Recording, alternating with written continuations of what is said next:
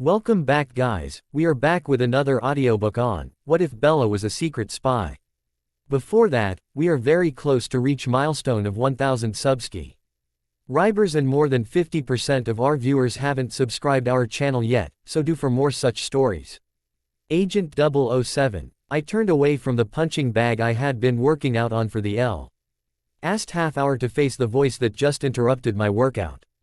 A tall boy with dark hair and glasses trips over the mat as he runs towards me. I look up at him expectantly. Can I help you? I ask. Everyone knows not to interrupt me during a training session, so he's either really brave, stupid, or he has something really important to tell me. Agent 007, he starts. Just Agent 7. Or Bella, please. I'm sure we're all aware of the famous 007, James Bond. Unfortunately, when I was adopted by Uncle Marcus when I was a baby, I also became the 7th agent recruited for the first experimental spy school created by Interpol. Hence the never-ending James Bond and Mission Impossible jokes. Okay Bella. The boy replies, giving me a cheeky grin. What do you want? I snap. Growing up at this spy school, I know the value of time, and 1 minute can mean the difference between life and death.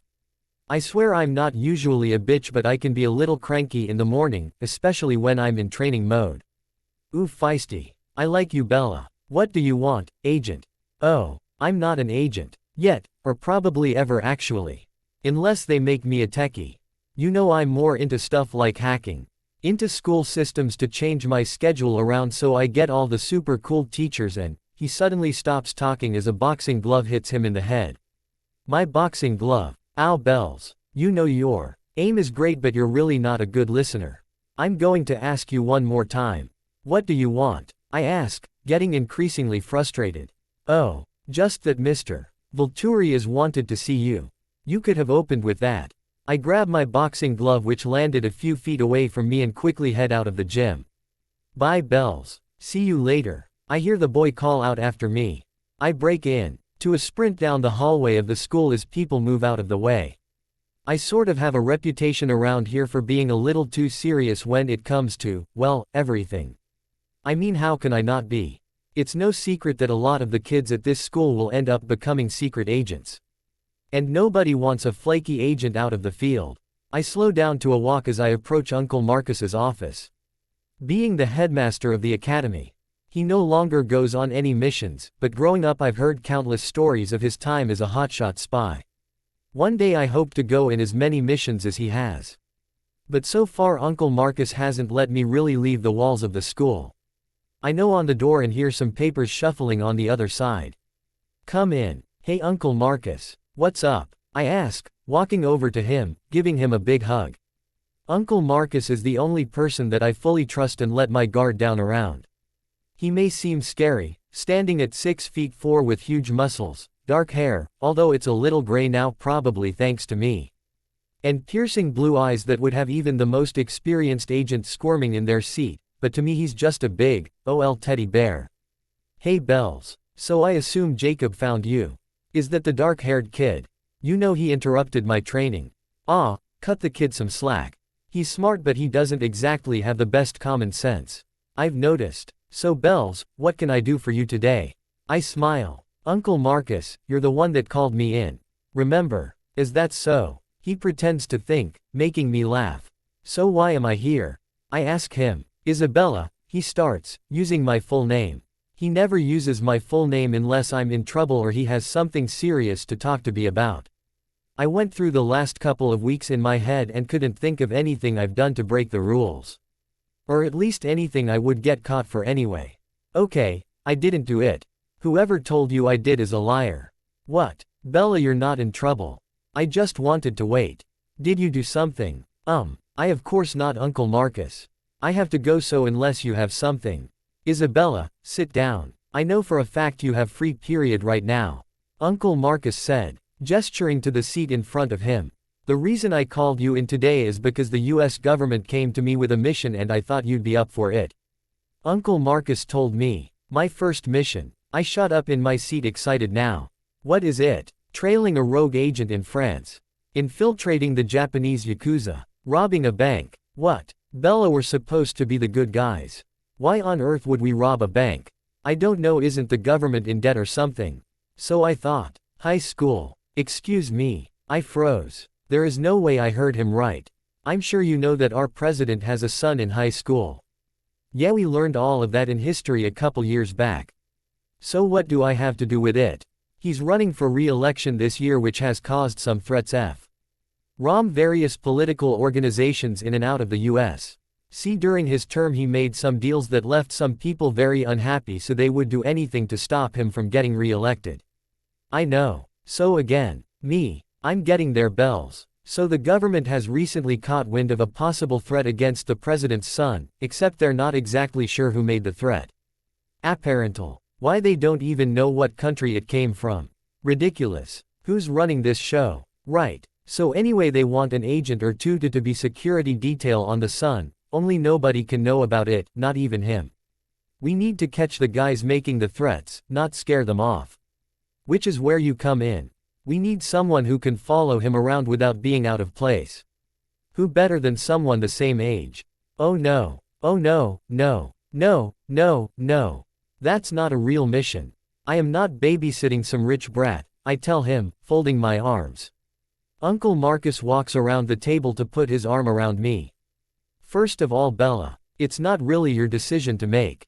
Besides, you've been begging for a mission for the last couple of years, and what better one than going undercover in a normal environment? And to be honest, you could use the practice.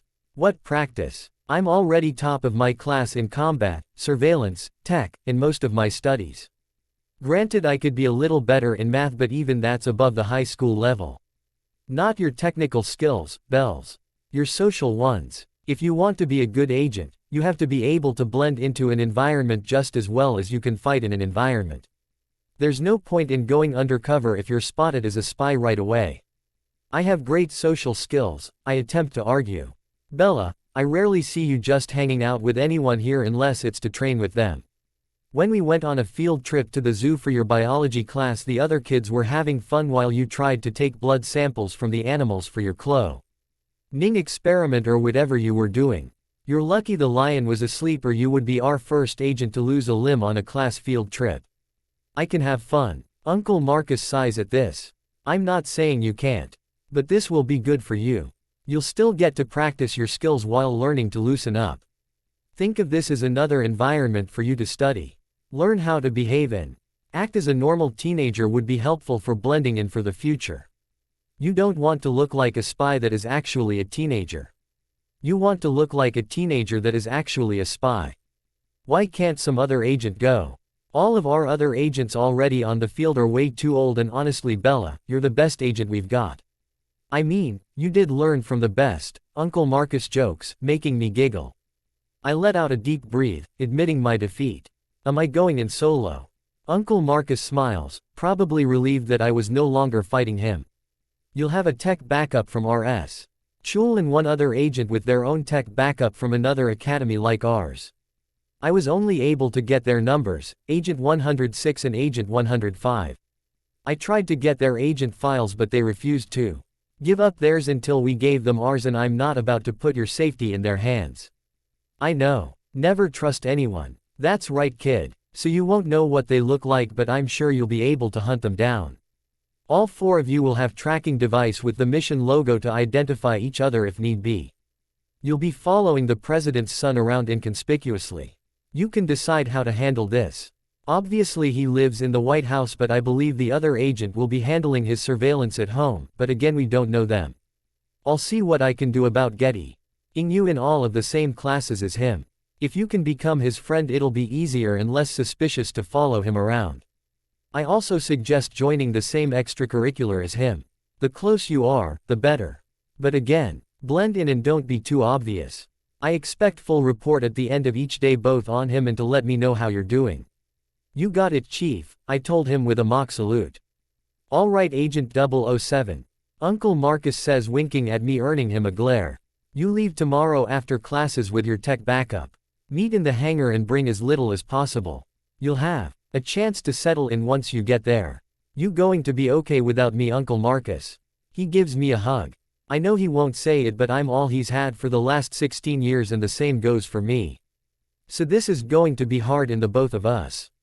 Yeah, kid. I'll be okay. Just stay safe out there, alright? And kick some international butt. I love you, kid. Love you too, Uncle Marcus. See you on the flip side. I tell him as I walk out of the room. I go back to the dorm area, passing several groups of students who seem to stop talking as I walk by, staring at me, only to go back to whispering as soon as I pass them. Maybe I do need to loosen up. And this might just be the best way to do it. The next day all through classes I was bouncing in my seat, which earned me some weird looks. Compare to my usual serious demeanor, I guess it was quite different. But I can't help it. I mean, my first mission. Sure, it was more of a babysitting gig than a mission, but if I could do well here then the no doubt I'll get a better assignment next time. After my classes finally finished, I quickly ran up to my room to put together a bag. I've never been one for material possessions, so I only brought a few essentials including my spy gear, my favorite book, and a necklace Uncle Marcus gave me from my parents for my 10th birthday. Making my way down to the hangar, I spot the jet plane with the Academy logo on the side. See, this place looks like a private academy to anyone on the outside, but it's really a spy school, although Uncle Marcus hates when I call it that. So while the world thinks that we're a bunch of rich kids whose parents don't want them around, we're actually learning how to hack international security systems and hand-to-hand combat. The students that graduate from here have gone on to work with the CIA, FBI, and even Interpol, although what you do after you leave the academy is up to you. I climb into the jet and take a seat, still bouncing from my excitement as I wait for whoever will be my tech backup. I hope it's someone good. Even though I should be able to do whatever they're tasked to do on my own, having a little help will allow me to be more focused on babysitting the president's son. Belly bear. My eyes shoot up to see Jacob bouncing over to me. What are you doing here? I'm supposed to meet my Baku. Oh no. It's you. We're going to have so much fun. Are you two ready for takeoff? The pilot comes over to ask. I'm still staring at Jacob, trying to process that he would be my backup for who knows how long. We're ready, Captain. Jacob tells him. Look, Jacob, I start. You know my name. Agent 007 knows my name. I give him a weird look. Yeah. Anyway, I don't really want to do this, and I'm sure you're not too excited about stalking Som. E-boy for the next however many months, but let's just do this as quickly and as efficiently as possible, got it? Oh, and I'm in charge. Of course, Belly Bear, although I have to tell you, I have no problem with watching this boy's every move 24/7. I mean, have you seen him? Swoon. Jacob exclaims. Which reminds me, he pulls out 2 folders, handing me one. Here is all the information you need for the mission. It has your alias and information, mine, so we can get our stories straight. Riley's. Riley. The president's son. Jacob shoots me a duh look. Right. A layout of the school and White House.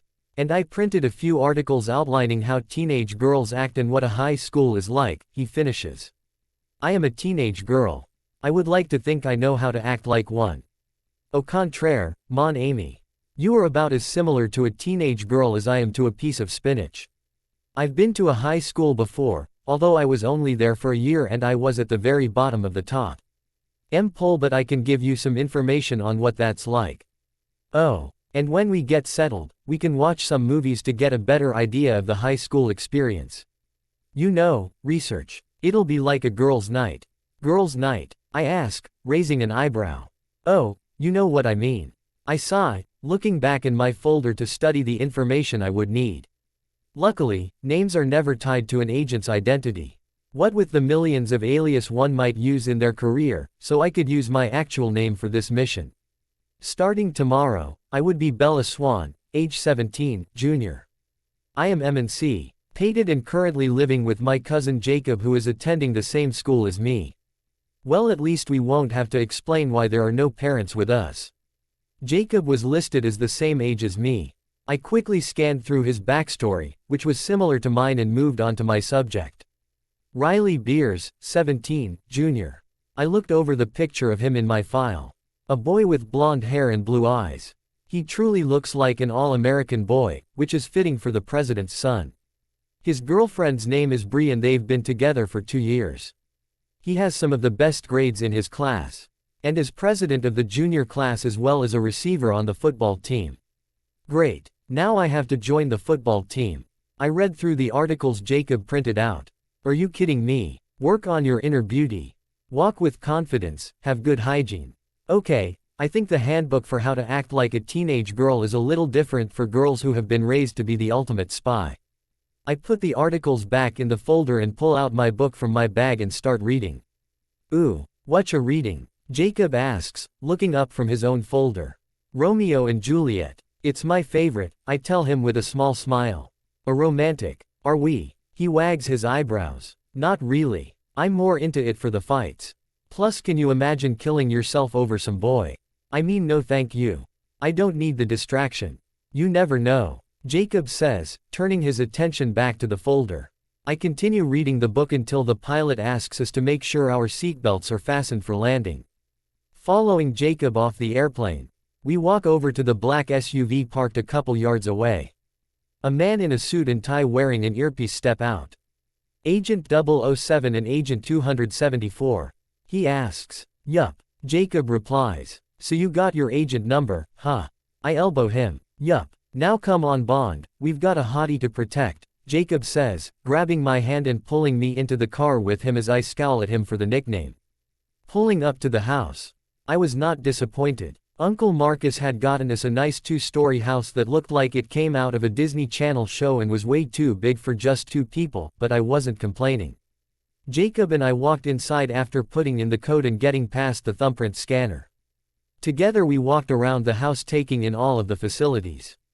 There were the basics, including a dining and living room, a laundry room, and on top of that there was a gym full of equipment, including the newest virtual reality training systems, and a state-of-the-art tech room. Equipped with several high-definition monitors and every spy gear a girl could ever need. While I made my way to what would be my room, Jacob made his way to his, but not without reminding me to be down in 5 minutes to start our research. I walked into my room, which was simple and minimal, with light walls and a similar colored bed. There was a dresser, although I didn't bring any clothes, and a mirror, as well as a desk and a bay window. I quickly put down my bag with my limited things and grabbed a small pistol gun, strapping it to my bare thigh, pulling the workout shorts I had worn on the flight down just enough to cover the top, and a small throwing knife which I strapped to my shoulder, hidden by the sleeve of my shirt. I walked downstairs to find Jacob already on the couch with a bowl of popcorn and a movie ready to play. I plopped down on the couch next to him, grabbing a handful of popcorn. A pistol? Really, Bells? Who the fuck is going to break into this alarm system fortress? You can never be too careful, I tell him with a shrug. Jacob rolls his eyes. Whatever. Just know if an intruder comes in, I'm hiding behind you. So back to the important stuff. School starts on Monday, which means we have 2 days for you to figure out how to be a teenager. Riley should be at home the whole weekend, so the other agents have babysitting duty until we actually have a chance to meet him. Luckily for us, Monday is the first day of the school year for them, so we won't be the only new students. I was going to suggest a makeover to get a whole new wardrobe and look, but unfortunately this rich kid's school has uniforms. Where's I start? Already in your dresser, honey.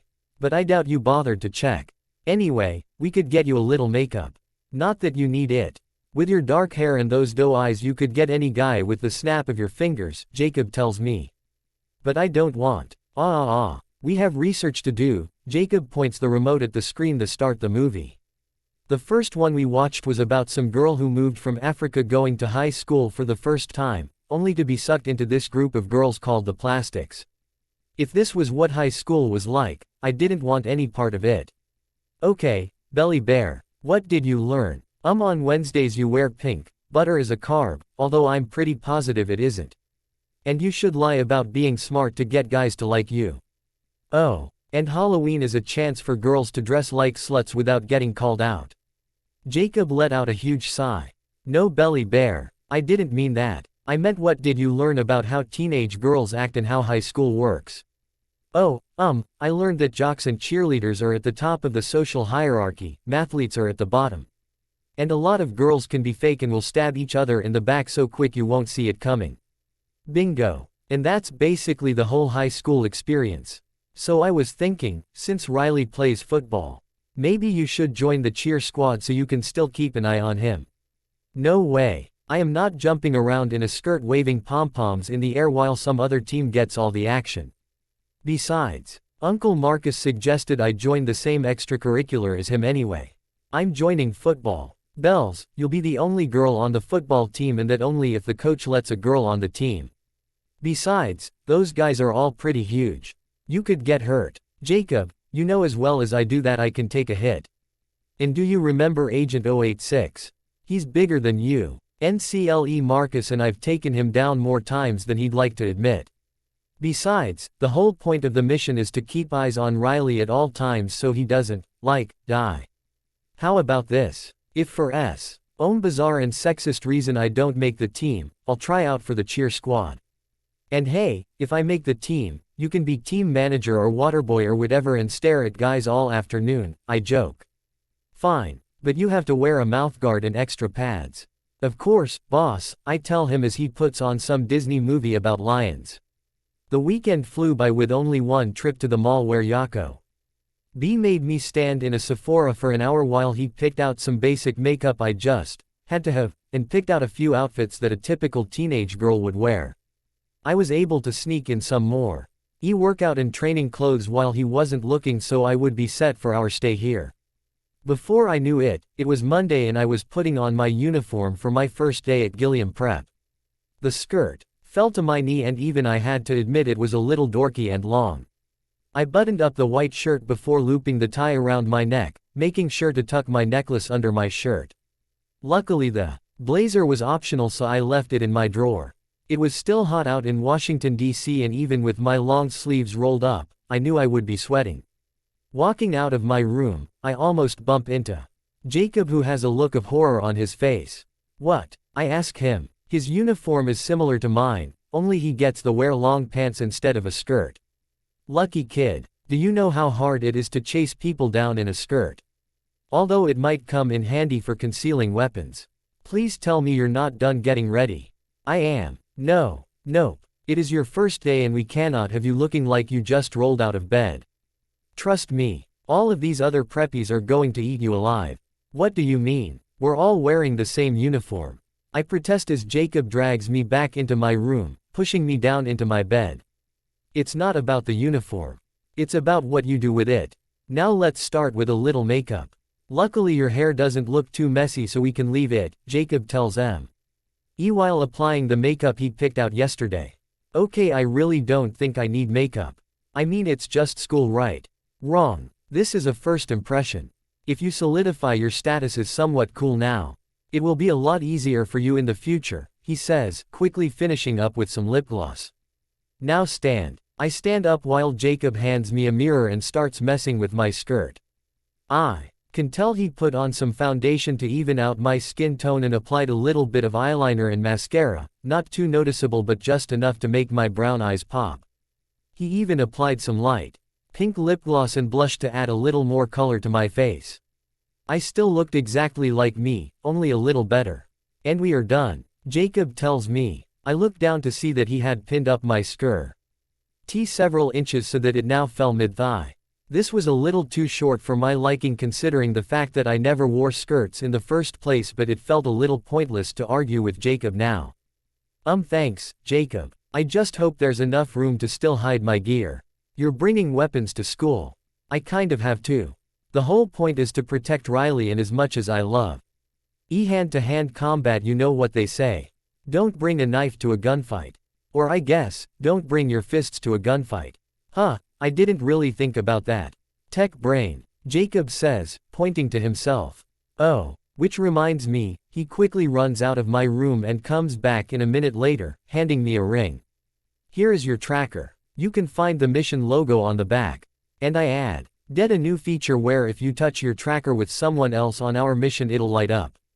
Watch. Jacob unclips a dog pin from his shirt and holds it up to my ring, which I had slipped onto my right middle finger. When the two tracking devices touched, they both emitted a single green flash. Cool, I told him as he clipped the dog pin back onto his shirt. Right, so if you happen to find the other agent or you're meeting someone for extraction or backup or whatever, make sure they have the mission logo and double check with the light. After Jacob and I eat a quick breakfast, I head up to the equipment room to gear up. I strap a pistol to my right thigh and a taser to my left. I grab an armband and strap a throwing knife to both underarms. The straps came with a small button that shot the knives into my hands if I pressed it, which came in really handy during a fight. I grabbed one of my favorite gadgets, a lipstick laser. Although I didn't normally wear makeup, these gadgets were the best way for me to carry weapons through security, and wouldn't look suspicious to other people if they saw it. I just had to make sure nobody wanted to borrow my makeup. I met Jacob at the garage where there was a silver Volvo waiting for us, already equipped with all the surveillance and backup spy gear we would need in a pinch. Sliding into the driver's seat, it scanned our iris for our identities before allowing me to insert the key to start the car. The drive to the school took around 20 minutes and I was nervous the entire way there. Not only was I going into my first mission, but I would also be going to an actual high school for the first time. I saw several students pull up in limos while others had cars so fancy it made ours look like trash. Quickly finding a parking spot, Jacob and I made our way to the office, which wasn't too hard to do considering we both memorized the layout of the school on the flight over. Hi, my name is Bella Swan and this is my cousin Jacob Black. We're here for our schedules. We just moved here so we missed new student orientation a few weeks ago, I told the secretary at the front desk in my best sweet girl next door voice I copied from one of the movies we watched on Friday.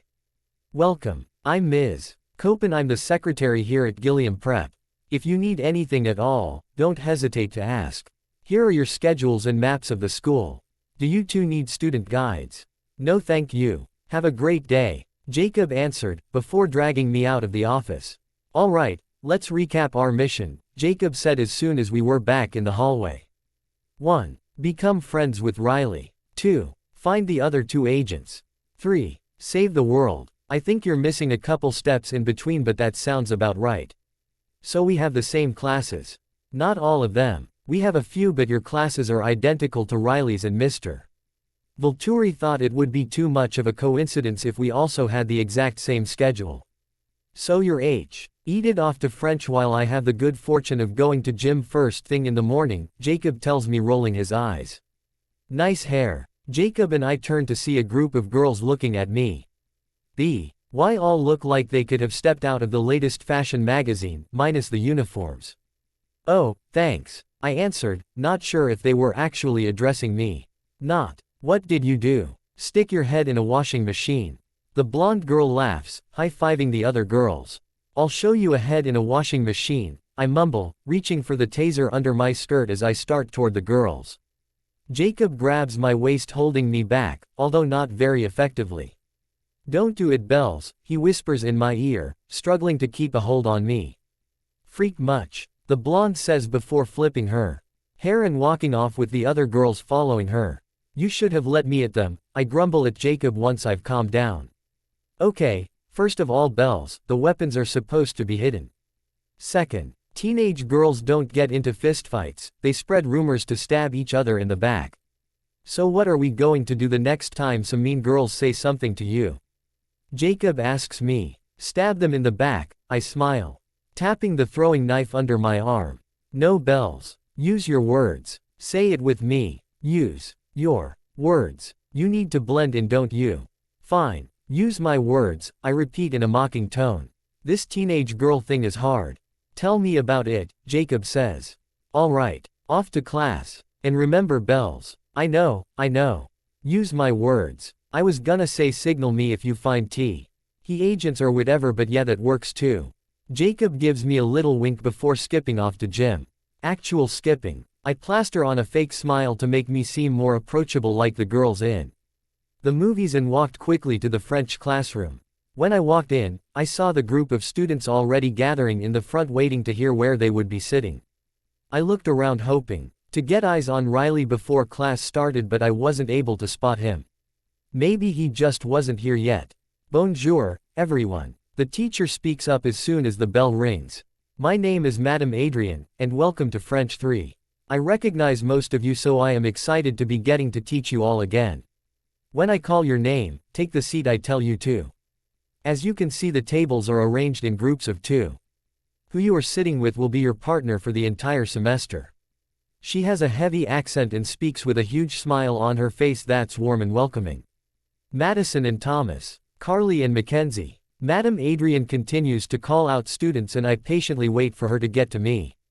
Bella and Riley. I quickly walk over to the seat in the middle of the classroom while looking around for Riley at the same time.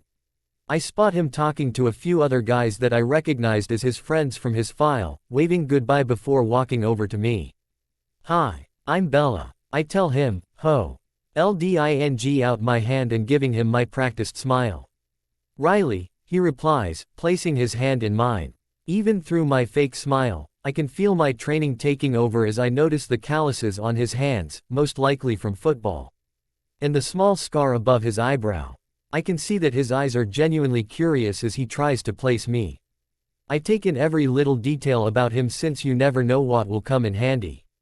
All right, children, Madam Adrian calls out. Now that everyone has their partners, I want you to spend the rest of your class introducing yourselves and talking about your MMER and what you're excited for in the school year. Now remember to speak only in French.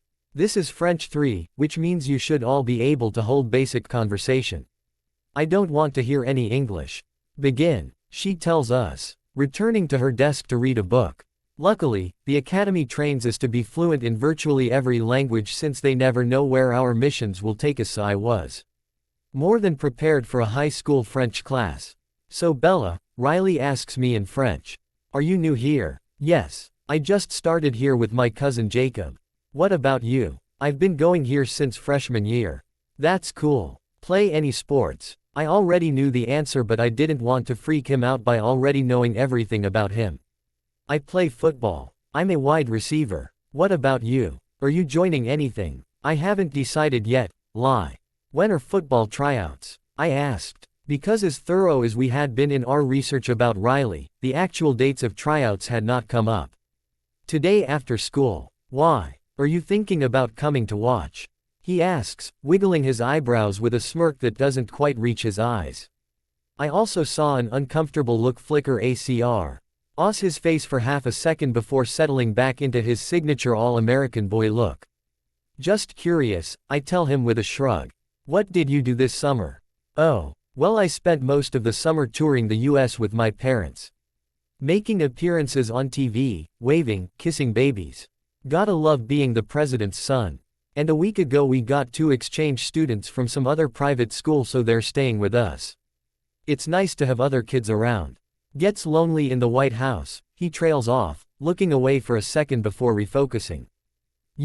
I'm homeschooled, I start, reciting the backstory I had memorized.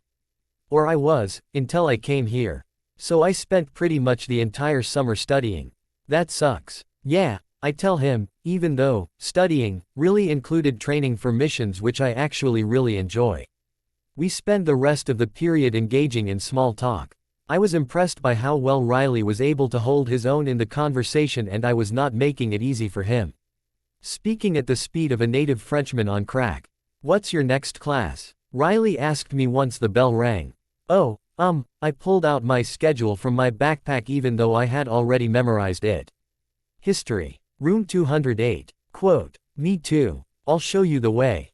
Thanks, I told him, following him out of the classroom. And that's pretty much how the rest of the morning went.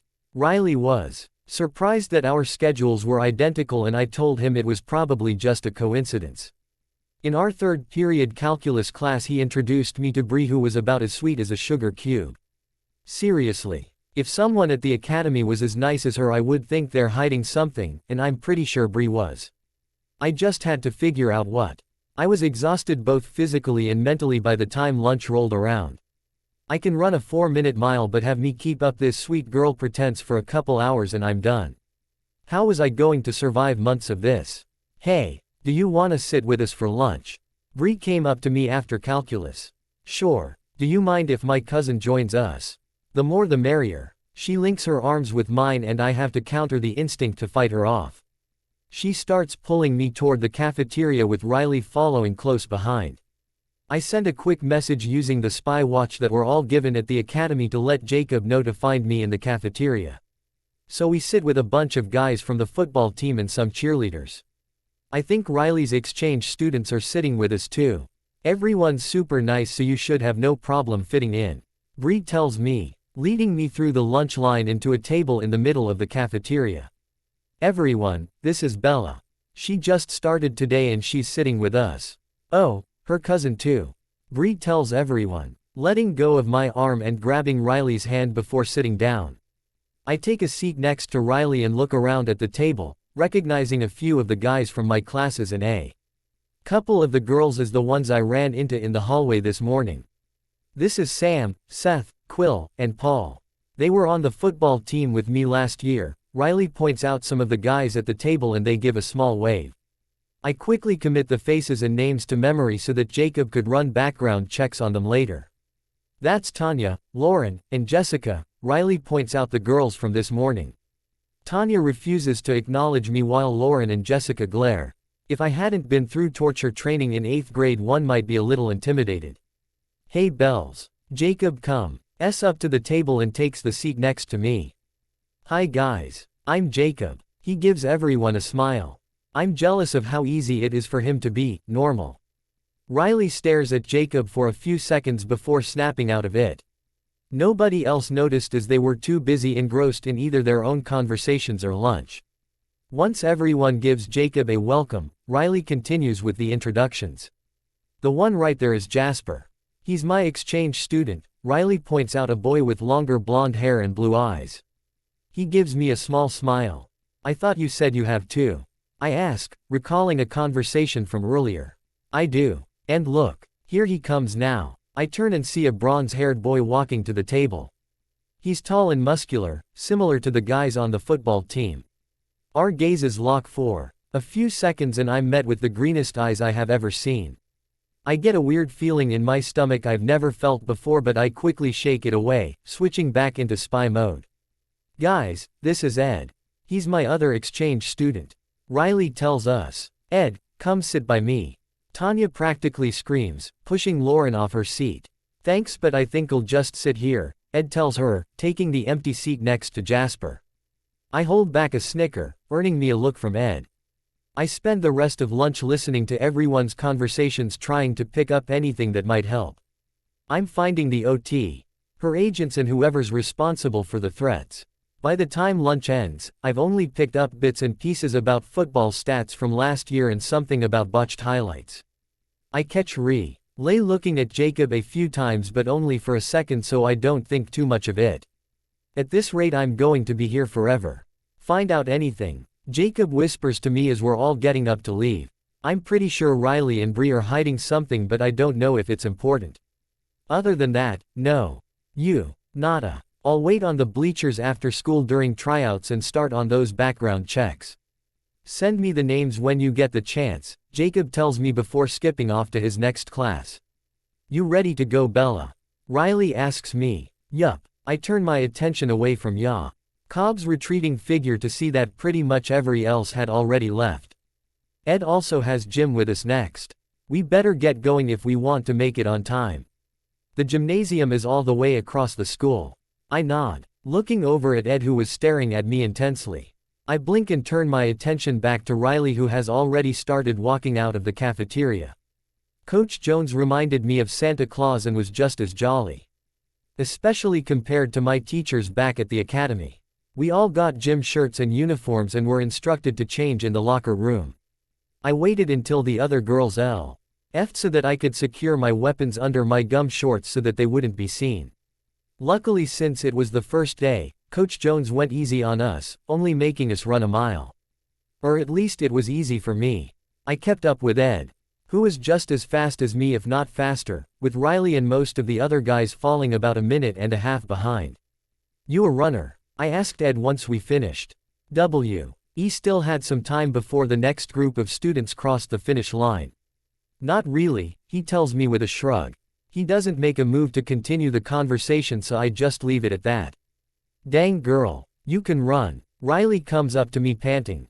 I give him a smirk. Yeah, well, there's not too much else to do back home, I tell him. A partial lie. I prefer to train in combat or tech, but I couldn't exactly tell him that. The rest of gym class was spent going over the syllabus and sports schedule, which I was sure I wouldn't have any problems in. Riley led me to my last couple of classes, none of which anyone else from lunch was in. Well, except for our last period home economics class. We were met at the door by Bree, whose eyes lit up as soon as she spotted us. She takes Riley's hand and pulls him into the classroom. I couldn't help but notice how uncomfortable he looks. They've been dating for a while, right? Ed strolls up behind Bree and gives Riley a fist bump. You're in this class? I ask him. Looks like it. His eyes are cold and intense, much like in the lunchroom. The bell's about to ring. Children, please make your way inside. An older woman appears in the doorway, ushering us in. Good afternoon. My name is Mrs. Golding and I will be your home economics teacher this year. Everyone please make your way to the desk that has your name card on it. Your desk partner will be who you will work with for the entire year. Spend the rest of class decorating your name card in a way that represents you while I go over your first project of the year. I quickly sc in the room and spot my name on a card near the back. Once I sat down, I noticed that there were various color pencils, markers, and crayons on each of the tables.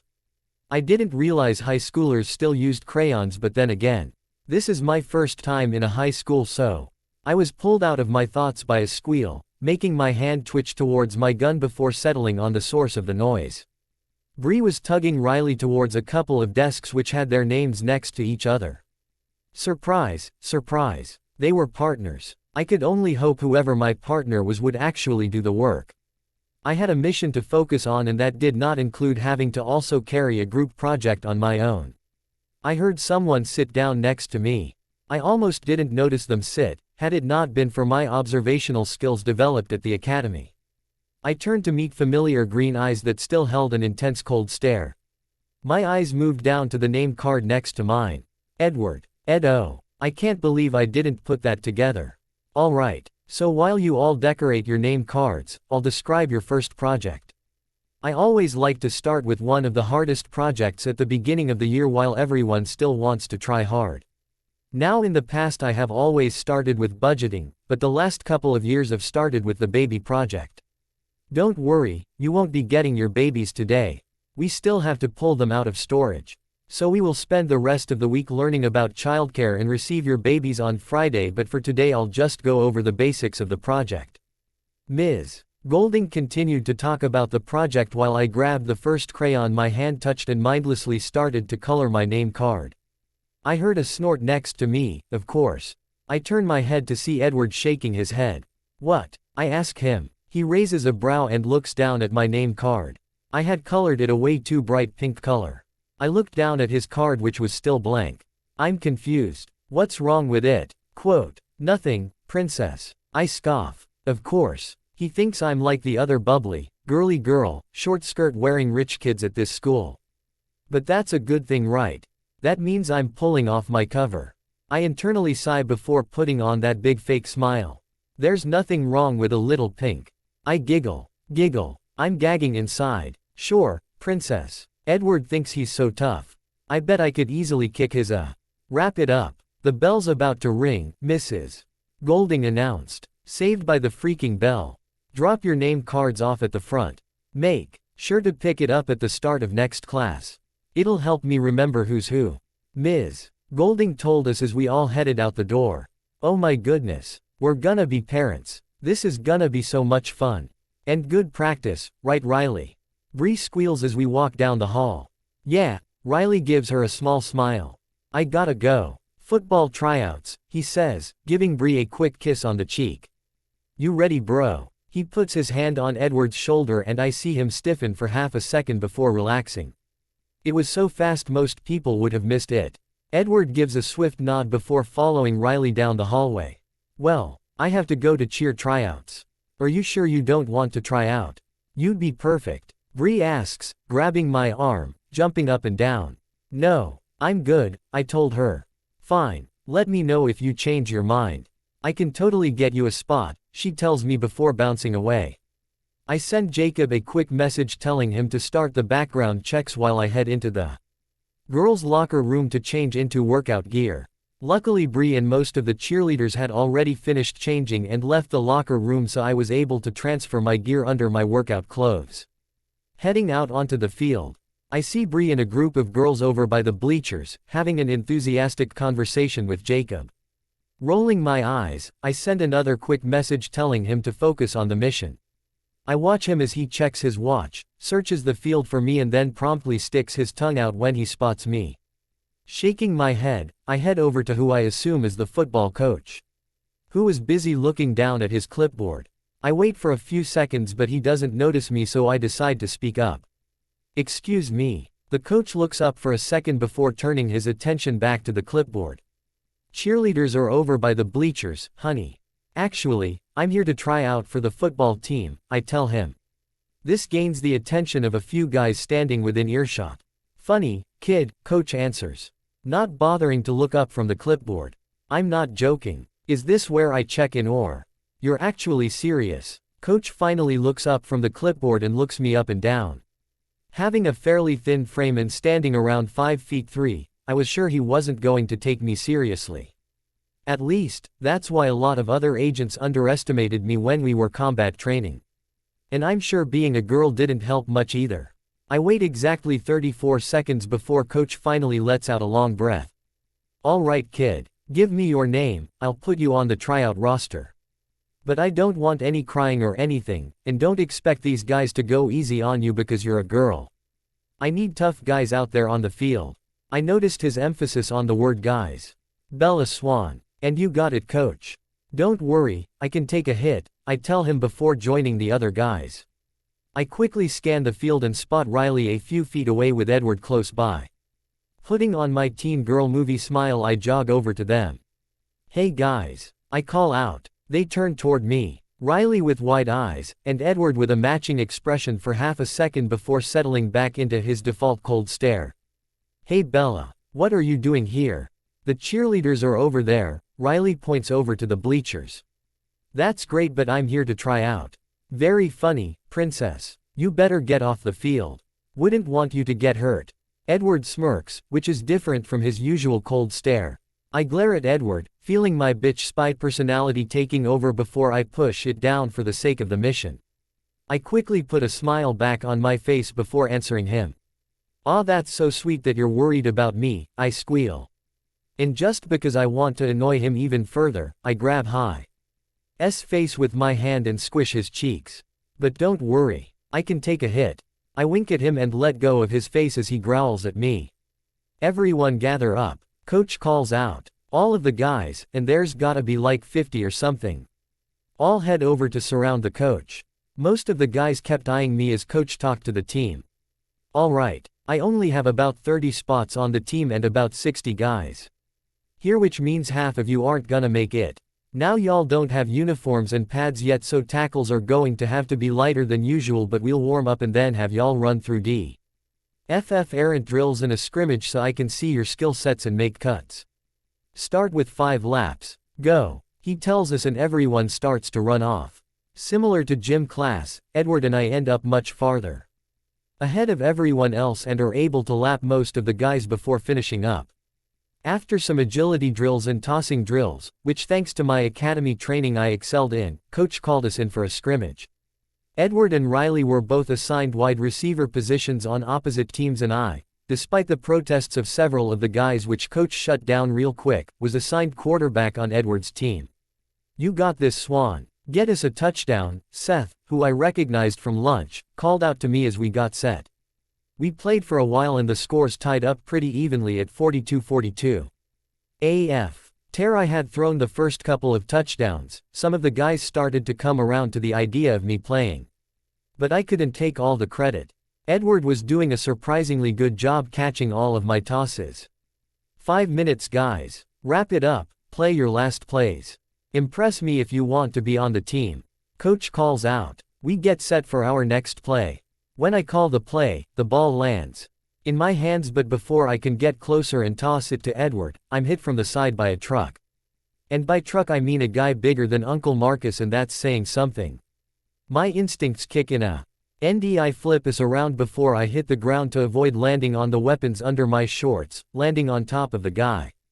Swan, you okay? I look up to see Sam, another guy from lunch, holding his hand out for me. Without taking it, I hop up like a spring with a huge smile on my face.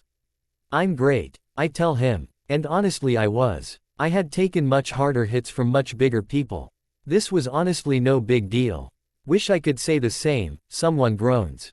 I look down to see the truck that tackled me still on the ground. Sorry, I tell him, offering my hand. He grabs it and I easily pull him up, which surprises him. Dude, you're strong. And you tackle good, he told me, introducing himself as Embry. Technically, you tackled me. But thanks. 2 minutes. Coach calls out. All right Swan, you're just gonna have to throw it as soon as you get the ball. And you, Sam says, pointing to Edward. Run like hell. Catch the ball. We break and get set in position.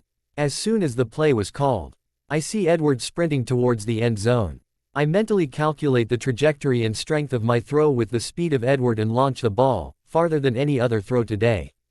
I watched, in slow motion as Edward caught the ball completing the touchdown, while half of the team watched the ball with their jaws on the floor while the other half seemed to be staring at me with wide eyes. And that's game. Everyone gather up. Coach calls, snapping the guys out of their shock. Dude, nice throw. Embry slaps my back. Nice practice today gentlemen. Coach glances at me with a hint of a smile. And lady, he emphasizes. Riley and Seth whoop. The list of who made the team will be up on my office door tomorrow. If you make the team, practice is at the same time tomorrow. Once coach dismisses all of us, I watch Riley walk over to Bree who had also finished practice. They walk hand in hand towards the parking lot. I follow behind from a distance until I see them get into his designated vehicle with a Secret Service tail. Once they drive off, I walk back to Jacob. Got anything? I ask him. I think so. But not here. Jacob looks around. This must be something important. I've never seen Jacob act this serious. I'm so used to his happy-go-lucky personality. Closing the laptop he had brought, he tucks it into his backpack swinging it over his shoulder, trailing after me as I start to walk over to the car. Shoot. I stop mid-step, turning to Jacob. I forgot my stupid calculus textbook in my locker. Can you take my backpack? I have to run in and grab it. I'll meet you in the car, I tell him. Handing him my backpack, I jog back into the school as quickly as possible. The less time I had to spend here, the better. What was Uncle Marcus thinking sending me here on my first mission? This place was exhausting. I'm a fully trained spy and I'm struggling. How do normal teens do this for 4 freaking years? Just tell me where he is. An unfamiliar voice brought me out of my thoughts. I freeze. The voice was coming from around the corner. It could just be some other students who were here late or had to get something like me. Right, tell me where he is and maybe I'll let you live. I hear the same voice again. Or maybe not. I quietly walk towards the edge of the wall and peek over the corner, taking in the situation. There was a man turned in my direction holding a gun down by his leg. Almost like he was trying to hide it. Across from him was another man but I could only see the back of his head. What if it was a student? Not going to happen. He's ours. I recognized that voice. Edward, come on. So you really care about Riley? I mean he's not worth anything to you. Just tell us where he is. The man shook the hand with the gun as if to show he was serious about shooting. There was a pause in the conversation and I wondered if I should wait for something to happen, but if I was going to take either of them down alive, I needed to think of something fast. With a plan in mind, I put on my huge smile and quickly rounded the corner. Edward, I squealed. I saw the man quickly move his hand behind him to conceal the gun but I pretended not to notice. I saw the panic in Edward's eyes but the rest of him remained calm. Boy was he in for a surprise once he found out who I was. Bella. His jaw was clenched. What are you doing here? Even though he was talking to me. His eyes remained on the man the entire time. The man on the other hand was watching me. Oh, I just forgot my textbook. You know me, total airhead. I joke with a huge smile trying to look oblivious to the tension. I take the short silence to observe Edward and the man. The shape of their clothing suggests that neither of them have any larger weapons on them, besides the gun the man is holding. They could possibly be hiding some knives but I could work with that. I still had the taser and the gun under my shorts, not to mention the throwing knives but it would be a lot. Sear for me and the cleanup crew if I don't have to use any of it. So go grab it, Edward says, much harsher than his usual tone. Aren't we snappy today, the man says. I turn my attention towards T. He man to notice him for the first time. Oh, are you Edward's father? Am I interrupting an important conversation? I ask, tilting my head to look innocent. Are you grounding him? I fake whisper. Yes, you're interrupting. You should go. Now, Edward snaps. Now Edward, the man emphasizes his name like he just now learned it. Let's not be rude to the pretty girl. I giggled at his comment, but internally I was groaning. The sooner I could take him down the better. And I couldn't let my guard down with Edward. As much as I would like to think he's one of the good guys, I would take him down too if I had to. Trust no one. No, Edward's right. I really should get going. Lots of homework and all that. I act like I'm about to walk away, past the man, but I stop right in front of him. I had to make the man slip. Make sure he really wasn't supposed to be here. That he didn't know Edward. Oh, I almost forgot. You must be so proud of Edward. You know, joining the cheer squad and all. It takes a lot for a guy to join cheerleading. I quickly look back at Edward who looks confused. The man, however, looks amused. Of course, he says. I'm so proud of my son. I can't wait to see him in action. He pauses. Are you a cheerleader too? He looks me up and down. Disgusting. I hear a low growl from behind me but I ignore it. Something like that. I give another huge smile. My muscles were going to be jacked after this mission. Well, I'm off. I wave to Edward and the man, and walk just enough that I end up shoulder to shoulder with the man before flipping around, grabbing the gun out of his hand and grab both of his wrists behind his back. Kicking the back of his knees, I push him down to the ground. Quickly sticking the pistol in the band of my shorts, I reach over on the other side for my taser. While trying to avoid being kicked and flipped over, I tase his torso area until he stops moving. He's not dead, just unconscious, I think. What? I didn't have a chance to take his pulse. While still holding on to his wrists, I quickly trade out my taser for my gun and hold it up towards Edward who luckily seems frozen in shock and hasn't moved yet.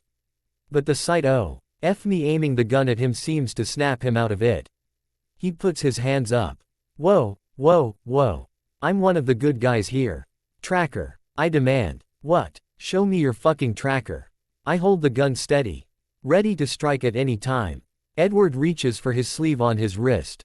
Slower. I tell him. Calm down, princess. I'm just showing you my bracelet alright. He pulls up his sleeve to reveal a thin metal-looking bracelet with 3 beads on it. Looking closer, I see the mission logo on the middle bead. Give me your wrist. This time I use a softer tone, but I still keep the gun trained on him and don't let my guard down.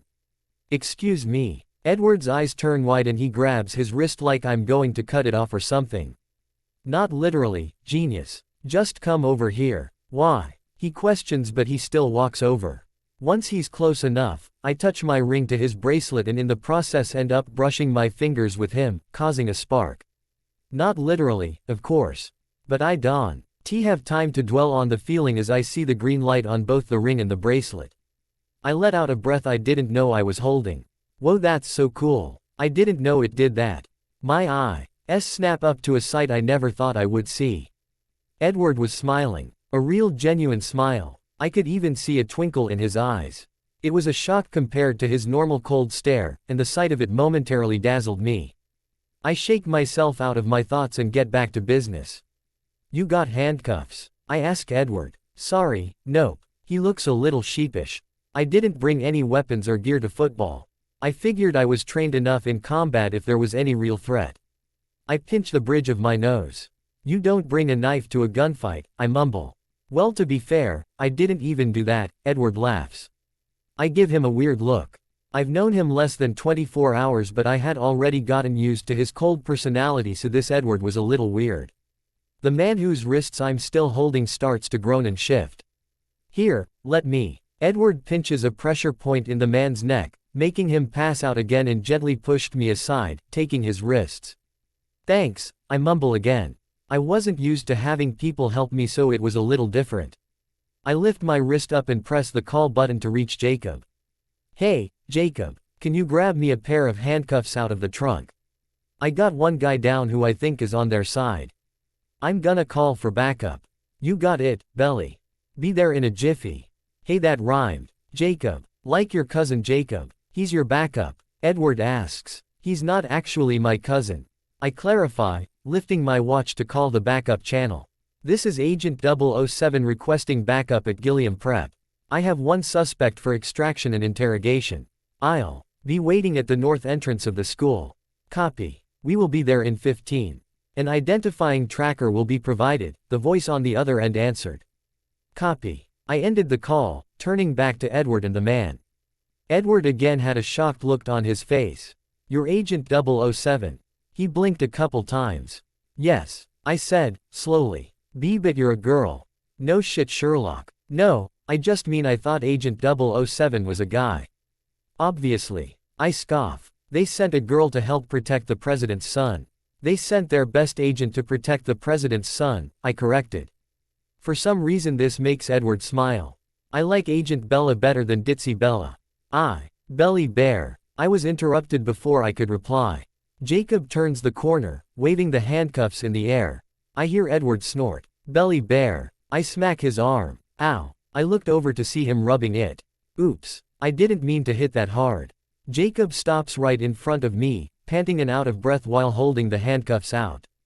Phew. I don't know how you run for so long and so fast. I am never running again. Jacob exclaims before looking up and spotting Edward. His mouth forms an O. That explains a lot. I grab the handcuffs and place them around the wrists of the man Edward was still holding. What do you mean? Oh well. Jacob glances over at Edward one more time before turning his attention back to me. Why? Oh, you know how I said I found something weird in the background checks. Well, basically Edward Cullen and Jasper Whitlock don't exist outside of Gilliam Prep. All of their files and background information are just surface documents that also did not exist until a couple weeks ago. But now we know why. I look down at my watch. Come on, we have to meet backup in a couple minutes. Jacob, I'll meet you back at the car. Yup, see you in a bit.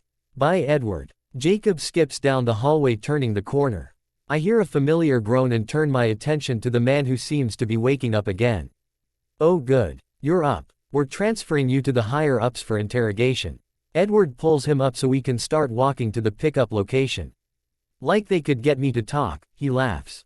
Although, I wouldn't mind being interrogated by you, he winks. Edward twists his wrists, pushing him forward. The cold stare from when I first met him back on his face. OWW, the man complains. Oops, Edward shrugs. When we finally make it to the north entrance of the school, there's already a black van waiting. I pull my own gun back out, getting ready to shoot just in case. Two men in suits come out of the vehicle. I train my gun on them. Agent 007. One of them calls out. I nod. Who's he? The other agent nods towards Edward. Agent 106, he answers clearly. Trackers. I ask this time. They bought. Hold up matching watches showing the mission logo. Stalking closer with my gun still up, I touch my ring to each of their watches and am met with the identifying green light. I nod towards Edward and he brings the guy forward, handing him off to the agent still holding up his cold demeanor. We'll contact you if we find anything out. Mr. Volturi will be in contact soon. With a final nod from both agents, they push the man into the van, hop in and drive off, leaving me with Edward. Well, that was fun. I turn towards Edward and he has that sparkle in his eye again. Yeah, a real hoot, I reply, heading back to the car. I turn back to see Edward still in the same spot.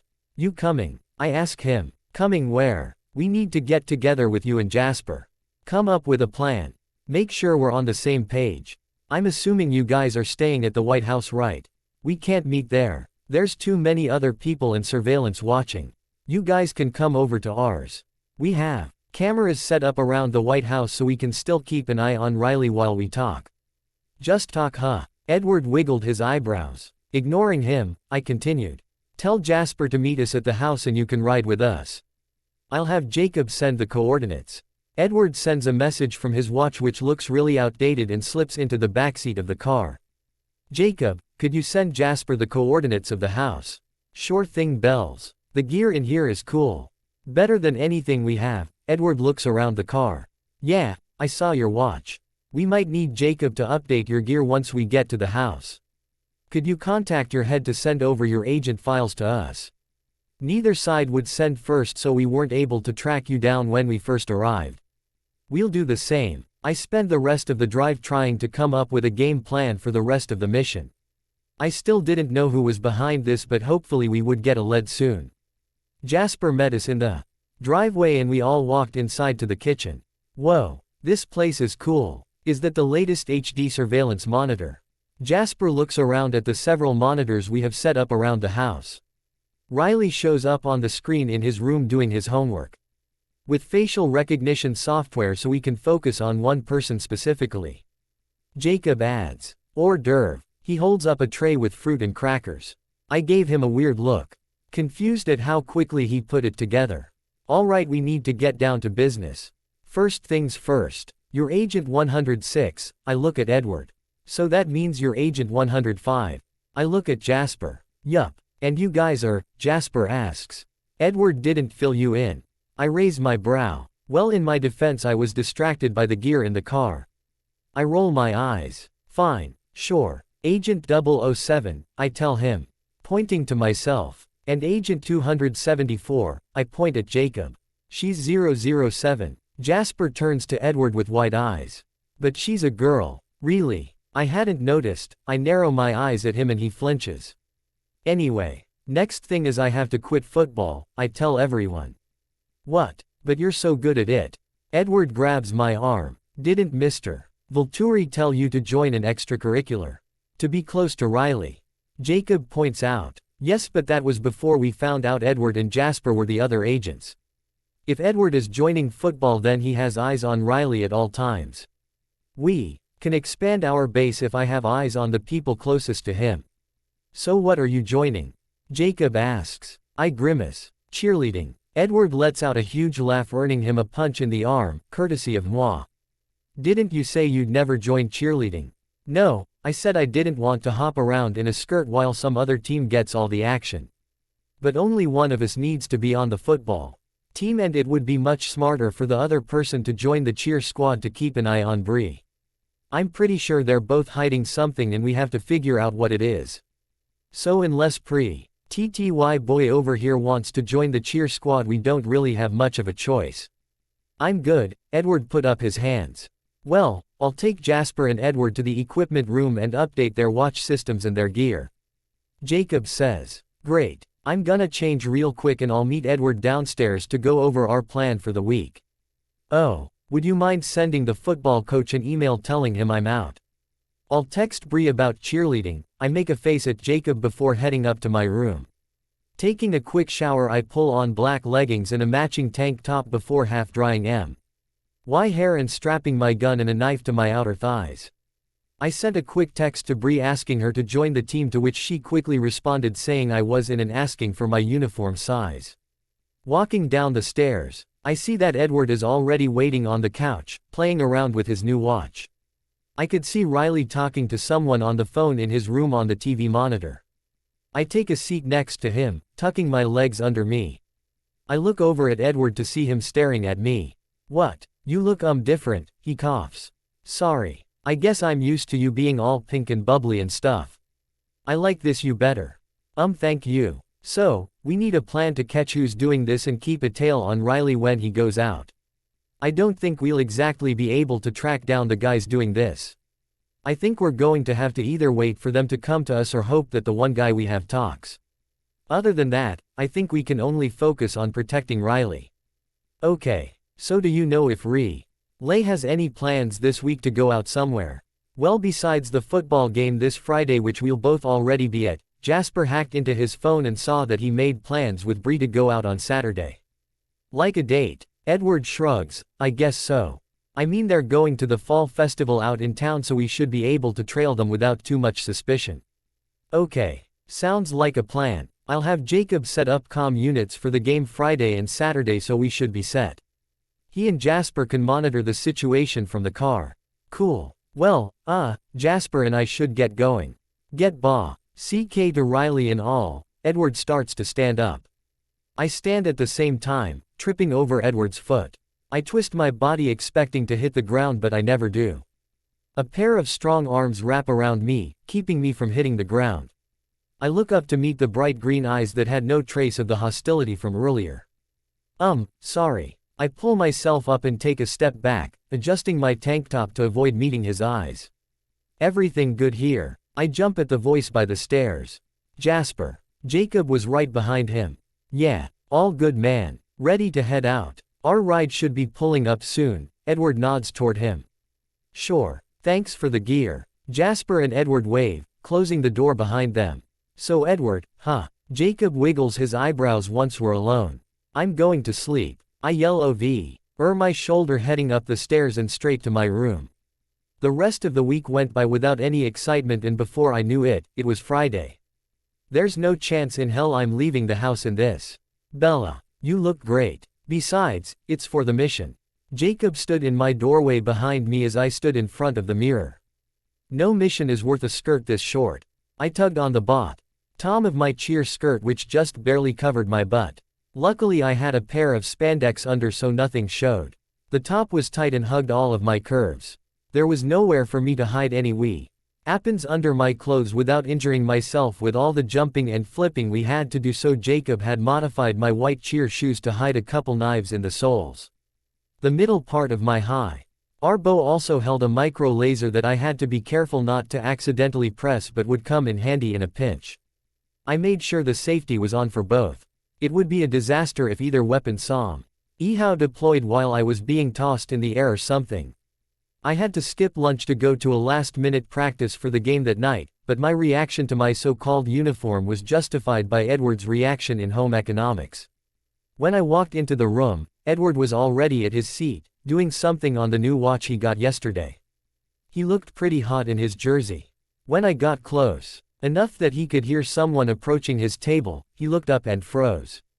His eyes trailed down my body, lingering at my chest, following me as I walked around him to my side of the table.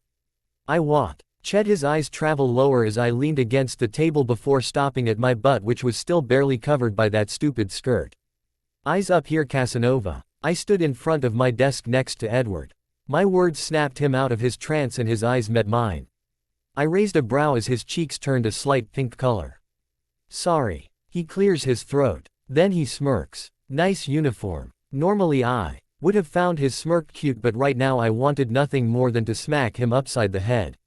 Shut up, I grumble. Hey, are you okay? Bree bounces over to me with Riley in tow. I put on my fake smile. Yeah, totally. So excited for the game tonight, I squeal. I know, right? Me too. She replies before leaving with Riley to take their seat. Now that is scary. Edward turns to me. You should be an actress. I open my mouth to reply but I'm interrupted before I get the chance. Good morning, class. It's baby day. Mrs. Golding holds up a box filled with creepy robotic babies. Now, I want one person from each group to come grab a baby and a birth certificate as well as the rubric sheet and info packet. You guys can work on the certificate and start on the packet while I come around and activate each of your babies. Let me know if you have any questions. I'm not about to get up in this. I gesture to my uniform. So go get our child, I tell Edward. He comes back and hands me the baby and takes out a pen for the birth certificate and packet. Parent 1, Bella Swan. Parent 2, Edward Cullen. Baby's name. What are we naming the baby? Up to you, I shrug. Edward thinks for a moment before a slow smile creeps on his lips. He then writes down a name on the certificate. Are you guys ready for me to activate little Mrs. Golding looks over the certificate. Bond. I whip my head towards Edward, narrowing my eyes at him. Yup, he tells her. Then he leans over. I named him after you, he whispers. Cute. I roll my eyes. I think so. The baby records information on how well you all take care of it.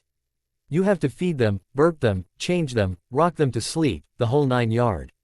Refer to your packets for more information, our teacher announced.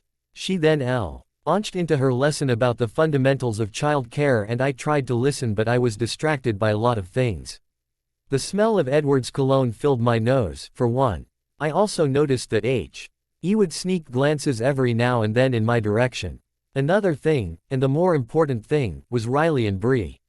They both sat fairly far away from each other.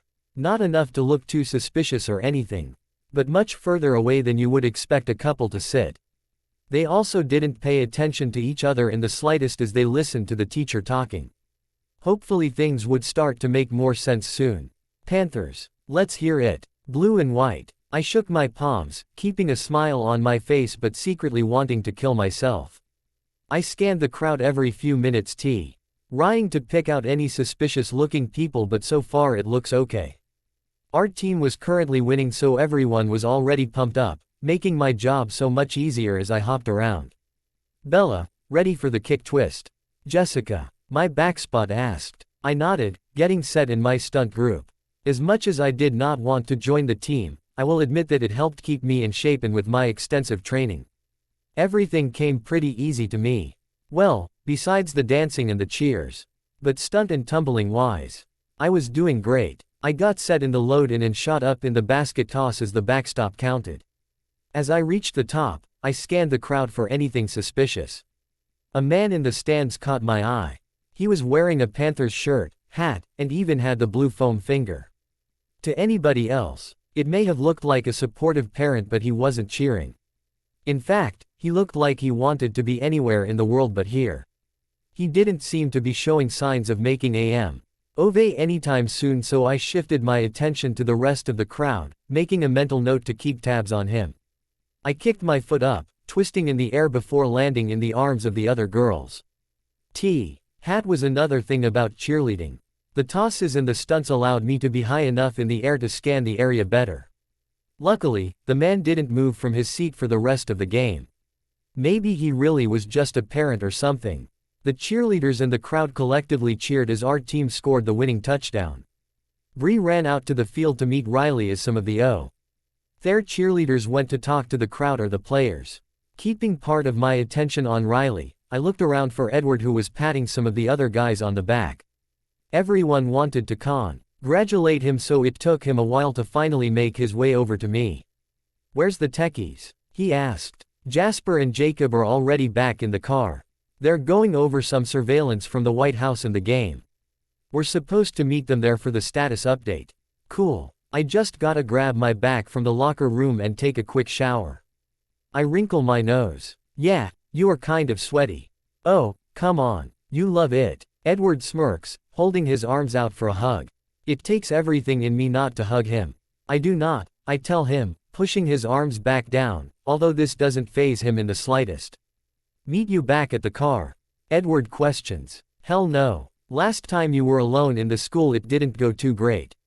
"I'm coming." I cross my arms. "Geez, princess. If you wanted to see me shower so badly all you had to do was ask." Edward bumps my shoulder, walking towards the school. I huff. "Asshole," I mumble. Edward clearly hears me and laughs. It didn't take long for Edward to shower and change, and soon he was back in the hallway where I had been standing guard. "You looked good out there," Edward tells me as we make our way outside. I give him a confused look. "Cheerleading," he clarifies. "Shouldn't you have been more focused on the game?" I ask him, ignoring the compliment. "I can do both. I'm a spy," he says, pointing to himself. I can't help but laugh, shaking my head. We step outside, and for the first time, I realize how cold it was, especially when I wasn't moving around the entire time. "You did good too," I tell Edward. He stares at me for a second before quickly reaching into his bag, handing me his Letterman jacket. "You look cold," he simply states. When I hesitate to take it, he says, "Just take it, Bella. It's not going to explode or whatever." "Thanks," I slip it on, grateful for the extra layers. Not to mention it smelled just like Edward, which was a plus. "Hey lovebirds. Move it along, we've got things to discuss." Jasp. R and Jacob stood leaning against the car. I blushed, growling at them, walking faster. "Nice jacket," Jasper teases. "Anything." I ignore him, getting right to business. "Nothing suspicious in surveillance. You guys." "Nobody before or after the game approached Riley," Edward told them. They all turned to me. "I saw one guy who was giving me a bad vibe, but he didn't pull anything, so everything looks clear." "For now," I nod. "We'll send out a report to our supervisor and meet at your place early tomorrow to set up comm units," Edward says. And with that, we split up. Jacob and I make it back quickly. And I dial Uncle Marcus as soon as I get inside the house. Hey, Bells, how's everything going? Nothing to report so far. Still trailing the subject. No further moves have been made, I recite. The status report format that we had practiced at the academy so many times. I already know all of that, Bells. I meant how is school going? School. That doesn't really have too much to do with the mission. I'm not talking about the mission. How are you handling high school? Uncle Marcus says slowly, trying to get me to understand. It's exhausting, I admit. I mean the kids are all so insane. It's like high school is everything to them. They're petty and catty. I mean some of them are super nice, sure. But it really sucks, I sigh. Well, think about it this way, kiddo. If you can survive high school, you can survive any other mission I'm gonna be throwing your way. Besides, you're not doing so bad. Jacob tells me you've got a certain boy completely enamored, he teases. I turn bright red, glad that this wasn't a video call. I have no idea what he's talking about. Anyway, I have to go. Homework and all that. Bye, Uncle Marcus. Love you. Uncle Marcus chuckles. Love you too, kiddo. Stay safe. Jacob walks into the room just as I hang up. I turn to him, narrowing my eyes. What did you tell Uncle Marcus? Jacob's eyes widened. Nothing, he shouts before running as quickly as he can out of the room. The next morning, I got dressed for my daily workout. I grabbed a water and a granola bar from the fridge, sitting at the bar. Jacob came bouncing down the stairs with a huge smile on his face. What's got you all happy this morning? It's the weekend, Belly Bear. Which means no school. Jacob claps his hands. Plus we've got your spy hottie coming over in about 5 minutes. He's not. I start to argue but I'm interrupted by the doorbell. The TV turns on, showing Jasper and Edward on the screen. The scanner scans them, showing their information that was now in our database. Jacob uses the remote to approve them, disarming the security measures before going to open the door. Welcome. Jacob swings open the door, holding his arms out. Does he always have to be so dramatic? Hey guys, come on in. I tell them. I hopped off of the stool I was sitting on and walked over to them. Ooh, Mr. Vulturi sent over this new surveillance equipment. There's one camera so small. It can fit in a button undetected. Jacob leads Jasper upstairs to the tech room, leaving me and Edward standing in the doorway. Wanna be my sparring partner? I ask him, breaking the silence. Yeah, sure. Edward looks flustered for a second before maintaining his composure. But I gotta warn you though, I was the best at hand-to-hand combat back at my academy. He gives me a cocky grin, following me to the workout room. Oh really? I raise a brow. I hadn't gotten a chance to practice combat with an actual person since I came here. I was a little out of practice, but I was the best at combat at my academy. We both stood facing each other in the middle of the large mat in the gym.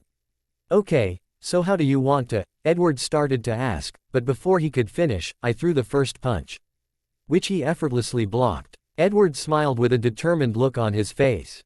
He did a foot sweep and I jumped before he could trip me. I spun around to kick him, and he grabbed my foot, pulling it towards him so I fell onto the mat. Surrender? Edward asked. I shoot him a sly smile before flipping myself back up, kicking his chest as I do so. This sends him back a couple of feet before landing on his back. He gets back up and we continue throwing and blocking punches. We matched move for move and neither one of us seemed to be giving up anytime soon. Eventually, I'm able to grab hold of his arm, maneuvering myself under him to flip him over my shoulder. But he doesn't let go and drags me down with him, turning his body so that I land right on top of him. I meet his bright green eyes staring intensely at me. We're both panting, out of breath from the fight. I don't think I've ever had to spar anyone as good as him. Hi, Edward's voice was soft. He tucked a strand of air that had fallen into my face behind my ear. Hi, I whispered back. I cleared my throat and quickly moved off of Edward. I didn't know how to deal with all of these new feelings. I was trained to take down trained assassins and spies with just a paperclip and a lighter, but boys, that was one thing the academy did not prepare me for. Not only was this all new territory for me, but I also reminded myself I was here for a mission. One that we have yet to complete, and that's where all my focus needed to be right now. Thanks for sparring with me. You're one of the best sparring partners I've had in a long time. I avoid meeting his eyes. Thanks. You too. You're better than any of the guys I've ever fought, Edward tells me. Hey, Bella, we should get ready for tonight, I interrupted him. Don't want to show up to the festival all sweaty, you know. I make my way out of the gym as quickly as possible, barricading myself in my room. I flop onto my bed, laying face first and letting out a frustrated scream. This mission seemed so much easier when I first started. Why do I have to be a teenage girl? I finally got up to take a shower and saw that Jacob had left a dress for me with a note attached. Belly Bear, wear this for your date. Oh, and put some makeup on too. Just like we practiced. Jacob. I roll my eyes, throwing the note away. Not a date, I grumble. I take a quick shower. Drying my hair and leaving it in its naturally wavy form, braiding 2 small strands and tying it in the back for a half-up look. It was a lot easier to be perceptive with the hair out of my face. I attempted to apply a little mascara and strawberry lip gloss and blush, foregoing the foundation and eyeliner, not trusting myself to do it right. I slipped on the dress that Jacob had left me. It was a light pink loose-fit dress that stopped mid-thigh in the front and at the knee in the back. I pulled on a pair of white over-the-knee lace socks and brown knee-high lace-up boots, also courtesy of Jacob. Did he not know how much harder it was going to be to run in these if I had to? I swung by the weapons room, grabbing the taser, gun, and a couple throwing knives, strapping them under the dress. I also grabbed an extra gun and taser for Edward since I didn't see him come in with any. The one upside to the boots was that there was a little room to hide a couple knives in them, granted they had the protective case on them. I headed down the stairs, where Edward was doing something on his phone. He had showered and changed too, and was now wearing a dark blue long-sleeve shirt and dark wash jeans and had thrown on a leather jacket. The sight of him made the butterflies in my stomach start acting up. I cleared my throat to get his attention. Edward's eyes widened as he took in my appearance. I brought you a couple things from the weapons room, I told him, when he still hadn't said anything. Edward blinked a couple of times before meeting my eyes. Oh, right, thanks. He couldn't sneak too much into the White House undetected. He reaches for the gun and taser, his hands lingering on mine a second longer than necessary, which I didn't mind at all. Edward lifts his shirt, tucking the gun and taser into his waistband. I catch a glimpse of his abs and it takes me a few seconds before I can tear my eyes away. When I look back up, I see Edward smirking at me and I feel my face start to heat up. Where are Jasper and Jacob? We should get going if we're going to get surveillance set up before everyone else gets there. I turn myself away from Edward, facing the stairs. And that's why I stopped using bread to dull the light bulbs. Jacob's voice floated into the room. That's priceless, dude. Jasper laughed as they both walked in, each carrying a box of equipment. So, Belly Bear, there's already a camera hidden in that button on your dress. Edward, yours is in the button of your jeans, Jacob tells us. We all instinctively look down at Edward's jeans. Guys, Edward shifts uncomfortably. We all mumble our apologies. When we got to the town park, they're already starting to set up for the park. Edward and I split up to survey the area and look out for a NY1 suspicious who had also showed up early to do the same. Jasper and Jacob went off to hide surveillance cameras and bugs around the festival area, which was pretty huge. Luckily all of our equipment NT had a built-in self-destruct feature so we wouldn't have to come back for everything later. About 2 hours later, we all met back at the car. I had gotten a pretty good idea for the layout of the festival. So I was confident we wouldn't get lost when and if we had to chase someone or lose a tail. Bells. Did you see the giant Ferris wheel? And the funhouse? We have to go on. Edward was like a kid in a candy store as he talked about all the different things they had here. I mean, it made sense. With all the training he did, he probably didn't have time to actually enjoy things like festivals and carnivals.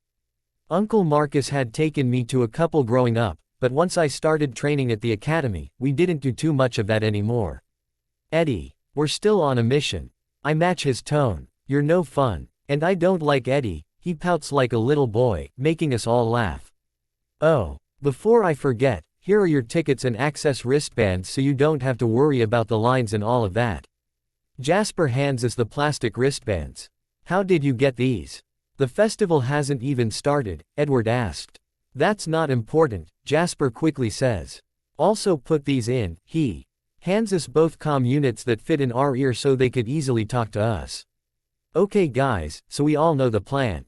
Edward and I trail Riley and you two monitor the fall festival surveillance for any suspicious activity. I recap the mission. We'll meet back here afterwards if we don't have any run-ins. The guys nod and Jasper and Jacob slip into the car. I realize that Edward is a really good SPY because his demeanor all of a sudden shifts into what I like to call mission mode. Any trace of his earlier goofiness was gone and he was that same Edward the first had met during my first day of school with the cold intense stare. I didn't know which side of him I preferred, maybe both. But right now, I was glad to have Spy Edward with me. I looked over at Edward and we both nodded, before entering the fall festival which had already started. Subject location. I heard Jasper's voice clearly through the comm unit. Subject just entered through the west end, heading towards the carousels with Barbie. Edward and I made our way to the carousel ride where we immediately spotted Riley and Bree. To anyone watching, they looked like they were having a fun date but Riley was very clearly distracted. Edward and I kept our distance for now since we thought it might be weird if they saw us following them the entire evening. After the carousel they rode the roller coaster and eventually made their way over to the games. Even though Edward was in spy mode, I could tell he really wanted to go on some of the rides. I made a mental note to see if we'd be able to at some point. We hid around the corner of the ring toss game, watching Riley fail miserably at trying to win Bree a stuffed animal. We would occasionally scan the area to keep an eye out for anything suspicious but made sure to keep our main focus on the couple. That's when I saw him. Edward, I elbowed the boy next to me. It's him. Who? He looks around confused. The guy from the game. Same shoes, same face, different hair. I point out the blonde mess under the guy's baseball cap which is very clearly a wig. Are you sure? Positive. Tech, do you have a visual? Edward asked. Affirmative, Jacob replied. Maybe we should split up. One of us takes the subject, the other the tail, I suggested. Edward whipped his head towards me. No. He immediately replied. I mean, he cleared his throat. It would look out of place if either of us were here alone. You know, gotta maintain that cover. I furrowed my brows ready to counter his argument but Jacob's voice stopped me before I could. He's right, Agent 007. We'll keep visuals on the tail. You guys protect the subject. I sighed, but trusted their judgment and was about to turn my attention back to Riley and Bree when something caught my eye. Agent 106, I elbowed Edward. Look at the bulge in his pants. 007, I don't think I'm very comfortable. Gross. Not there, I scrunch up my face. To the left. Shit. Edward's eyes get wide. Gun. Tech, he's got a gun. Do you copy? We copy. We would try to disarm him but there's too many people around. It would blow our cover and possibly put civilians at risk. I talk out the situation, trying to figure out our next move. We'll just have to keep a closer eye on him. We will update you on any changes, Jacob responds. We need to put ourselves in between him and our subject, Edward says. I nod in agreement. Ooh, let's go in there. Bree grabs Riley's arm, pointing to the funhouse. The funhouse. Yes, I hear Edward say under his breath. Despite the situation, I laugh at his childishness. We wait for them to enter and strategically quicken our pace to enter before the man. Sorry, excuse us, I put on my fake smile and apologized to him as we cut in line, making sure to face my button towards his face. He glared at us as we passed. 105, 274, did you get a hit in the database? I asked. It's taking a while. 105 is hacking into Interpol's secure database right now. We didn't get preview. Us approval of the record so give us a couple minutes, Jacob said. I calculated that the attendant gives each group about 2 minutes before letting the next people in, which puts about 4 minutes between the man and Riley with Edward and I as a buffer. We would have to go slower to try to buy more time. Turns out, we didn't even have to try.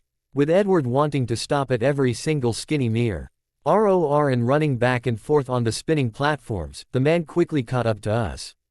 We made sure to block his attempts to get past as discreetly as possible. Screw this. The man threw his DS up frustrated and took another direction through the mirror maze.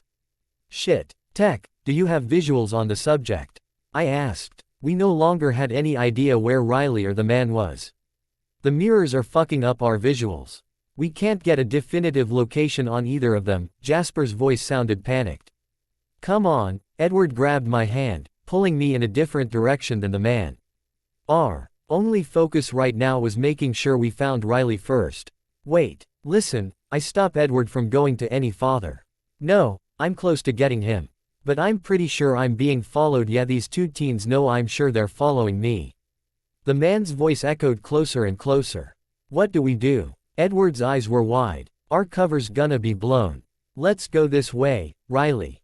Bree's high-pitched voice came from the other direction. Wait, boss. I think I heard them. 007, 106, subject from the east, tail on the west, both heading in your direction, Jacob reported. I looked around Ying to figure out what to do and my eyes landed on Edward. This was either going to work or be the dumbest thing I have ever done. My brain ran through some other scenarios, any other scenario, that would get me out of this situation, but I couldn't think of one. They're around. This way. The man and Bree's voice were both getting too close. If this was going to work, I had to do it now. Positioning myself in the middle of the path, I quickly grabbed the front of his shirt, pulling Edward to me. He looked absolutely confused, but before I could explain anything, I pulled him down and kissed him. I immediately felt an unexpected spark as our lips met. Edward froze for a second in shock, before placing his hands on either side of my waist, pulling me closer. His lips moved against mine, making my entire body feel like it was on fire. It took me a second to remember where we were, but before I could pull myself away, I heard a familiar squeal. Oh my god, I knew it. Edward and I both LLED away to be met with a bouncing Bree and a shocked-looking Riley. Never mind, boss. Just some horny teens. The man grumbled into his phone. Although they seemed to know the target. This could complicate things. I'll keep you posted. Perfect position. Oh, I am so sorry. We're totally blocking your path. You can go in front of us. I told him, pulling Edward to the side. The man glared, mumbling a quick, thanks, before taking one last look at Riley and walking away through the maze. I was sure he would be waiting outside. This really is a fun house, isn't it? Bree winks at me before hooking her arm through mine. Tell me everything. She starts pulling me through the funhouse with Edward and Riley following close behind. There's nothing to tell really, I told her, trying to change the subject. Oh, stop. Of course there is. Bree started to go off about how she knew and all the signs she saw. I half listened, more focused on keeping an eye out for the man. We got a match. Alistair Witherdale, 34, ex-FBI. Went Mia after an undercover mission with the Russian mob. Guess we know what happened to him, Jasper said. Edward and I shot each other a quick look, temporarily forgetting what just happened. Before I was pulled away again by Bree. Come on, let's go get some food and we can talk, Bree said, looking to Riley and Edward for confirmation. The guys simply nodded and we all made our way over to the food area where they had several food trucks, stands and tables set up. We all sat down and Bree and Riley went to grab some fries, leaving me with Edward. I looked around for some distraction. Definitely not ready for this conversation. Bella, Edward started to talk but I quickly interrupted him. 106, look. I nodded over to Alistair who had followed us to the area. He reached for his phone, answering whoever had called and ducking behind a group of trucks. 007, 106, the coast is clear. Now's your chance, Jasper announced. Here you guys go. Bree and EY sat back down at the table next to us. Thanks. Hey, do you mind if I talk to Edward real quick? Shouldn't take long, I ask Bree. Of course. Talk, as long as you want, she gives me a knowing smile. I forced out a huge smile before grabbing Edward's wrist and dragging him over to where we saw the man disappear. Aren't they so cute together? I hear Bree squeal to Riley. If I hadn't learned how to control my blush years ago, I'm sure my face would be bright red. I dragged him around the corner to the back of the truck where Alistair was standing, talking on his phone. His back was turned so he hadn't noticed us yet. I look over at Edward, waiting on his signal. He mouthed, 1 2 3. On 3 we both launched forward. I grabbed the phone and the gun out of his waistband as quick Kaylee as possible while Edward placed his hand over Alistair's mouth to keep him silent before tackling him to the ground. He struggled under Edward's grasp until he did his trick with the pressure point. I have got to get him to teach me that. I grabbed the pair of cuffs I made sure to bring before phoning Uncle Marcus. We got another one. Shit. I mean, shoot. We had to send out our backup to investigate another lead regarding the Russian mob in New York. Didn't think you'd need it tonight, Uncle Marcus tells us. What? You let us go out without any backup? What did you think we were doing here? Well, when you said you were going to the fair, I didn't think anyone would follow you. I thought you guys would just get to have a little fun. Sorry, kiddo. I guess we can keep him overnight in one of the secure rooms. I trailed off. I wasn't expecting to have to take a hostage back to our house tonight. Sounds like a plan. I'll have backup over there first thing in the morning, Uncle Marcus promises. And remember, don't try to interrogate him. You aren't trained. None of you are. His voice is stern, and I see Edward flinch slightly. Yeah, I hear you, I tell him. Talk to you tomorrow. We're taking him back. I turn back to Edward. Back up. I shake my head. Not tonight. They arrive for the extraction in the morning. We need 24-hour surveillance tonight. I just texted Bree that we left. I pressed the send button on my watch. Let's go, Edward tells Alistair, yanking him up. We maneuvered our way through the festival, following the guidance of Jasper and Jacob to avoid being seen. Back seat secured. I asked Jasper, who replied with a simple nod. We had to remove the gear from the back to ensure our hostage had no way of escaping. None of us spoke on the way back. Edward and I on either side of Alistair. You got the first shift. I asked Edward as soon as we had secured him in the special room Uncle Marcus had made sure to include in the house. I didn't wait for his reply before shooting up the stairs. I quickly took a shower, making sure to wash off the makeup from today and change into some comfortable clothes. I still had a few hours before my shift, so I headed to my room and plopped down onto my bed. I can't believe I kissed him. He must think I'm absolutely insane. I paced my room, trying to figure out my next move. As a spy, I had mastered the art of thinking on my feet. But let me tell you, in all my years of spy training, I have never had to deal with something as complicated as this. Bella. I whipped around to see Edward leaning on the doorframe. Edward. I was flustered for only a second before I remembered something. Wait, who's watching? Jasper, he cut me off. But he's just a techie.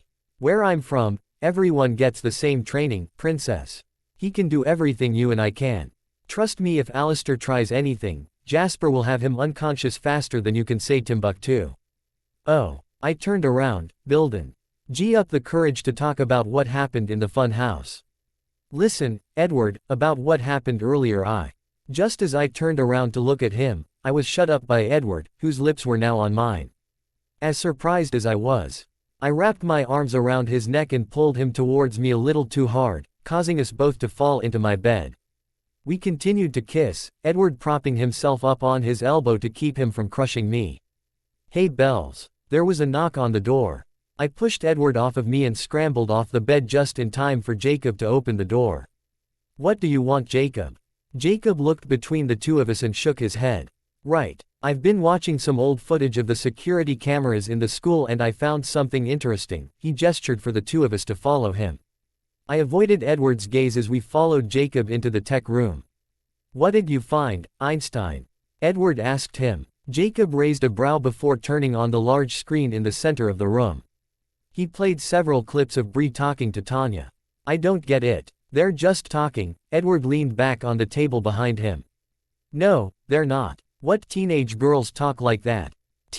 He look on their faces, it's like they're hiding something. I paused the video, pointing out Bree and Tanya huddled in a dark corner of the hallway. We want to know more about Bree. The best way to find out might be through Tanya. I tell them. One of you needs to get close to her, Jacob says. Well, she hates me, I point out. Edward can do it. Jacob looks at him. Me? Yeah. Tanya just abo. Oot body slammed her friend to empty a seat for you, Jacob tells him. I pushed down my own feelings, getting in the right headspace for the mission. He's right. Get close to her, find out what she knows. You're okay with that? Edward looked at me. What was that supposed to mean? We kissed once, okay, twice, and now he thinks that I have this weird hold on him, or he has some hold on me. Why wouldn't I be? Whatever the mission needs. I gave them both a tight smile. I should go switch with Jasper. I walked out of the room, leaving the boys behind. I stomped down the stairs, now knowing why I was so upset. This is stupid. I'm supposed to be the best spy at my academy. That means you get the job done and not let anything get in the way. Which is why I made the decision then and there that whatever I'm feeling, I had to hide it for the sake of the mission. I'm taking over, I tell Jasper, who was standing on guard in front of the secure room. He looked like some kind of robot, refusing to relax. It was obvious he was a really good spy. Sure thing, 007. Alistair hasn't made a peep since we've brought him, he told me. Did you check on him? I eyed the door suspiciously. No. Jasper looked at me confused. A sense of panic took over. Guys like that are a suicide risk. I pushed past him, punching in the security code and opening the door. I guess I got there just in time because Alistair was standing on the table. His hands still handcuffed behind him. He had somehow fashioned his belt into some sort of noose and hung it from the ceiling, the other end still dangling, not yet around his neck. He looked at me with wide eyes, scrambling to grab the other side of his makeshift noose. Stop. I tackled him, knocking him off the table so that we both landed on the ground with a thud. 007. Jasper rushed in. Get the belt. I wrestled with Alistair, who was kicking and hitting me wherever he could with the position he was in. I was definitely going to have bruises tomorrow. I reached my arm up to pinch his pressure point, effectively knocking him unconscious. Bella, Edward and Jacob both rushed in, stopping as soon as they got to the door, taking in the scene in front of them. As soon as they saw us on the ground, Edward came over to help me up while Jacob helped Jasper with the belt. I'm fine, I waved off Edward's outstretched hand. Can you take him though? I grabbed Alistair's arm, trying to pull him up. Edward walked around him, easily pulling him up from behind, slumping him into a chair. I'm sorry, 007. I didn't think. It's fine, Jasper. Well, Actually it's not, but there's nothing we can do about it now, I told him. I took a deep breath and turned to smile at him. You can, however, make it up to me. Anything. Jasper nodded his head. Strip him. I pointed to the unconscious Alistair. Edward and Jacob held back their snickering as Jasper looked flustered. What? He tried to hang himself with his own belt. We have to make sure there's nothing else he can use to hurt himself. Can we at least leave his underwear on? Jasper scrunched up his face. If it makes a difference. You still gotta search it though. I patted his back, walking out of the room. I stood watch the rest of the night, Jacob upstairs in his room and Edward and Jasper asleep in the living room. I made sure to check on Alistair every couple of hours, but luckily he was still unconscious. It was still dark outside when there was a knock on the door. I'll get it. Edward's voice called from the living room. Check the security camera first. I called back. Tracker. I heard an unfamiliar voice at the door. Agent 106 confirmed. May we come in? Where's 007? This time I recognized the voice. I had to stop myself from running towards the door, remembering my post. Felix. Take the subject to the van, Uncle Marcus told the guy with him. I punched in the security code and let Felix through. I turned back to the huge man in front of me and launched myself at him. Uncle Marcus. I squealed, giving him a tight hug. Bella. I've missed you. I've missed you too, I smile at him. Unfortunately, I can't stay long. But I was close by and I figured I could come help with the extraction and see you. Oh, I was disappointed that he would be leaving soon. Belly bear, the sun's not even up yet. Why Mr. Volturi? A very sleepy-looking Jacob stood at attention at the bottom of the stairs. It's good to see you, sir. Agent 274, Uncle Marcus gives him a sharp nod before turning back to me.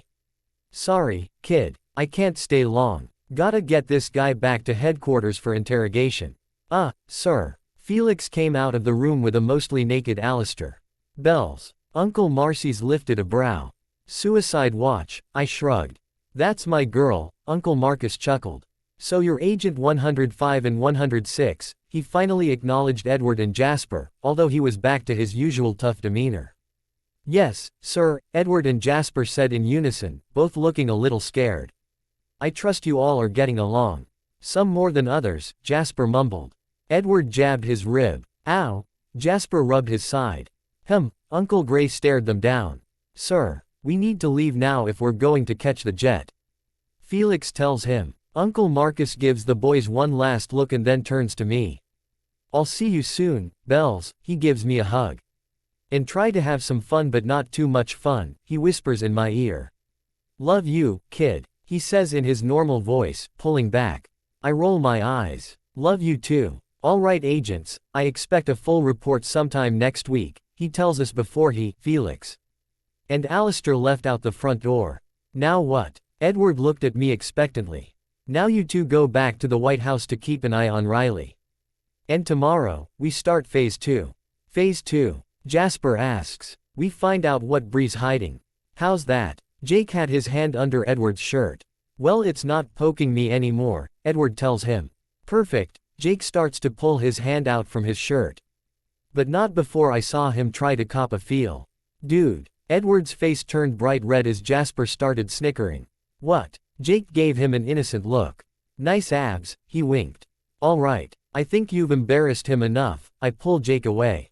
Oh come on Bells. You know he would have enjoyed that if it was your hand under his shirt, Jake told me. That's true, Jasper started laughing harder at Edward's expense. So the wire's in place. I changed the subject quickly, getting us back on track. Yup. It's in his shirt button, like the camera, Jake nods. We'll be able to monitor the conversation on these, Jasper shows us the wireless earbud he and Jake both have in their ears. And the entire conversation is being backed up on the main hard drive. Okay, everyone know the plan. Jake asked as we all piled into the car. I get Bree alone to try to find out what she's hiding, I tell him. And I do the same with Tanya, Edward adds on. Flirt with her, ask her out on a date. Whatever you have to do, Jasper pats his shoulder. Edward looks over at me and I felt myself stiffen before I forced myself to relax. Yup, I forced out. Whatever you have to do. Edward's mouth turned down in a frown, but before he could say anything, we had arrived at school. I quickly stepped out of the car to avoid any more conversation and started towards the school. It only took Edward a couple steps to catch up to me. Bella, he grabbed my hand.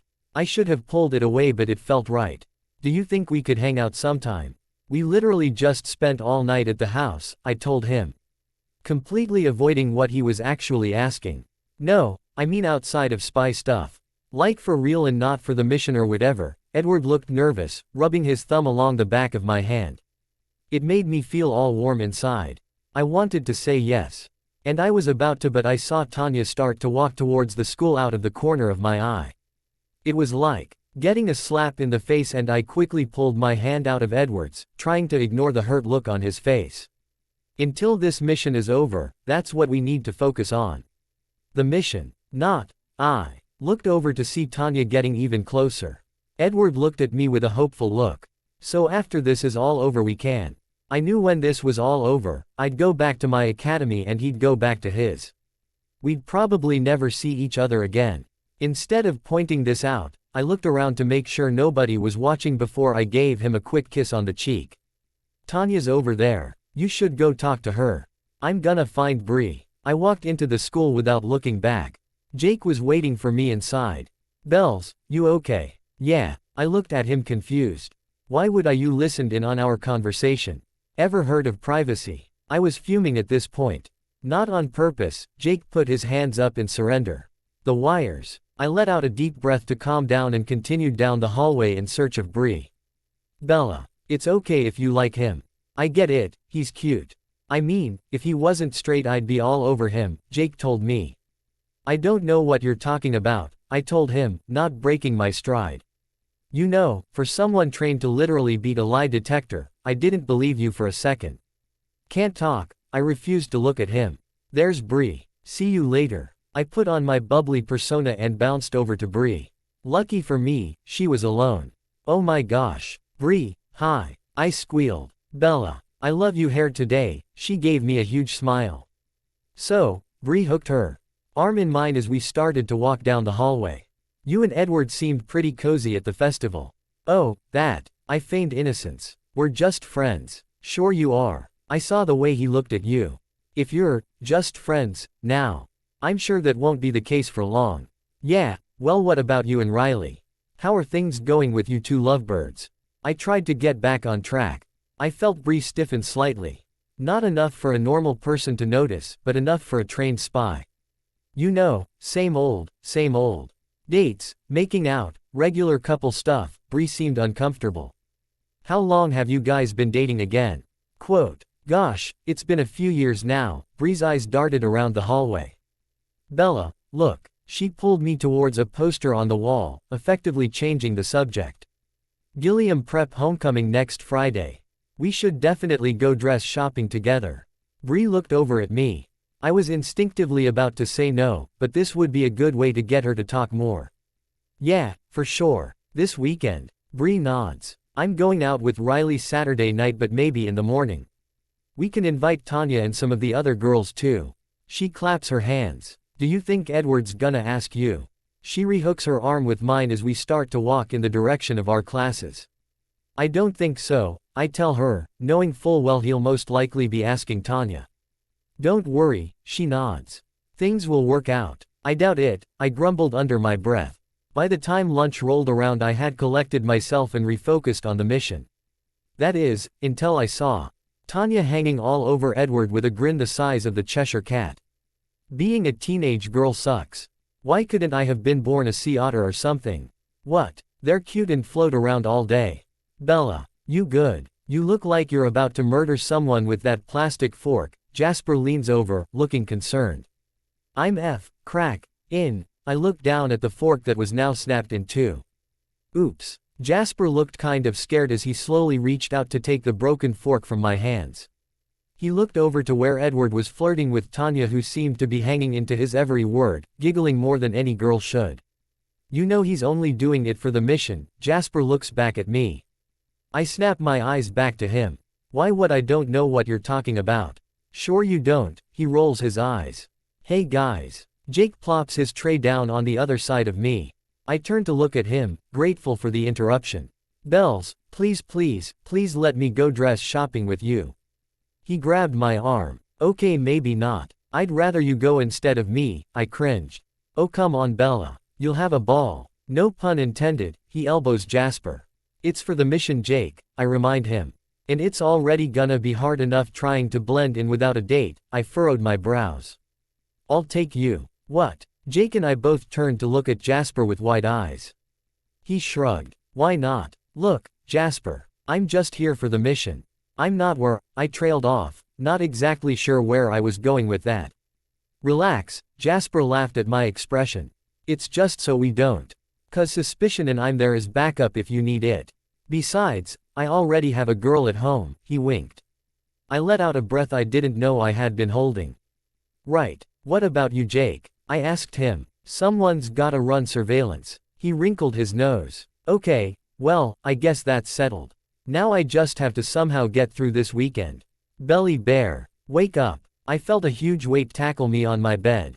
On instinct, I rolled us onto the floor with a thump, grabbing the knife on my bedside table on the way down and holding it to my intruder's throat. Jake stared up at me with wide eyes. Shit, sorry. I scrambled off of him, pulling him up. It's okay, Kay, his voice cracked. Jake, you can't just sneak up on a girl like that. Well, not this girl. I see that, he nervously laughed. He shook his head and his positive attitude came back full force. Okay, so, we don't have that much time, but Edward and Jasper are hanging out with Riley at the mall while we're dress shopping with the girls.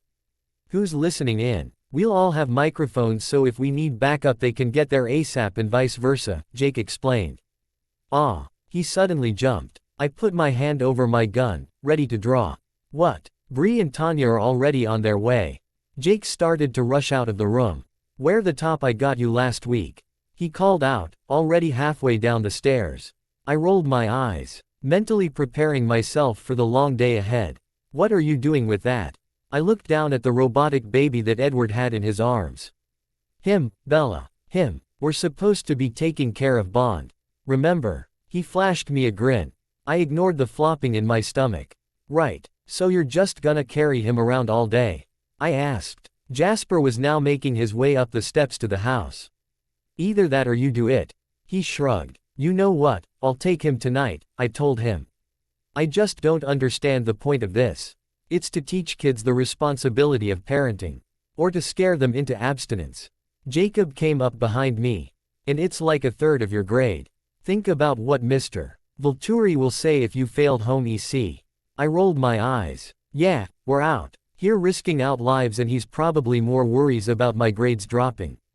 It's not like we haven't all completed the high school curriculum. All right Einstein, enough chit-chat. We need to get everyone wired. Jacob ushered Edward and Jasper in, shutting the door. Edward and I sat on the sofa downstairs while Jasper and Jacob were busy setting up the comm units, trying to calm down a screaming Bond. Can you get him to stop? I nearly had tears in my eyes and I pressed my hands against my ears. I'd rather be tortured by the Russians. Don't tell them that. They'll start breeding babies for that sole purpose. Edward cringed, rocking him back and forth, although that proved to be a futile effort. All right, that's it, I reached for my taser, strapped to my leg. Edward's eyes bugged out as he swiped it from my hand. You can't tase a baby, princess. He looked like he didn't know whether to laugh or be angry. It's a robot. He raised a brow. I threw my hands up in frustration. Give him to me. I held my hands out. Edward turned his body, shielding me from Bond. I'm not gonna tase the baby, I narrowed me eyes at him. Slowly, Edward placed Bond in my arms. I had started to grow used to the high-pitched screeching sound and gently bounced him in my arms. Did you feed him yet? I turned to Edward. His eyes widened as he gave me an apologetic look. No, he darted to his backpack where he kept the supplies. Coming back with a bottle. Without a word, I grabbed it from him and brought it to Bond's mouth. Luckily, he immediately stopped crying and made these weird seeking sounds that sounded more like squeaks. Edward and I both let out a relieved breath as we slumped back against the sofa. As soon as Bond was done with the bottle, I placed it on the table in front of us and started to burp him. I looked over at Edward who was staring at me with some expression I couldn't quite decipher. His cheeks turned pink when he realized I had caught him. He cleared his throat. You're good at that. Thanks. Bond had finished burping and had now fallen asleep. Uncle Marcus used to bring me dolls to play with all the time when I was younger. Tried to teach me how to take care of them. I smiled at the memory. I was more interested in throwing them onto the roof and them climbing up to rescue them. Edward chuckled. I wish I could have seen that. You mentioned Mr. Vulturi a lot. What about your parents? I stiffened. I had never intended to share this much with him. After all, the more people know about a spy, the more ammunition they have to hurt you. But, as I looked into his sparkling green eyes, I couldn't find it in myself to care. They died. Or at least they're presumed dead. I looked down at Bond. My dad went on a mission and went Mia. My mom went after him. And same thing happened to her. That was around 15 years ago. Uncle Marcus isn't my real uncle, just my parents' best friend, but he's all that I have. Edward reached over to place a hand on my shoulder, using his thumb to rub soothing circles. I would never admit it, but it helped a lot. No siblings? He asked. I shook my head. I wanted to get the attention off of me. They a younger sister and an older brother. He smiled before shooting me a worried look. I gave him a smile to let him know I was okay.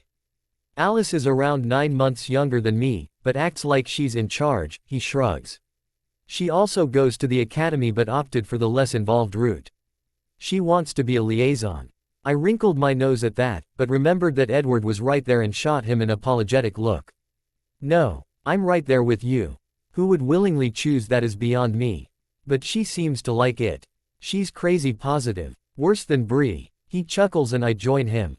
Is that even possible? I couldn't imagine anyone more upbeat. He nods. You'll see when you meet her, he absent-mindedly tells me. It felt like a punch in the gut when he said that. Because no matter how much I wanted it to be true, I knew our time together would be short-lived. What about your brother? Edward's eyes lit up at the mention of his brother. Emmett. He's almost 2 years older than me and already working in the field. I'm not exactly sure where he is right now. I think he got sent to a mission in Italy, but you know how it is. I nodded and Edward continued talking. He's huge, but inside he's basically a teddy bear. Almost reminds me of Mr. Vulturi a bit. If you're ever feeling down, He's always the one to put a smile on your face. So you guys are close, huh? I couldn't help but smile with him. Yeah, there was one time when I was 8 where he and I snuck downstairs in the middle of the night to sneak some cookies Mom made for some banquet the next day. He hoisted me to stand on his shoulders so I could reach the tin she hid above the fridge. Alice caught us, but after promising her 50% of the goods she agreed not to tell. We all had stomach aches the next day, and our parents thought it was so funny that they didn't even punish us. They said the stomach aches were punishment enough. I giggled, imaging an 8-year-old Edward scheming and sneaking around with his siblings all for a couple cookies. I always wondered what it would be like to have a big family. Tell me about your parents, I asked him, looking down to make sure Bond was still content. Edward hesitated for a second. Well, I'm actually adopted. We all are. But Carlisle and Esme are just as much our mom and dad if they had given birth to us. My biological parents weren't very fit to be parents, I guess. I don't really remember much, except they were screaming all the time. I met Carlisle in the hospital when I was 5. He was my doctor and stitched me up. My biological dad had thrown a bottle across the room and it shattered and cut me. I looked closely at his face and for the first time noticed a small scar above his brow. I reached a hand out, running my thumb along the scar. Is that what this is from? Quote. He shivered and nodded. I pulled my hand back. CPS was called and they were deemed unfit. They didn't even care. They just gave up their parental rights the first chance they got. I couldn't stand to see him look so upset. I grabbed his hand, running my thumb along the back, hoping the gesture brought comfort. Edward gave me a soft smile, bringing our joined hands up to his lips, lightly kissing my wrist. Carlisle didn't want me to be by myself in the hospital, so he called Esme. The first time I met her, she hugged me and she smelled like cookies. I remember the first thing I told her was that she smelled like a mom. CPS wanted to take me to a group home, but since Carlisle and Esme were both already registered foster parents from Emmett and Alice, they got to take me home. That week they asked if they could adopt me, and they've been mom and dad to me since. So how did you all end up at your academy? What they do there isn't exactly public knowledge. I looked at him, confused. Edward shot me a huge grin. Carlisle owns it. But I, though you said he was a doctor. He is. But the school has been in their family for generations. He works closely with the headmaster but decided he would much rather be a silent partner to oversee the school than actually run it. He still has final say in any big decisions though. Besides, we all tried normal schools for a while. And it just didn't fit. The curriculum was too easy and we needed a challenge. And it just so happens that I have a knack for this spy stuff. What about you? What about me? Uncle Marcus runs the academy, so I grew up there too. Not much of a choice. Do you ever wish it was different? That you were normal? The intensity in Edward's eyes made me feel as though he was staring straight into my soul. I had never considered an alternative to the life I had. It just was. I thought back to the high school experience I've had over the last couple of weeks. What if I grew up in a world where my biggest problem was deciding what outfit to wear or who to ask to the dance? But then I wouldn't be a spy. I wouldn't know the thrill of breaking into a secret underground facility. Or have that feeling of accomplishment every time I fool someone with a different identity. I wouldn't be sitting here right now, holding Edward's hand, cradling an annoying robot while waiting to go off on another phase of a mission with, quite honestly, some of the best friends I've ever had. No. Normal's overrated. You know, he's actually kind of cute.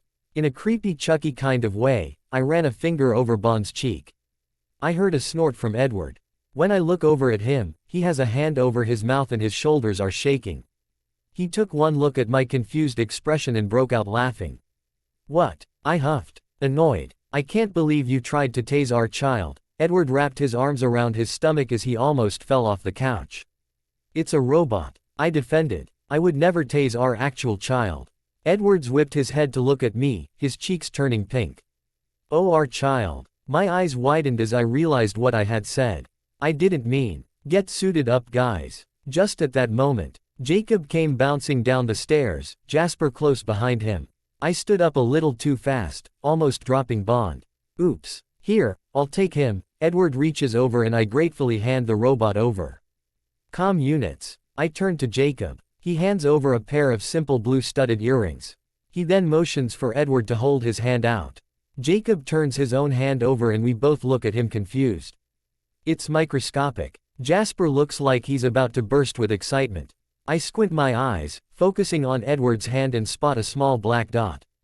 That's the unit. Jacob nods. Yours is in the earring, Bella. One is the mic, the other is the speaker. We had to figure out how to hide the guy's comms and came up with this. You can stick it to the inside of your ear. Can't even tell it's there. Cool. Edward comments as he carefully inserts the comm. Alright, now we are extremely late, so let's get a move on. Jacob grabs Jasper and Edward's wrists, dragging them out the door. They both turn back mouthing, "Help," and I can't help but laugh as I follow them. Someone please kill me now. I don't know how much more of this I can take. I had a fake megawatt smile PLA stirred onto my face as I watched Bree model about the 20th dress in the last hour. That one looks so good on you too. I clapped my hands. Thanks. Bree beamed. But what do you think about the color? Nope. It washes you out. Jacob decided, pointing back to the dressing room for Bree to try on the next dress. Me next. Tanya's voice screeched from the next room over. She pushed the curtains back and stepped out. I stifled a laugh as I took in her dress. She looked like a traffic cone. Jacob elbowed me, shooting me a warning glance. It's interesting. I finally managed to push out. Isn't it? Tanya smiled. Looking in the mirror, I wanted to stand out. You know, since I have a hot date and all. Well, he'll definitely be blinded by that, Jacob commented. Who's your date? Bree stepped out of the dressing room in a different dress. I asked Edward yesterday and he said yes. She smirked at me. I feigned indifference, causing her to frown. Edward. Bree looked over at me. But I kept a relaxed smile on my face. You asked Edward? Yeah. Why is that a problem? Tanya kept her eyes trained on me as if she was waiting for me to explode. Well, she was going to be waiting a long time. I didn't spend a semester in torture endurance training just to break over some high school drama. That's nice, I told Tanya, keeping my tone even, despite the fact I wanted to tackle her. We were locked in some weird staring contest and I sure as hell wasn't going to break first. I like that dress on you. The shape is really flattering. I'm not sure about the color though. Jacob started talking to Bree. Breaking the tension. What color does Riley like? Bree furrowed her brows. I think red. Do you remember that one red dress you tried on? The off-the-shoulder one that looked really good on you. I think you should go with that. He'll like it, Jacob assured her. Bree nodded, heading back into the dressing room. Like it'll matter, Tanya rolled her eyes. What do you mean? I looked at her, suspicious. Just that I don't think Riley cares what she wears, she shrugs, looking bored of the conversation. Because he'll think she looks hot no matter what she wears. Jacob asked, clarifying. Just the opposite. I mean, she's not really his type, is she? Oh, those shoes would go so well with the dress. Tanya ran off to the other side of the store, ending the conversation. Did you guys get that? I asked into my comm. We copy 007, Edward answered back. I looked over at Jacob trying to decipher what Tanya's words meant, but before I could say anything, Bree stepped back out. Changed back into the clothes she came in. Bella, did you find a dress? Bree looked concerned at my empty hands. I walked over to the nearest rack and pulled out the first dress my hand touched. This. Bree looked borderline horrified while Jacob just shook his head in disappointment. I sighed. I don't really feel like trying anything on. Fine, Bella. But if it fits weird, it's your fault, Jacob told me. He got up, quick looked through the racks and pulled out a midnight blue dress. It looked like it stopped right above the knee and flared out at the waist, which would be good for hiding weapons. Here, he handed it to me. Great. I beamed at him. Looks like I'm all done. When we had all finished up at the store, Tanya had complained about being hungry. We walked around the mall looking for a snack. Are you okay? Bree whispered to me. Tanya had gone ahead with Jacob and were a few steps ahead of us. Of course. Why wouldn't I be? I gave her a huge smile. I hoped she couldn't hear the slight strain in my tone. I hoped the boys couldn't hear the strain through the comm unit. Well, I just thought that you and Edward at the festival, she stuttered. No. I giggled like she had said the funniest joke in the world. I told you, we're not together. He obviously doesn't like me like that. Besides, I already have a date to the dance anyway. I told her, trying to act like an excited teenage girl. What? Edward's voice shouted over the comm unit, and it took everything in me from flinching, although from the corner of my eye I saw Jacob jump. I hoped that Bree couldn't hear that. Dude, chill. Jasper's voice came in, much quieter. Sorry, Edward mumbled. Really? Bree squealed, completely forgetting about me and Edward. Who? I guess you'll just have to wait and find out. Not wanting to tell her quite yet. Or maybe I just didn't want Edward to know. Stupid. Bree, look at that guy over there. Isn't he cute? Anya bumped me out of the way to hook her arm with Bree, pointing out some guy near the smoothie stand. He leaned against the wall, one hand shoved in the pocket of his tight skinny jeans, as if he didn't give a care in the world. He wore a leather jacket that looked a little worn, his dark hair messy, probably from the motorcycle helmet he had tucked under his other arm. Bree's jaw dropped and I saw her pupils dilate for a second before she blinked. She quickly closed her mouth, but her eyes didn't leave the guy. I don't think I've ever seen her look even a fraction as bit interested in Riley as she did in this stranger. But maybe it was just because she had known Riley a while, gotten used to him. Or maybe his bad boy persona just shocked her, being the complete opposite of her boyfriend. One other guy and a girl came up to motorcycle guy, giving him some weird handshake before whispering something in his ear. The three of them together certainly seemed out of place in this mall. Almost saint-like, some dark presence that loomed over us. Sure, they looked like some teenagers from the wrong side of the tracks, but there was something off about them. Just as they were about to leave, I saw something sparkle on motorcycle guy's finger. I gasped, recognizing the symbol. Growing up with Uncle Marcus, he was always cautious and paranoid about other organization that I should be aware of. We were supposed to be the good guys. He told me about another academy that was rumored to exist in some mountain range, hidden away from the rest of society. The kids there were thought to be the opposite of us. Trained to be super soldiers and double agents to aid the less ethical organizations whose goal was to eventually take over the world. Uncle Marcus made sure that I studied the different symbols they used to identify themselves. They tried to copy ours so that we wouldn't know they were on the other side, and an untrained eye would think we were a part of the same team. But Uncle Marcus told me there was always one way you could tell the difference between us and them. He had a friend on the inside who told him that even though their symbols were designed to trick us, they still to be able to recognize other double agents.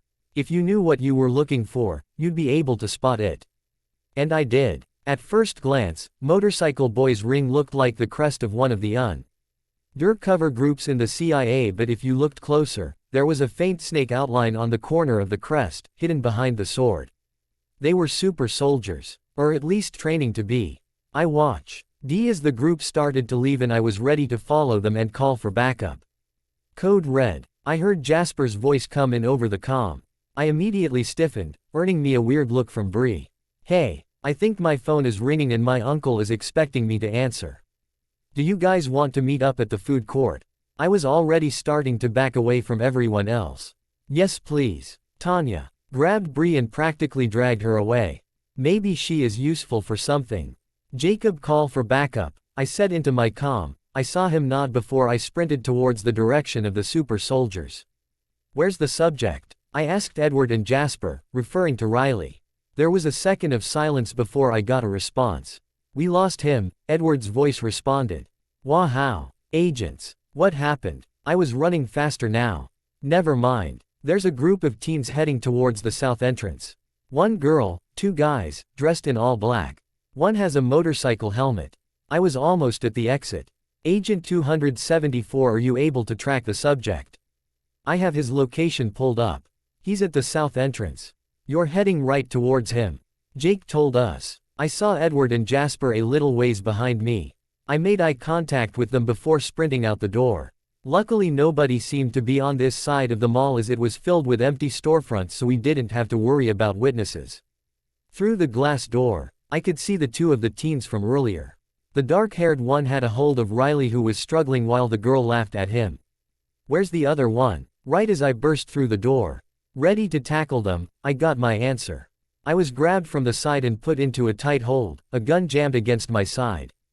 I struggled against his hold, trying to shove my elbows back to inflict some kind of damage. I looked over at the door, knowing that Edward and Jasper were going to burst through the door any second too. The girl stood a few feet away from the door, a gun hid behind her back. I tried to scream out to warn them, but a sweaty hand was clamped over my mouth. I bit at it, which only earned me an elbow to my shoulder, causing me to grit my teeth in pain. Edward and Jasper skidded to a stop the second they came through the door, spotting Riley on their right and me on their left. Edward took a step towards me while Jasper turned towards Riley, but the girl stopped them. "Move and they both get shot," she trained her gun on them. Edward and Jasper looked down at the guns pressed to Riley and my sides. I shook my head to let them know I was stuck. "Hey, no communicating." The girl narrowed her eyes at me. "Now Victoria, that's no way to treat our guests. Especially ones that brought us such a great catch." The guy holding Riley patted his cheek. "Make that too, Laurent." Motorcycle guy laughed. He moved his hand off of my mouth, moving his hand lower. I internally cringed at the way his hand felt, my body tensing as he roughly grabbed my left breast. I let out a yelp in pain and Edward and Jasper both clenched their fists. "James," the girl warned, giving him a murderous glare. "Relax babe, she's just a toy," he winked at her. "If only we had more time." He squeezed my ass before moving the gun to the side of my head. Feeling him violate me like that made me want to vomit. I was ready to kill this creep. I looked over to the gun in Hi's hand and saw that the safety was still on. What an idiot. Knowing he wouldn't be able to shoot me, I quickly swiped my arm up, hooking the arm with the gun, and flipped him around, knocking him hard. Enough with the butt of the gun to knock him unconscious. He slumped down to the ground at my feet and I released the safety, pointing it at Laurent, who still had Riley in front of him. Riley had yet surprisingly silent during the ordeal, probably in shock. "Backups delayed guys," Jacob's voice sounded regretful over the comm. "You're still at the disadvantage," Victoria taunted, waving her gun in Edward and Jasper's face. Riley came out of his shocked state and was now in a full-blown panic, visibly shaking, quiet whimpers coming out of his mouth. We needed to do something soon before Later one of the soldiers did something stupid. Edward and Jasper were looking at me out of the peripheral, each of them making sure to keep their focus on one of the soldiers. I knew they could see me, so I subtly nodded before slowly tapping my finger on the gun. Once, twice. On the third tap, we snapped into action. Edward kicked his foot forward, disarming Victoria, while Jasper wedged himself in between Riley and Laurent. I was just about to reach for Riley and pull him to safety when James, who had regained consciousness, came up and punched at my arm, causing the gun to fly out of my hand. "Run," I told Riley, blocking another punch from James. Jasper and Edward were keeping Laurent and Victoria momentarily occupied. "Find Jacob." Not needing to be told twice, Riley ran off, turning the corner of the building. James moved to chase after him, but I swiped my foot, knocking him onto the ground. He jumps back up, spinning into a kick to my stomach. I fly back, slamming into Edward, who in turn slams into Victoria. I stand up just in time for Laurent to duck under Jasper and towards me. I grab his wrist and bend down, flipping him over my shoulder. I'm momentarily distracted when Edward pulls out the taser he stole from me to incapacitate James, who starts writhing on the ground just in time for two unmarked black vans to pull up. Realizing our backup arrived, the three take off before we could stop them. All but vanishing into thin air. "Agent 274, do you have the subject?" I pant into the comm. "Affirmative 007. Subject is a little shaken but otherwise uninjured. In fact, he's drinking a strawberry banana smoothie as we speak." I smile, glad that Riley is safe before turning to our backup. "Trackers?" I ask them. They both hold them up and Edward double checks the symbol in green light. One of the men starts speaking. "Can you tell us what happened? I saw the three of them in the mall. They looked kind of suspicious, out of place. And then I saw James's ring." I looked over at Edward and Jasper. "They're super soldiers. Or at least training to be." Jasper immediately straightened up while Edward's face turned stone cold. They were both aware what super soldiers are capable of. "Are you sure?" the other guy asks. I nod. "I don't know who they're working for though. We thought as much. They're essentially bought by organizations, so if we can find out who they work for, then we know who is the root of the threat," the first guy deduces. "Mr. Volturi will debrief you, he nods to me. And Mr. Cullen will debrief the two of you tonight, he tells Edward and Jasper. We need to get back to headquarters. And with that, they both give us a quick goodbye before hopping back into their van and speeding off. Satisfied for now, I walk over to Edward and pluck the taser from his hand. I'll be taking this back. None of us really spoke as we headed back to the car. We were all covered in cuts and bruises that were slowly turning darker and couldn't let the others see us like this. It would lead to too many questions. Eventually I spoke into my comm. Agent 274, meet us at the car. We need to head back for a debrief. My mind floated to Riley, who now knew more than he should. And bring the subject. Copy, Jake answered. The others already left. Told them you had a family emergency. A minute later, Jacob comes running up to us, Riley in tow. Luckily he doesn't seem to have a scratch on him. You guys look like crap, Jacob comments. Thanks, Jasper deadpans. Who were those guys? Riley finally speaks up. And how did you? Not here, I shake my head. Come on, we have a long night ahead of us. I usher him into the car, Edward slipping in after me. Jake gets in the driver's seat and Jasper joins him in the front. The car was silent, except for Jacob tapping on the steering wheel. We arrived back at the house and Jacob put the car in park. Riley started to get out, but I stopped him. Let us check the perimeter first. Agent 274, stay in the car. Edward, Jasper, and I got out and split up. My muscles were starting to ache and it was like I could feel every cut and bruise, but I ignored the pain, staying alert as I checked for any signs of being followed. I felt myself go into full spy mode, pushing away any feelings and emotions, keeping my face neutral as I made my way back to the front of the house. Jasper and Edward arrived, back the same time I did, with nothing to report. I gave Jacob the go-ahead and we all headed inside. We all handed our comm units to Jacob and headed to different bathrooms to clean up. Jacob promise Ed to explain things to Riley before our debriefing. Are you okay? Jake asked as I headed up the stairs. I ignored him and continued straight to my room, grabbing a sports bra and shorts, and stepping into the shower. I felt numb as I washed the blood off and let the hot water relax my muscles. It was as if I had disassociated the part of myself that was human with the part of myself that was a spy on a mission. I quickly changed, heading back to my room to drop off my ripped clothes when I caught my eye in the mirror. It didn't look too bad. There was a small cut on my jaw and a few bruises on my arms and legs. The usual after a good fight. But what really caused me to stop was the handprint-shaped bruise peeking out from my sports bra from where James groped me. I can't break. I wouldn't break. I tried to push down everything I was feeling, build that wall back up, but it didn't work. Suddenly, it was like I could feel his hands on me again as he felt down my body. I felt nauseous that he had touched me that way. But more than that, I felt embarrassed and useless that I couldn't fight hard enough to stop him. At the academy, they taught us how to break even the most secret codes. They taught us how to go to our happy place so we would never give in when we were being tortured. They taught us how to cope after killing a man for the first time. But they never taught us how to deal with something like this. My knees buckled out from under me and I slumped to the ground, no longer able to hold it, and his sobs racked through my body. Bella. Are you? Oh shit. Edward. I heard a voice, but my head was swimming and everything around me sounded like it was a million miles away. I heard loud thumping noises getting closer and closer before my door bust open with a loud bang. Bella. I heard a velvet voice near me. What happened? My mind was still floating, but I was vaguely aware of being lifted and encased in a warm feeling, much different than when James touched me. This touch felt safe, protective. Not at all repulsive. I felt myself being rocked as the velvet voice continued to whisper into my ear. I couldn't quite make out what was being said, but I slowly felt myself starting to calm down. I blinked a couple of times, trying to refocus my eyes. All I saw was green. Edward's worried eyes looked back at me, a hint of relief when I seemed to acknowledge him. There you are, he furrowed his brows.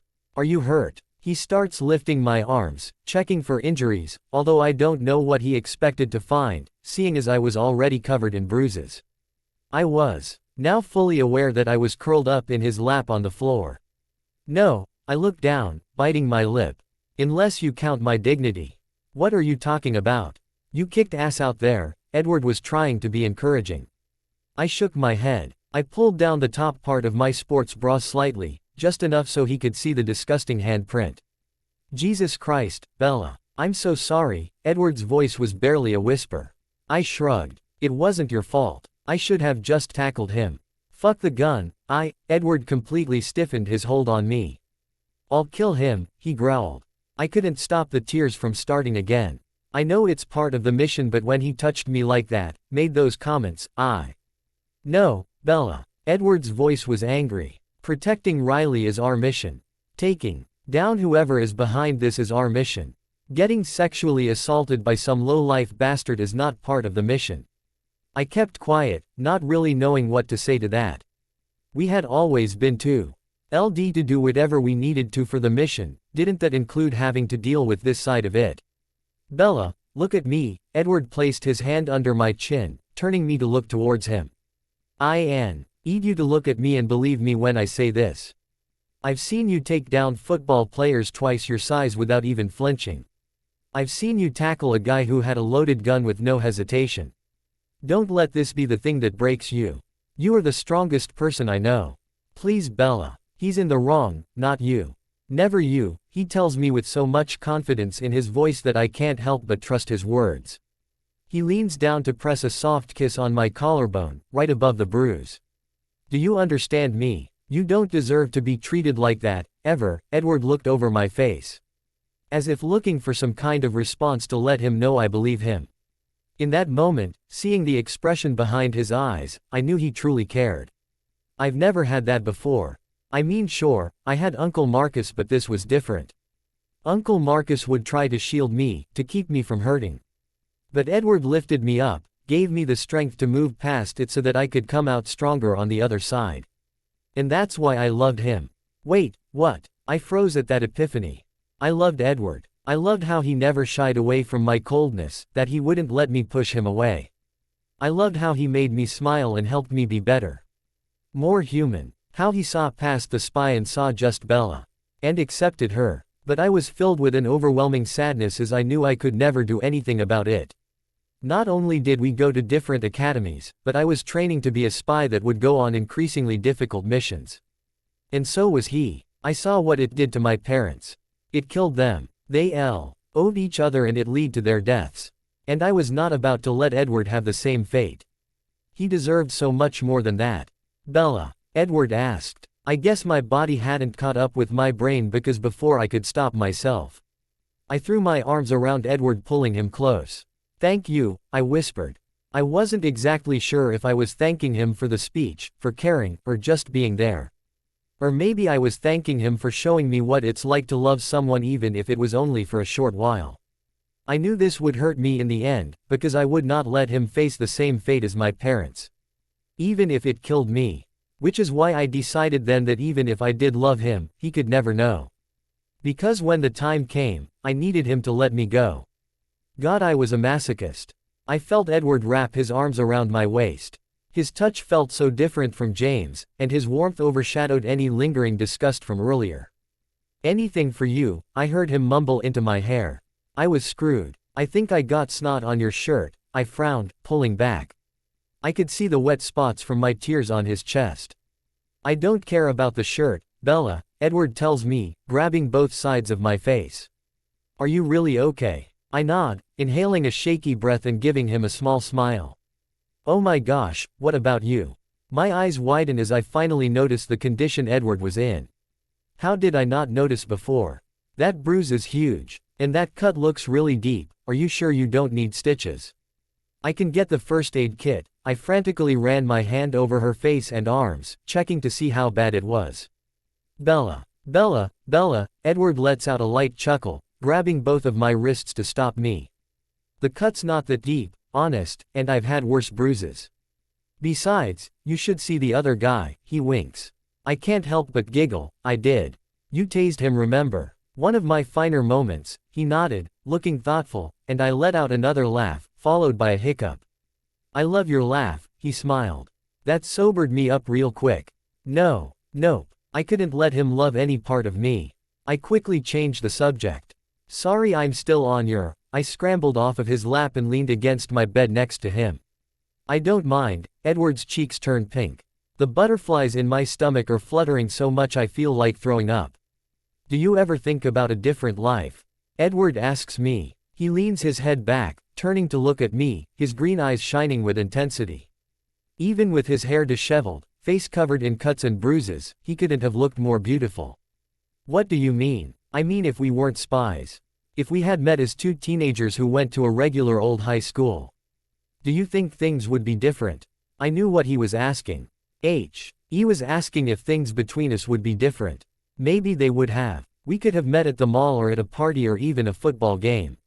He might have approached me and asked me out, and I would have said yes. And then we'd go out on a date and maybe even start dating, because it would have been that easy. But we can't have easy. I gave him a sad smile. Does it matter? Sometimes it feels like we're giving up so much. Edward admits. And for the first time in my life, I felt like I might agree. We do have a choice, you know, I reminded him. The academy was just for training. What we did afterwards was truly up to us. It just so happens that we end up being well prepared for espionage. Edward let out a humorless laugh. We haven't even graduated and we're already on a mission. Oh, you really think either of us are going to pursue anything else? What made you want to be a spy? I mean, you and Jasper have really similar training. Why the field instead of tech? Edward ran a hand through his hair. I guess it's because of what happened when I was a kid. I never got to experience any kind of justice for what my parents did. So maybe in a way, by taking down any bad guy I'm claiming that sense of closure for the kid who never got it. Does that make sense? Yeah, it does. I reached over rub his shoulder, hoping to bring some comfort. A loss for any bad guy anywhere is a win for all good guys everywhere. Quote. Exactly, he shoots me a crooked grin. What's your reasoning? I don't think I really have one, I admitted. It's just who I am. It's who I've always been, I guess. I mean, my parents were spies and I feel like I'm taking over where they left off. It came naturally to me and I never really considered doing anything else. Fair enough, Edward tells me. We're both silent for a second. Do you have a backup? I asked him, curious. A lot of spies had backup careers or plans lined up in case anything went wrong or they decided it was time to leave the field. It took a lot of sacrifice physically and emotionally to be a full-time spy, and you never knew when you might have to leave for whatever reason. Edward's face lit up. A doctor. Like your father? I asked. Remember what he said about Mr. Cullen? He nods. With the accelerated course rate at the academy, I'll be done with my medical degree by the time I graduate. The documents might have to be fudged a bit since the academy isn't supposed to exist, but the training will be there. What do you want to specialize in? I was genuinely curious. Pediatrics, Edward told me. I was enamored why his enthusiasm when talking about his backup. Carlisle helped me so much after what I went through. I want to be able to make kids feel that same sense of protection. I've never told anyone that before, he admitted. Looking a little embarrassed. I'm happy you told me. I think it's great. You'd make a really good doctor, I assured him. What's yours? I shrugged. I don't have one. I always figured this was it for me. That years from now, I'd probably go on some mission and never come back, same as my parents. I know being a spy doesn't mean you automatically sacrifice yourself, and it's not like I'm trying to die.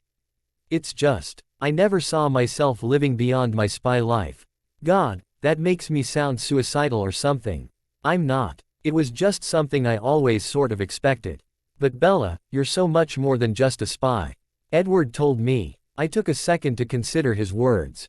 I never considered a life in which I wasn't a spy. But why? Maybe I'm afraid to live in a world where I can't protect myself or hide behind the different identities. Even at the academy, everyone knows me as some super spy, but nobody knows me. Just Bella. And if they do, maybe they won't find anything worth staying for. Or maybe that's all I am. There it was. The thing that I was so afraid to admit to myself. And yet, it was almost effortless to admit this to Edward. What if I can't turn it off? I felt my voice starting to crack. I hated that I felt so weak. Of course you can, Edward sighed casually, as if it was the most obvious thing in the world. You have. When we first met, you were so stiff and serious all the time. And you would do this thing with your face, like you were blocking out everything around you. But when we had those talks downstairs, or even now, you're so much more relaxed and your wall isn't up. And when I see you like that, I know that's the real Bella. And I reckon that's worth everything. Ah, his words made my brain and insides and everything turn into mush. Edward crosses his arms. So, for the sake of my own sanity, we're going to plan your backup. Right now. I listened to see if there was anything happening downstairs. I knew Uncle Marcus would be calling soon. Yup, there has to be something that you could see yourself doing besides this. What do you like to do? Fight, pretend cheerleading is my life, tase creepy robotic babies. You know, the usual. Come on, Bella. Edward laughed. I could help joining in. What about acting? You're really good at pretending to be other people. Be serious, I rolled my eyes. Having to do that in front of an audience. I'd combust. It's fine when nobody knows it's me or I know I'm never going to see them again, but to actually do it as a career. I'd rather jump out of a plane without a parachute. I like to read, I offered. What kinds of books do you read? Edward asked. Mainly classics. Shakespeare, the Bronte sisters. I really like Pride and Prejudice. I think that might be one of my favorites. Or Wuthering Heights. I've probably read that book about 100 times. It's so bad my copy is practically falling apart at the spine. Although I will say I realized I was rambling and looked over at Edward, embarrassed. Sorry. For what? I like hearing you talk. You get so excited when you're talking about something you're passionate about. Have you thought about being an author? An author, I mused. Yeah. You like books, you're already trained to create complex backstories, and you've basically already gotten the educational equivalent of a master's in English. It's perfect. Besides, it's not like we'll ever have to worry about money with what they pay us even after we leave. Edward was bouncing with excitement. The idea was appealing, not as much as being a spy right now, but maybe in the very distant future, if for some reason I made out of this career alive, if I decided to leave this life. I could see it, I tell him. And for once I really did. Maybe one day I could be just Bella. You deserve a future, Bella. Edward cups the side of my face. I feel him starting to lean in. I don't stop him, even though my mind is screaming for me too. But before anything can happen, Jasper starts yelling for us from downstairs. Guys, they're calling. Thank God. I knew if I kissed him, my resolve would break and I couldn't let that happen for me or for him. I immediately pulled back and sat up, ready to debrief and focus on the mission again. Let's go. So Spy Bella is back, huh? Edward sighs. Well, she's not as cool as just Bella, but I guess she's better than Ditzy Bella. He gives me a quick peck on the cheek, running out of the room before I could yell at him. Wait, what did you do with Bond? I asked Edward when we had reached the bottom of the stairs. I have him, Jacob called out. I left him in the kitchen. Thanks. Edward headed in that direction. How is he? I asked, referring to Riley, who looked about 2 seconds away from throwing up on the couch. I only got as far as to tell him he was in danger. I didn't even get to who we are yet, Jacob told me. Edward and I walk over to the counter where the monitor on the wall was turned on. Jasper was already waiting. Jasper put an arm around my shoulder, giving me a quick squeeze. You scared us. Sorry. I felt bad. I never wanted to be the weak link on the team. Don't apologize. As long as you're okay. Jasper still looked concerned. I nodded, letting him know I was. I saw Edward looking over at us curiously. I looked back at the screen. I thought you said they were agents. Uncle Marcus's face suddenly came on the screen. Ah, Riley screamed. We all turned back to look at him. Sorry, he mumbled. Good to see you kids, Uncle Marcus greeted. It's good to see you as well, Mr. Volturi, Edward nodded. Uncle Marcus nodded back, looking amused. Uncle Marcus, I thought we were debriefing separately. I crossed my arms. Yes, well, that was before we realized how closely you four have to work together. The threat is obviously getting closer and we felt full transparency between all of us would be the safest for you, he explained. I raised a brow. How are you agents doing? Another face popped up on the screen next to Uncle Marcus. Mr. Cullen, Jasper greeted. So this was Edward's father. Agents 105, 106, I trust you two are behaving yourselves, he had a teasing glint in his eye. It reminded me of Edward, despite the fact I knew he was adopted. Yes, sir. Edward gave him a mock salute. I could tell they had a really good relationship. Mr. Cullen chuckled, shifting his gaze to Jacob and me. You must be Agent 007, he smiles at us. And Agent 274. Pleasure to meet you, Mr. Cullen, I tell him, politely. The pleasure is all mine, 007. You're a very impressive agent. He compliments. Thank you, sir. He nods, before greeting Uncle Marcus. Marcus, old friend, how are you? You two know each other. Edward looked shocked. So did I. We were ked together on a couple missions back in the day, Marcus explains. If you know each other, why didn't you guys trade agent files when we started the mission? I asked, thinking back to when we had to be on the lookout for Edward and Jasper. I wasn't originally the point of contact for our academy on this case. But our headmaster had an unexpected emergency, so I am stepping in for the rest of the mission, Mr. Cullen explained. Okay, someone needs to tell me what's going on because right now, this is basically kidnapping. My father will send Secret Service if you don't let me go, Riley threatened. We're the good guys. I snapped. Riley visibly flinched, cowering away from me. Well, good guys, Riley air quoted, why am I in danger and what the hell happened at the mall? Riley was starting to get on my nerves and I was about to put him in his place, but Edward grabbed my arm, stopping me. Bella, he warned. I huffed, crossing my arms. I might need to keep him around, Uncle Marcus chuckled. I'm being targeted by you guys. Riley tried to get us back on track. Jacob, what exactly did you tell him? I narrowed my eyes. I told him he was being targeted, Jacob tells us. By us. I raised a brow. Jacob tugged on his collar looking nervous. I didn't get that far. We got distracted. Mr. Beers, Uncle Marcus brought the attention back to him. You may not be aware, but several weeks ago, we had been notified of a possible threat that was targeting you, in order to hurt your father. While we were not sure if anyone would actually follow through, we decided to err on the side of caution and assign a team of highly trained agents as an extra security detail that could act undercover.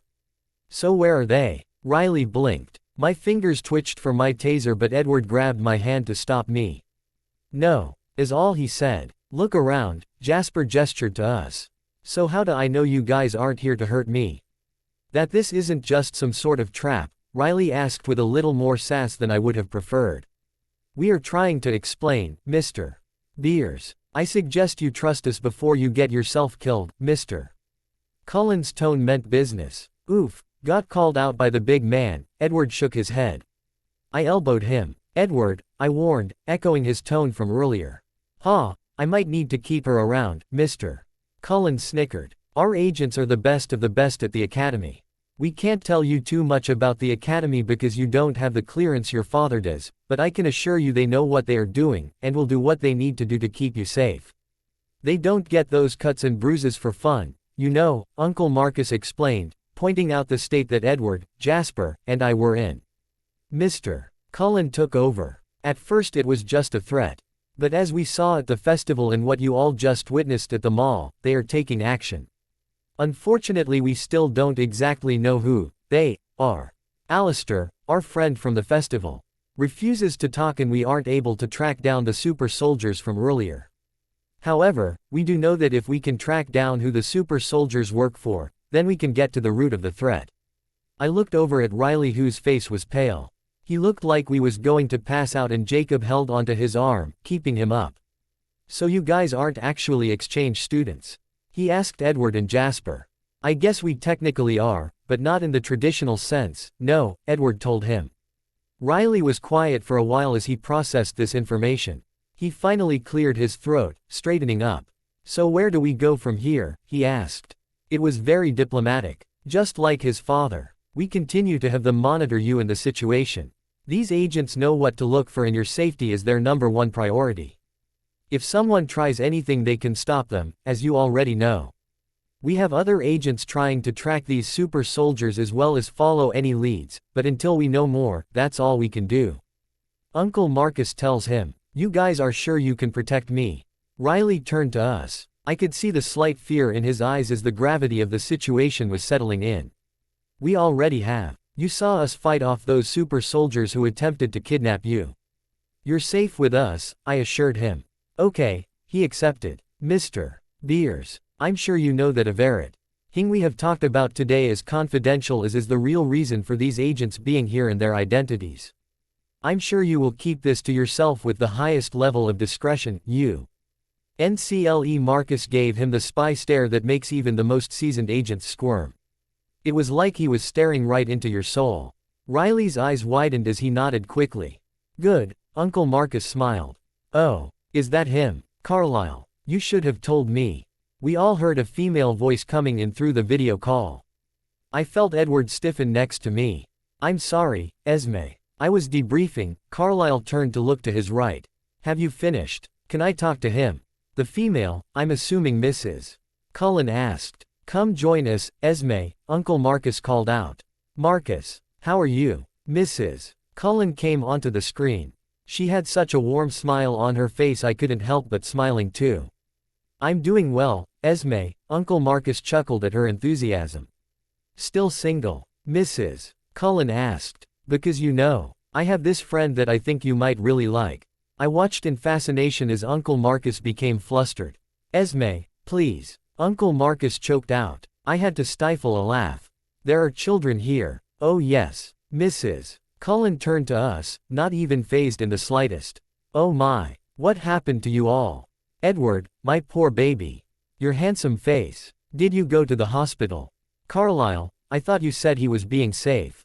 She smacked his arm. I snickered. You poor baby, I imitated, patting Edward's cheek. He just growled. Esme, you know injuries can be part of the job but they're all well trained. Carlisle reminded her. Mom, I'm fine, Edward told her.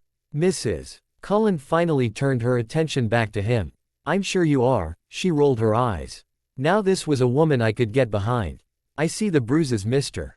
Don't even try it. Hi Mrs. Cullen, Jasper waved, trying to cut Edward a break. Hi Jasper, how are you honey? You're not looking much better. And I told you to call me Esme, she lightly scolded. She seemed like the kind of woman who loved all kids. Who are your friends? Mrs. Cullen curiously looked between Jacob, Riley, and me. Oh, wait, I know you, you're the president's son. Yes ma'am, Riley answered. I'm Jacob, Mrs. Cullen. Jacob introduced himself. Mrs. Cullen smiled at him. And I'm Bella, I added. Nice to meet you, Bella. Mrs. Cullen's eyes lit up. Mom, don't you have things to do? Edward gritted out of his teeth. Jasper was trying not to laugh beside him. No, I do not. Bella, Edward talks about you all the time. She gushed. Jasper started howling with laughter. I pressed my lips together, holding mine in. Mom, Edward practically whined. Is that Edward? I heard another feminine voice. Alice, come say hi, Mrs. Cullen reached out of frame, pulling in a girl who looked around the same age as me. Big brother, she smiled brightly. Hi Jasper. I thought I saw a faint blush on her face. Alice, you recognize Riley, the president's son. That's Jacob. And that's Bella, Mrs. Cullen told her. Isn't she pretty? Alice nodded and I suddenly felt very uncomfortable. So you're Bella, she said, more as a statement. The smile on her face growing by the second. Okay, you know what? I think we have to go. We need to get Riley home before Secret Service hunts us down. Edward hastily stepped forward, ready to shut off the monitors. All right, we get it kiddo, Mr. Cullen told him. Just one thing. Be careful. Now that the super soldiers know you're here, it's only a matter of time before they make another move. Stick together, Uncle Marcus warns. Of course, Uncle Marcus, I tell him. We said our goodbyes and the screen went blank. Edward dropped his head on my shoulder, letting out a deep breath in relief. You poor baby. I repeated his mother's words again from earlier, rubbing his back. There, the big bad screen can't hurt you anymore. Jasper was still laughing as he placed a hand on Edward's shoulder. I love your family, dude. But we really do have to get going. We all walked over to the doorway, but before Riley could leave with the guys, I grabbed his arm. You tell anyone about who we are and the super soldiers will be the least of your problems. Got it. I gave him the glare made so many of the other students avoid me at the academy. Riley audibly gulped before Jacob pulled him out of my grasp. Relax, Bella. He's not going to tell anybody. Right. Jacob looked at him expectantly. Why yes, Riley croaked out before practically sprinting out the door. Damn, I forgot how scary you can be, Edward told me. Thanks, I beamed at what I took as a compliment, crossing my arms. Edward smiled, shaking his head before following Jasper out the door. The rest of the week passed by fairly calm. Riley still acted a little nervous around us, but it wasn't noticeable to his friends. Before we knew it, it was Saturday. I only hoped we could make it through the dance without anything terrible happening. With the loud music and amount of students, I knew it was going to be a lot harder to keep track of Riley and our surroundings. Ow! I was pulled out of my thoughts as Yako Beat pulled my hair hard enough to rip out a couple strands at the root. Stop being a baby, he rolled his eyes. Are you almost done? I didn't like sitting still for long and I still had to put on my dress and head to the weapons room. Perfection takes time, he told me, continuing to curl and pin strands of my hair. Now it was my turn to roll my eyes. I just have to spray this piece and voila. Jacob turned me so I was facing a mirror. Wow, I breathed. My hair was curled and pinned up in some intricate half-up half-down thing and I could barely tell I had makeup on, except it enhanced all of my featured. Call me Anne Sullivan because I am a miracle worker. Jacob clapped his hands. I'm gonna go change. You should too, he called over his shoulder as he made his way to his room. I go. Tee my dress out of the garment bag and slipped it on, turning back to the mirror. The girl looking back at me looked sweet, not at all intimidating. I blinked a couple of times, making sure it was actually me in the reflection. I looked the same, and yet so different. I looked like a normal girl. I felt myself smile, before I quickly reminded myself I was going for the mission, not to have fun. I went into the weapons room, strapping a gun to my right leg, and a throwing knife to my left. I had hoped that just the two would be enough for the night. I heard the doorbell ring downstairs. Bella. The door. Jacob called out. I heard it. I yelled back. I bounced down the stairs, checking the camera to make sure it wasn't a stranger, before opening the door where Jasper was waiting in a suit. Hey, I greeted. I tilted my head. Nice suit. I looked behind him and saw he was alone. Where's 106? Jasper looked apologetic. He went to go pick up his date. I felt that punch in my gut again. Right. Here, I got you this. Jasper handed me a clear box with a corsage that matched my dress. What am I supposed to do with this? I asked. Not rudely, I honestly did not know. I'll help, Jasper chuckled. He took the corsage and easily slipped it onto my wrist. There, thanks. I lifted my wrist, admiring the flowers. Oh, I was supposed to get you one of those stabby things. I got you covered. Jacob came up behind me with a boutonniere in his hand. He had decided to add a sequined bow tie to his outfit. And I modified it so if you remove the cap at the end it's a tranquilizer dart. Cool. Jasper looked excited. I took it from Jacob, examining the sharp end before carefully sticking it into Jasper's suit. Okay, I promised Mr. Volturi I'd get pictures. He's really excited to see you all dressed, by the way. Jacob told me. But first, shoes. He hands me a pair of heels. Jacob. I looked at the heel. It wasn't too high but it would still make it harder to run. Ho. Do you expect me to chase anyone down in heels?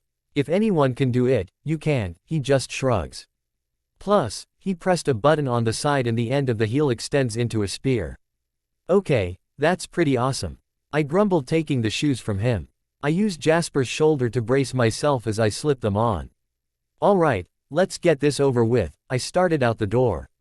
Wait, don't you dare leave before I get a picture. Jacob pulled me back in. Finally, a million pictures later, we were out the door.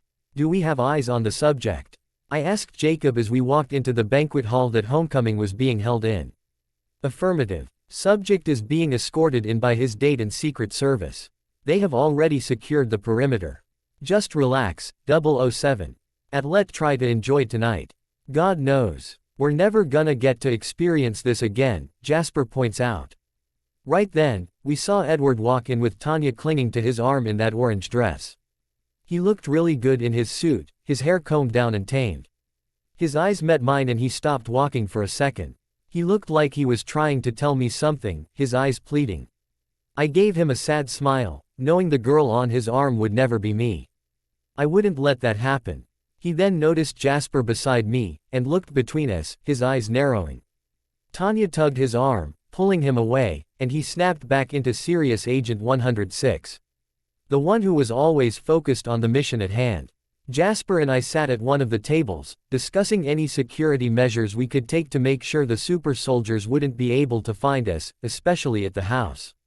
He told me about some new technology he was developing that sounded really promising. He also kept track of Riley on the new wristwatch Jacob had given him, while I occasionally surveyed the area.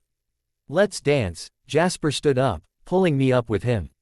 "Funny," I told him, trying to sit back down. "Nope, you're dancing. This is your first and probably only dance. You are going to enjoy this." His voice was stern. "Sure, Dad," I rolled my eyes. "One problem. I don't dance. It's all in the letting." Jasper dismissed my concerns, leading me out to the dance floor, or where the rest of the student body was dancing to a series of slow songs. "Fine, but if I break my ankle, I'll break yours," I threatened. "I wouldn't expect anything less from you," he accepted, grabbing one of my hands and placing his other on my waist. I glanced around one more time to see Riley dancing with Bree and Edward dancing with Tanya. Edward spotted us and gave us a glare so intimidating even I almost flinched. Feeling uncomfortable, I turned back to look at Jasper. "Did you know Jacob before the mission? You guys seem close," he commented. I shook my head. "I met him right before the mission. Actually, I'm pretty sure I threw a boxing glove at his head the first time he talked." Jasper laughed and I couldn't help smiling too. "I don't really have any friends, even back at the academy. Everyone finds me a little scary," I admitted. "You don't say," Jasper jokes, earning him a punch to the arm. "I guess Jacob kind of my first friend, even though he's practically forced to be. And you and Edward too. I don't think the latter wants to just be your friend." Jasper quickly glances over to Edward who was still staring daggers at us. "But for what it's worth, I think we'll all be friends long after this mission."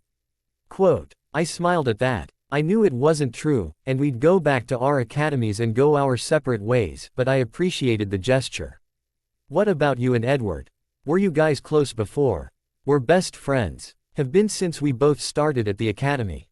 My sister Rose and Emmett were in the same class, so we already kind of knew each other, and when we both started at the academy, we were like two peas in a pod. Even got our agent numbers together. I'll always have his back and he'll have mine," he stated.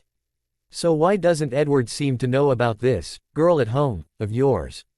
I asked. Even in the dimmed lighting, I could see his face starting to turn red. He mumbled something unintelligible. "What?" "Because it's his sister," Jasper said a little louder. "Alice." I looked at him shocked. He nodded. "Okay, so why wouldn't you tell Edward about that? Have you met Edward? Family is like the most important thing to him. He might quite literally kill me. I would think he'd be happy that his best friend is dating his sister." I was still confused.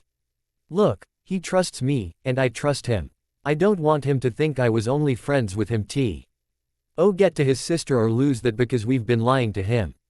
I think the longer you keep this a secret, the worse it's going to be. But if you guys are both happy, then he'll probably be happy for you too," I assure him. Jasper considers this for a moment. "I'll tell him after the mission. I don't want him mad at me while our lives are still in each other's hands." "Good plan. Hey, you think you can get it on video when you tell him? I'd pay to see his reaction," I smirked. "Shut up," Jasper says. "You can't tell him. It needs to come from me." "Of course," I nod. I was glad we were becoming closer. Which is why I felt comfortable enough to ask him this. "Can you do me a favor?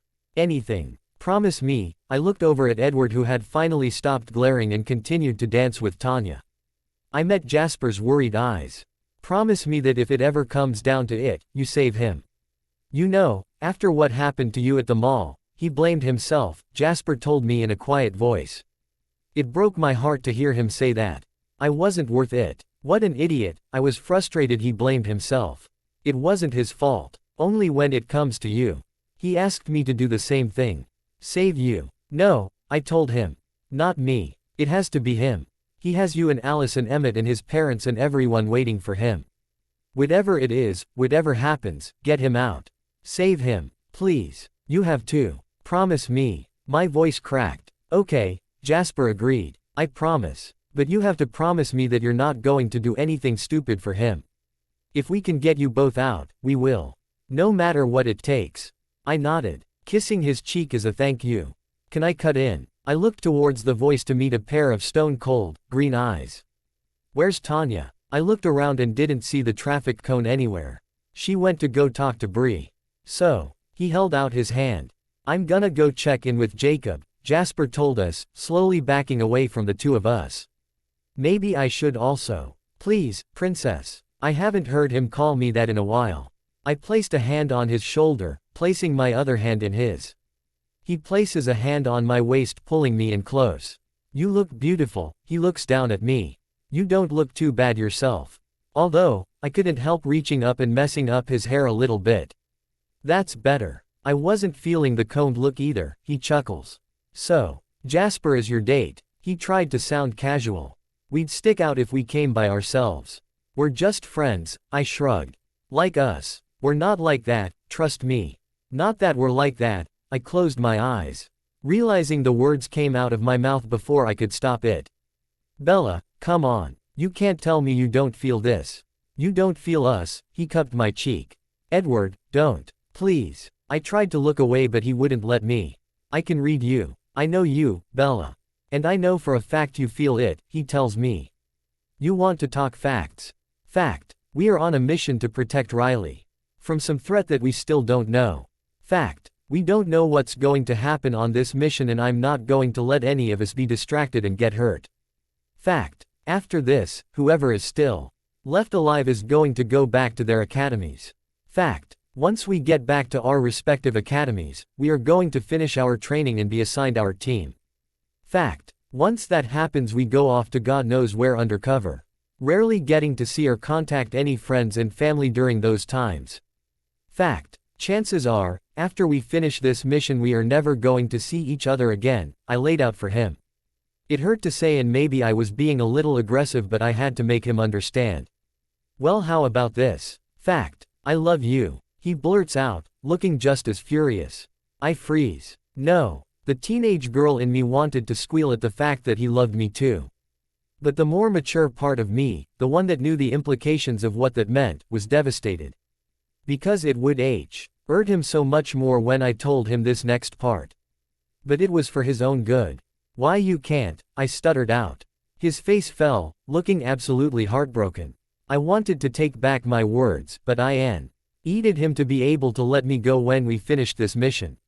Look, Bella, it's fine if you don't feel the same way, I had to tell you. Stop, I pleaded. You can't, I'm sorry, I can't do this. Edward was about to open his mouth to respond when Jasper came up to us looking panicked. I really hate to do this but we have a problem. I can't find Riley or Jacob, he tells us, looking down at his tracking watch. Pressing some buttons. Edward and I both jumped into action, our conversation on hold. Where was their last known location? I asked. Jasper looked flustered. I don't know. I'm Ying to backtrack but it's like someone hacked into I got it. One of the banquet halls. He quickly flashed us the screen so we all knew what direction to go in, and took off. You think it's the super soldiers? Edward asked. Possibly. They didn't look much older than us. It's possible they could have snuck in, Jasper told us. Jacob doesn't have the field training we do, I worried. He knows to come find any one of us if anything seems even a little off. If it is them, they would have caught them off guard. Do you hear that? Edward stopped for a second. I ran right into his back. Jasper stopped next to me. That kind of sounds like Riley's voice. I leaned forward to try to catch any words. It mainly sounded like someone was laughing or crying. Jasper looked down at his watch. He and Jacob are right around that corner. How are we approaching this? 007. Ambush on 3, I told them, drawing my gun. But be careful, we don't want to accidentally hurt them. 1 2 3. The three of us came around the corner only to suddenly stop and freeze. My jaw dropped at the sight in front of us. It was Riley and Jacob, making out hard. Edward was speechless. Holy shit, Jasper whispered. None of us made any move to make our presence known. Well, I guess we now know what Riley was hiding from us, I finally stuttered out, still not sure exactly what was happened. At my words, Jacob and Riley pulled apart, realizing they had been caught. They both looked at us like deer caught in headlights, their faces bright red and flushed. I finally came to my sense, and strained up, crossing my arms. Agent 274. Would you like to explain what's going on? I could hear the monotone in my own voice. I can't believe he kept this from us. I was pissed to say the least. We kissed, Jacob stated slowly. As if he wasn't sure exactly what he was going to say. We saw, I narrowed my eyes. I wasn't in the mood for stalling. So you and him. I looked over at Riley who nodded. How long? Today was the first time. I swear. I mean we talked a little before then but this was first time we that anything happened, Jacob explained. So you're gay? Jasper asked Riley. You can't tell anyone. The press would have a field day. He panicked. What about Bree? I asked, wondering about his date who was still back in the banquet hall. She knows, Riley rubbed his face. She agreed to be my beard. Or whatever you call it. We were already friends so it was easy enough to fake. And what does she get out of it? Edward finally asked. She wants into an Ivy. She was already a shoe-in. But dating me just gave her that security. Nobody's going to reject the president's possible daughter-in-law, Riley shrugged. Edward furrowed his brows. And Tanya knows. Yeah, we needed someone to cover for us. She just wanted to be seen hanging out with the golden couple, so she was harmless enough. This just got messier and messier. Thank God, if that's all she knows I don't have to pretend to date her anymore. Edward slumped back against the wall. Really? That's what you're thinking about right now? I looked at him in disbelief. And you? I turned to Jacob. Why? Oh, you decided to just go behind all of our backs and act on your feelings while we're on a mission and not tell us. Do you know how dangerous and compromising that is? I yelled. Well, we can't all be unfeeling like you, 007. Jacob's eyes widened as he realized what he had said. He immediately tried to backtrack. I am so sorry, I didn't mean. Yes you did, I tried to be mad at him, but I couldn't when he was simply stating the truth. So now what? Jasper asked. Do we just keep going like we didn't just see you two going at it? Is that the only thing you're hiding? I looked at Riley. Because I swear to God. If there is anything else you're not telling us Yes, that's it. I swear, Riley nods. Then yes. That's all we can do, I decide. If it gets out to the press, it's just going to bring more attention to Riley and Bree and it's just going to cause more harm than good. But that means you two need to cool it, I pointed at Riley and Jacob. No problem, Jacob says, the guilty look still on his face. And don't hide anything from us. It can mean the difference between life and death, I reminded him. I was still upset, but if what he said was true then there wasn't anything to tell until we found them. It's been a long night. I think it's time we all head back, I directed it at Riley, since we go where he goes. Yeah, you're probably right. Let me just go tell Bree and we'll meet you outside. He rushes past us back to the banquet hall. We met outside, seeing Riley and Bree to Secret Service, before getting into our own car to head to the house for a quick debrief. We were all business as we went over our report for the day, leaving out some sensitive details that weren't quite relevant. You could cut the tension between all of us with a knife. When we had finished, Edward stood up, his expression still tight. See you agents on Monday, he said and left out the door without another word. He hates me, I sighed. What was wrong with me? This is what I wanted, right? No, he doesn't. He loves you, big difference. He just doesn't see this spy life as all or nothing like you do. He doesn't think we need to give up everything. Quite frankly I think you both frustrating but give him a little time, Jasper assures me. Ever think about becoming a therapist? I asked him. He just laughed, following after Edward. Maybe for a backup. Jacob and I didn't really speak on Sunday. I spent the day working out and reading and he spent the day in the tech room. On Monday, I was getting ready to head to class when there was a knock on the door. Belly Bear, can I come in? Jacob peeked his head in. Yeah, I went to sit on my bed, patting the spot next to me as an invitation. I don't really think you're unfeeling, Bella, Jake grabbed my hand. You should. You didn't say anything that wasn't true, I smiled to show I was serious. Yes I did. You aren't unfeeling. You just know how to hide it better than the rest of us. And the fact that you're willing to put your own happiness aside for the safety of some stranger, And so that Edward doesn't get hurt shows you care just as much as the rest of us, probably more, Jacob told me. How did he know all of that? Did Jasper tell you? I was gonna kill that mother fu. Nobody had to tell me, Jacob interrupts my train of thought. I read your file. I read what happened to your parents. You think that if you allow yourself to feel feelings for Edward, real feelings, and act on them, then you guys are also going to end up like your parents. I'm not going to let him die because of me, I told him.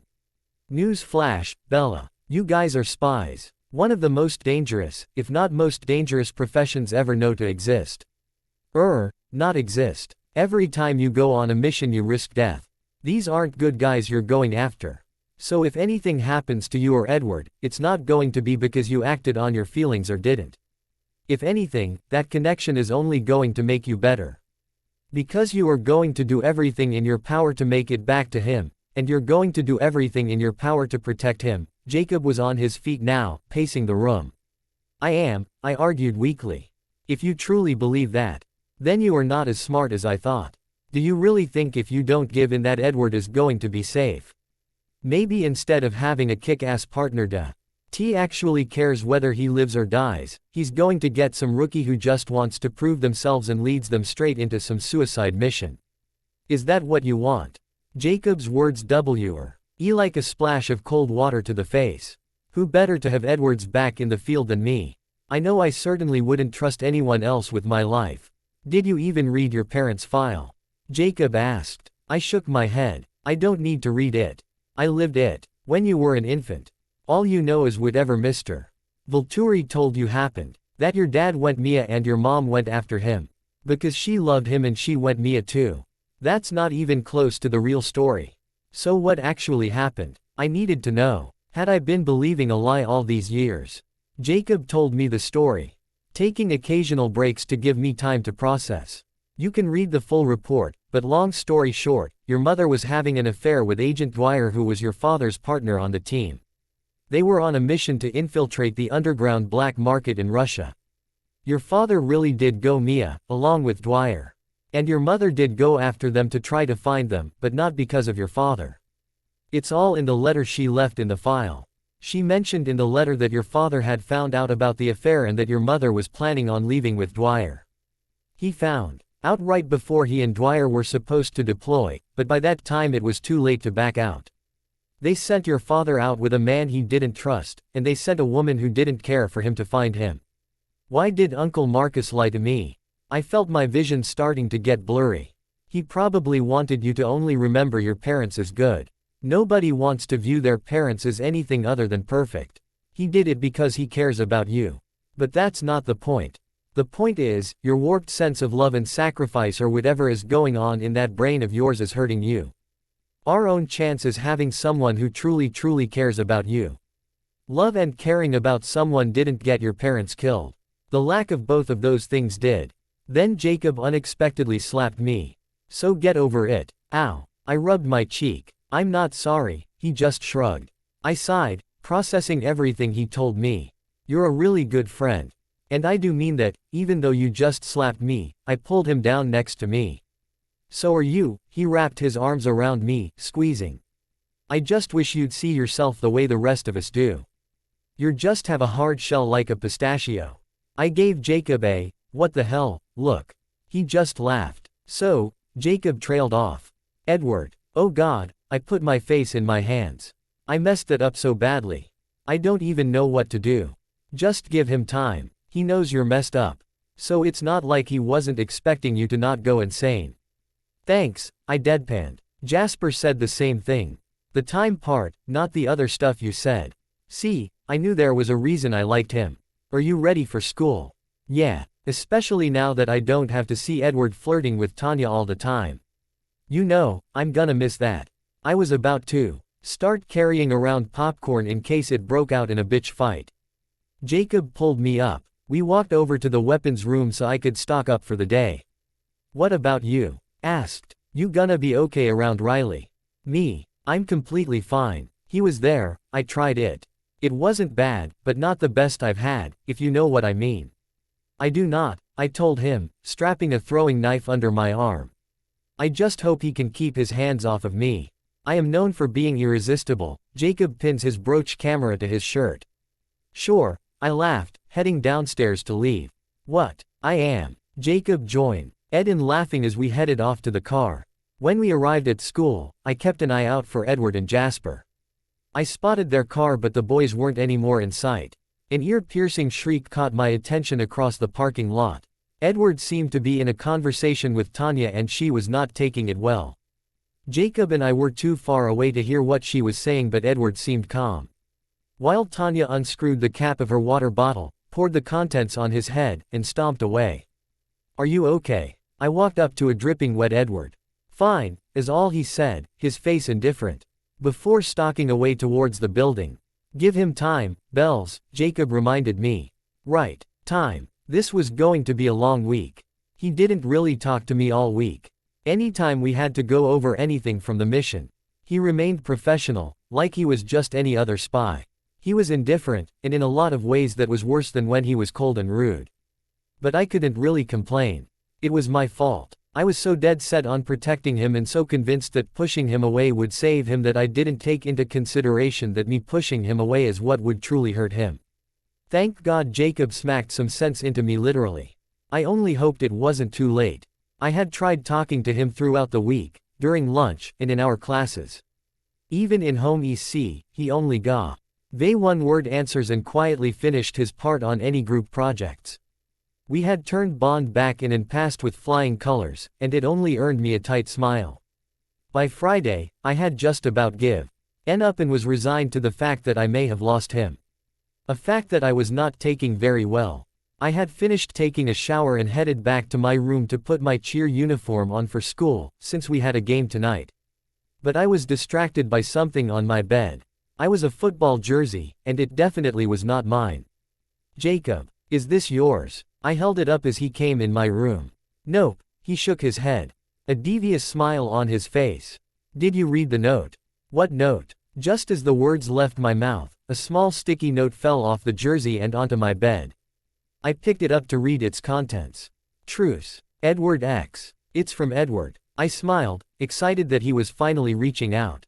"He gave it to me yesterday to leave on your bed. Turn it around." Jacob was practically vibrating from where he stood. I turned over the white jersey and across the back read, Cullen. It has his name on it. It's his away jersey. All the football players are giving their jersey to someone to wear, Jacob explained. "I'll meet you at the car." I slipped the jersey on and was immediately surrounded by Edward's scent, which made me want to hug it tighter. It was way too big, so I tied the extra fabric into a knot. "It looks so good on you," Jacob complimented when I joined him in the car. I didn't get to see Edward until lunchtime. In all my years as a spy, I never thought I would be this nervous to talk to someone. I always prided myself on being calm, even in high-pressure situations. I was playing with the hem of his jersey when I spotted him sitting next to Jasper, the seat to his right empty.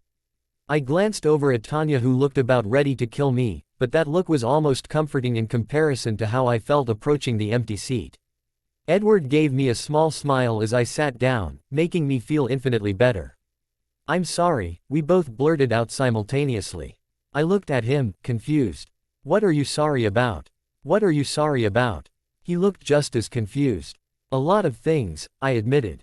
"Talk later." I was going to tell him everything tonight. He nodded. "After the game. Nice jersey," he winked. I was smiling before I even realized it.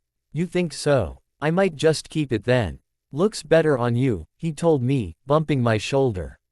"All right, lovebirds, focus." Jasper shook his head. "What's the plan for tonight?" "Well, it's obvious that they know Riley goes to this school. I saw Alistair sitting the stands the last game, so they know about the football schedule too, which means there's a really good chance that someone is going to show up tonight," I explained. "I'll have the comms set up and tracking on the subject." Jacob made a note on his watch. "I'll get a hold of our contact at Secret Service to see if they can up security for the game. Get all eyes and ears. Maybe a couple cameras," Jasper added. "Okay, great. Edward will be with him on the field, so that's covered. And I'll be able to scan the crowd for anything suspicious," I told them. We were quiet for a moment, the air starting to feel a bit grim, before Jasper finally spoke up again. "Do you think we're getting near the end?" We all looked at each other, not daring to mention T. Had each day closer to the end brings us closer to the fight of our lives. And we could only hope we would all make it out the other end. I'm not sure, I shrugged. But I don't think it's going to be very pretty when we do. We were halfway through the game and I hadn't spotted anything suspicious. Jasper and Jacob were monitoring the cameras over our comm units every few minutes, giving us all clears. I followed the other cheerleaders out to the middle of the football field for halftime, while Edward, Riley, and the rest of the team headed to the locker room inside the school. I was being tossed in the air for some trick when I heard Jacob's voice over the comm. Someone hacked our units and shut down our visuals. I stopped them from hacking anything else, but Jasper and I are going to have to check on the cameras manually to get them up and running again. Copy, 274, I whispered, landing in the arms of the girls who tossed me. I spun to the side to start a tumble sequence. 106, do you have eyes on the subject? He went to the restroom. I'm waiting for him to come back out so we can all head back, Edward told us. We have the cameras up and running again. Jacob cheered. Saint, give me a few seconds to retrieve the footage we missed. Oh shit. What? Edward and I immediately asked. We need to, there's a back door in the bathroom and they got him. Jacob stuttered out. I heard a loud bang which I assumed was Edward busting through the door. Fuck. He let out with another bang. He's gone. We had finished the routine and were now exiting the field for the remainder of halftime. I scanned the area, hoping to spot anything that could tell us where Riley had gone. Out of the corner on my eye, all the way across the parking lot away from the school, I saw a glimpse of a jersey being pulled behind a car. I took off sprinting in that direction. I think I see him. South end of the parking lot. He's in a struggle with someone but I can't see who. Wait for backup. I'm on my way, Edward yelled. It'll be too late. They're taking him now. Track my location, I told them, not stopping. Figuring a gun might draw too much noise and attention, I pulled out my throwing knife.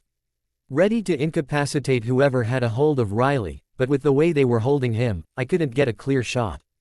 I reached Riley and without even thinking about it, I pulled him away from his attacker with all my might, letting my arms come down to stab their shoulder. They turned their head to me and I recognized James, who did not look the slightest bit pleased that I had just stabbed his shoulder. Bella. I heard Riley's panicked voice for a second and instinctively turned to see Laurent knocking him upside the head, rendering him unconscious. The 1 second I was distracted was all it took for Victoria to lock me in a chokehold, placing a rag over my face. I struggled against her hold, punching, kicking, and stabbing wherever I could. I felt her body go limp below me, but it was too late and I slowly felt myself losing consciousness. I felt myself being lifted and thrown someplace cold. Riley's body being dragged into the van was the last thing I saw before I blacked out. My head is killing me. And why is it dark? Oh, my eyes are closed. I blinked, trying to adjust to the dim lighting. I groaned, and tried to reach down to rub my head, but I couldn't move my hands. They were bound in duct tape around a metal pole above my head, leaving my feet a couple inches off the ground. I pulled as hard as I could to no avail. I heard moaning to my right, and whipped my head to see Riley, who still looked to be out. He was also hanging by his wrists about a yard away. Riley, I hissed, trying to wake him up. I swung myself on the metal pole so I could kick him lightly. Wah! He opened his eyes and frantically looked around. Where are we? He looked a lot worse off than I did, and his ankle was swollen, probably broken. I think we're in some kind of warehouse or factory. I took in our surroundings. There were large shipping containers everywhere, making it seem like a maze. Are you hurt? Your ankle looks pretty bad. Riley grimaced. I'm trying to move my foot but I can't. I'm really sore, but other than that I'm fine. I nodded. It's most likely broken. Any luck with the duct tape? Nope. I pulled against the pole again, feeling my body swing as I did so. Nope. It looks like my little pets are awake. James stalked in, a menacing smile on his face. Let us go, Riley yelled, thrashing against his restraints. Shut up, I hissed at him. We didn't know how unhinged this guy was and I didn't want to aggravate him more to find out. James brought out my throwing knife and it was then that I realized not only did he have blood on his shirt from where I stabbed him, but he also seemed to have forgotten to unstrap the gun from my leg. Again. What an idiot. If only I could get my hands free so I could actually use it. You know, James walked towards Riley, dragging his knife along his face but not applying any pressure. I was going to just take him. After all, he's the only one of any use to us. But after you killed my girl, I figured I should get a little revenge. An eye for an eye, if you will. Luckily for me, Laurent is getting our bosses to pick up the prize. He continued to trail the knife down Riley's neck as he whimpered. You put up quite a fight. He turned to me, starting to trail the knife down my face now. We thought it would be an easy kidnapping. But you just kept stabbing. James turned away from me, shaking with rage. And now you're going to pay for that. It's what Victoria would want. James threw a punch at my stomach, knocking the wind out of me. I started coughing, as he landed another blow to my face. He took the knife, carving a small line on my forehead, letting my blood drip down my face. I swung myself back, launching my legs forward to kick him back. You bitch, he hissed, kicking my side. I heard a loud crack. Most likely my rib. I pushed past the pain to keep myself alert and focused. The adrenaline was kicking in and was making it easier to manage. Look who I found. I heard Laurent's voice from behind one of the storage containers. The bosses are going to be a bit, but I found us another toy. He and one other guy dragged in Edward, who was trying to get out of their grasp. Found him lurking outside. No, I let out under my breath. Edward sent me an apologetic look as the super soldiers tape his wrists around a pole across from us.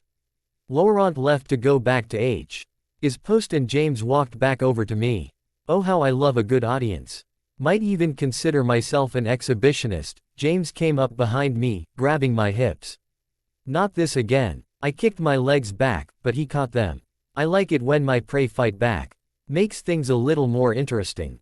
James moved his hands up to cup my breasts over my uniform, palming them, before moving down, slippin'. His hands under my uniform top to slide them up and down my waist. I kept the bile from rising in my throat as I fought against him, but there was little I could do with my hands tied the way they were. Don't fucking touch her, Edward yelled, fighting against his restraints. I'm going to kill you, you fucking bastard. He was moving around so violently I was afraid he was going to hurt himself. Looks like Loverboy doesn't want to share. Didn't anyone ever tell you sharing is caring? James then moved his hands lower, circling the band of my cheer skirt with his finger. I felt my muscles tense as he then grabbed my thigh, giving it a painful squeeze as Edward continued to shout profanities at him, which only seemed to excite him more. He circled my inner thigh with his index finger, trailing higher and higher until his hand disappeared under my skirt. I prayed he wouldn't be able to feel the gun on my other thigh. I wonder what I'll find under here. He gave a psychotic laugh as he started to push my spandex aside. I held back tears as I tried to kick him away, but he acted as if I hadn't moved. James, bosses need you now. Laurent's voice rang through the warehouse, causing James to drop his hand. Just as we were getting to the good part. Don't worry, we'll get there. Don't go anywhere. Oh wait, he laughed again, patting my cheek before walking towards the front of the warehouse to find Laurent. Are you okay, 007? Did he? Edward looked at me, worried. I shook my head. No, he didn't. But we need to find a way out. Now. I could feel myself shaking slightly, but I immediately shook it off. Trying to focus. Your shoes. Edward suddenly shouted, as if it was some kind of revelation. What are you talking ab? My eyes widened as I realized what he was talking about. My shoes. I had completely forgotten that Jake had equipped my cheer shoes with knives that shot out of the bottoms. I used one foot to push the button as the knife popped out of my right foot. I then swung my feet up to my hands, slicing through the duct tape, before flipping to land on my feet.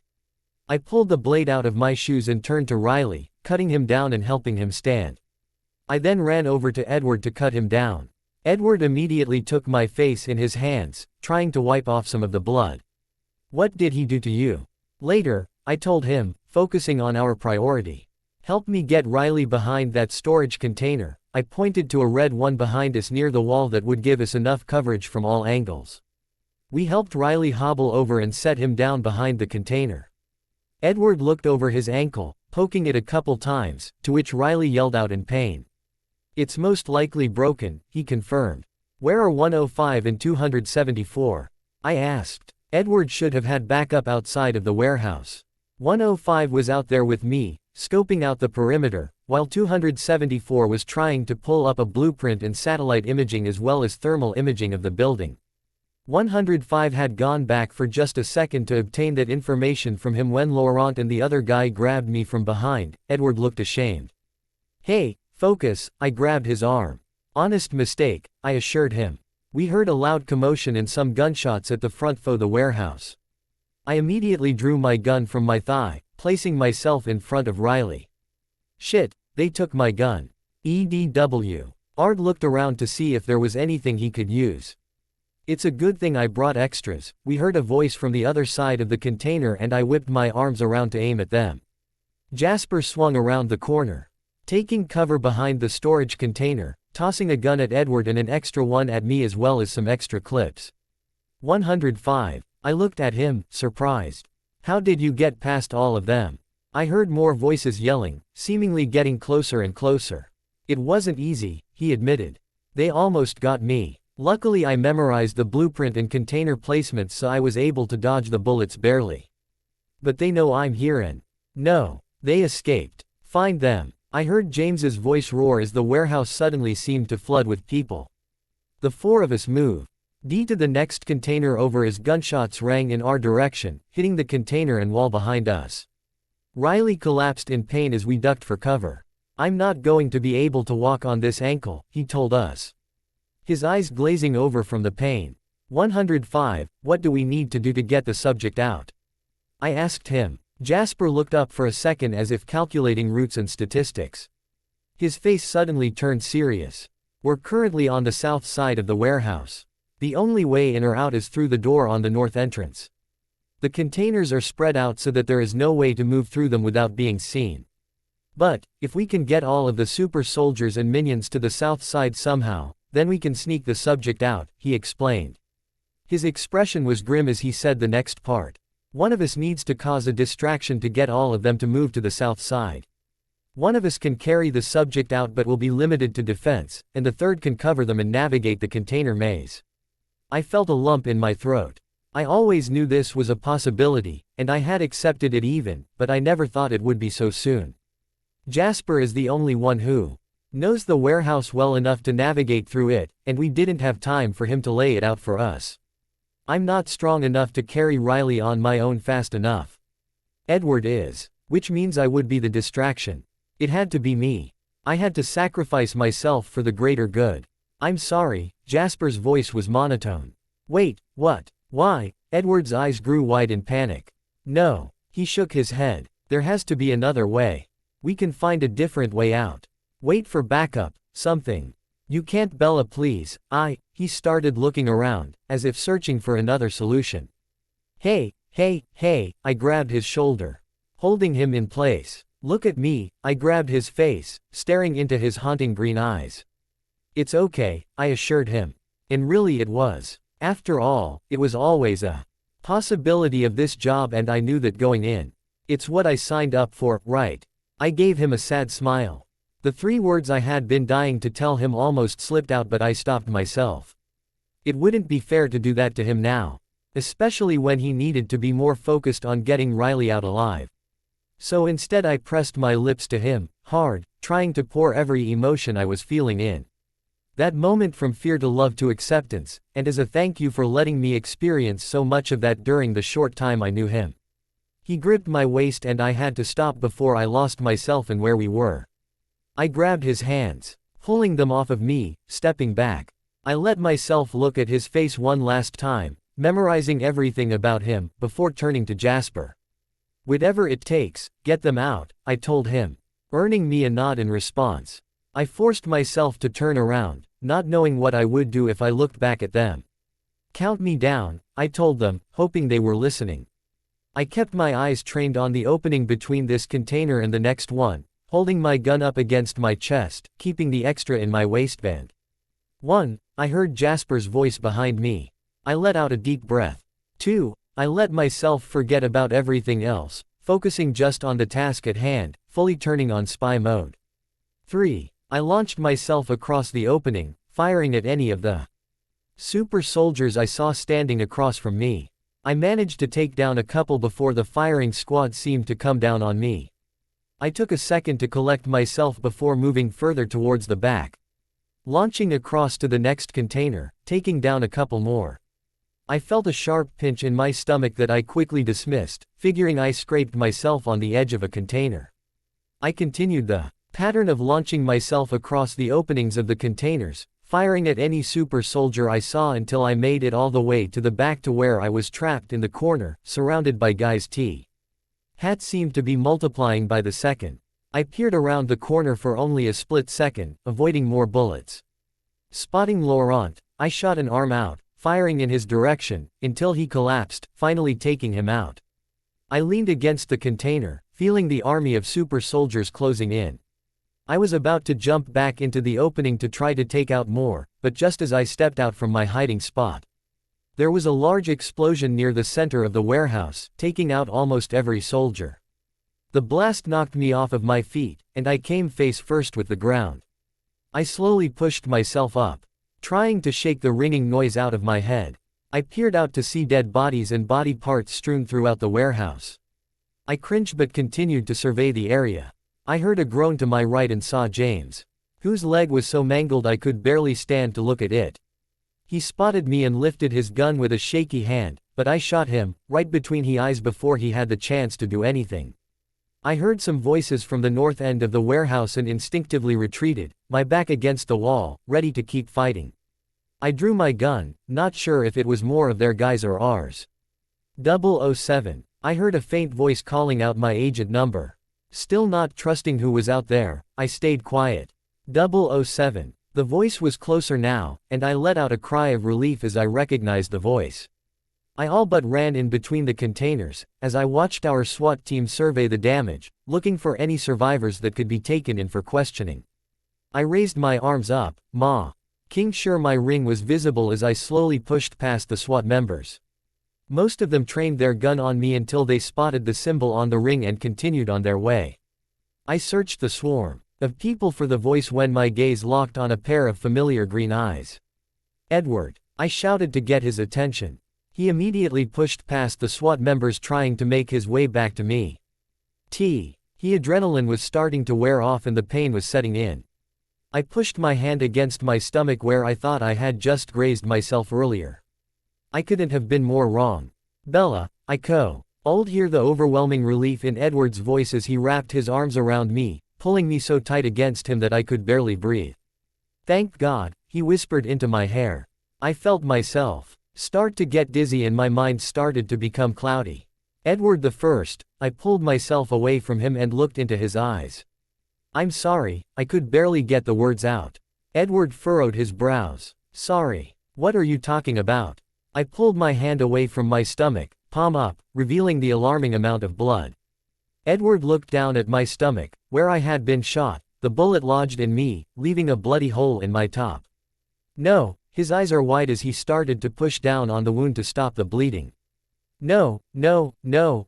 No. I could feel his body start to shake against mine. Edward's voice cracked. Bella. Keep your eyes open. Please baby, you have to stay awake, okay? We're gonna get you help. Somebody. Where are the medics? You're going to be fine, you hear me? I could hear him, but his voice seemed so far away and it was getting harder and harder to stay focused. I lifted a hand to try to get his attention. I love you, I choked out. I lifted my head to look back at him, letting his green eyes comfort me as I felt my legs give out, Edward catching me as I drifted out of consciousness. Growing up at the academy, death was never seen as something to be feared. Instead, the possibility of it was just tacked onto the job description that came with being a spy, along with mentally dealing with killing someone and keeping your separate identities, well, separate. I myself always viewed death as inevitable. I didn't know when it would happen, but I knew it eventually would. It was unavoidable, so what did it matter if it happened in the field or from natural causes or something? At least that's how I felt until I actually started my first mission. The second I experienced the real world for the first time and actually saw what it would mean to die, the people I would leave behind, it became so much scarier.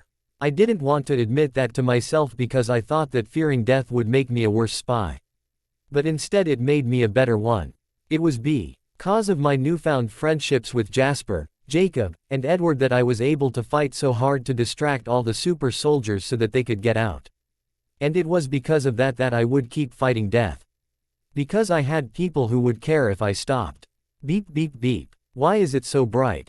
Beep beep beep. And what is that sound? I tried to open my eyes, but my body refused to cooperate.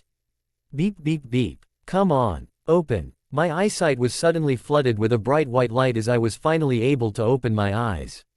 I blinked a couple of times to clear my vision, taking in the room around me. Where was I? I recognized that I was in a hospital room, the Academy Hospital, and looked down to see the cords and IV I was hooked up to. Everything that happened in the warehouse suddenly came flooding back to me. I had been shot. Shit, I hope this didn't take me out for too long. And where was everyone else? That was when I noticed a sleeping Jacob on the sofa next to me. Jacob, I called out, trying to wake him. Go away, he mumbled in his sleep. Rolling my eyes, I grabbed the extra pillow next to me and tossed it in his direction, startling him awake. Huh, what? He jumped up, throwing his fists up as if fighting someone. He looked around, looking right past me before doing a double take. You're awake. He was about to launch himself at me before stopping himself. Oops. Yeah, I couldn't help laughing. What happened? I gestured to all the hospital equipment. You got shot, he said in a duh tone. I know that. I mean after, like is the bullet out?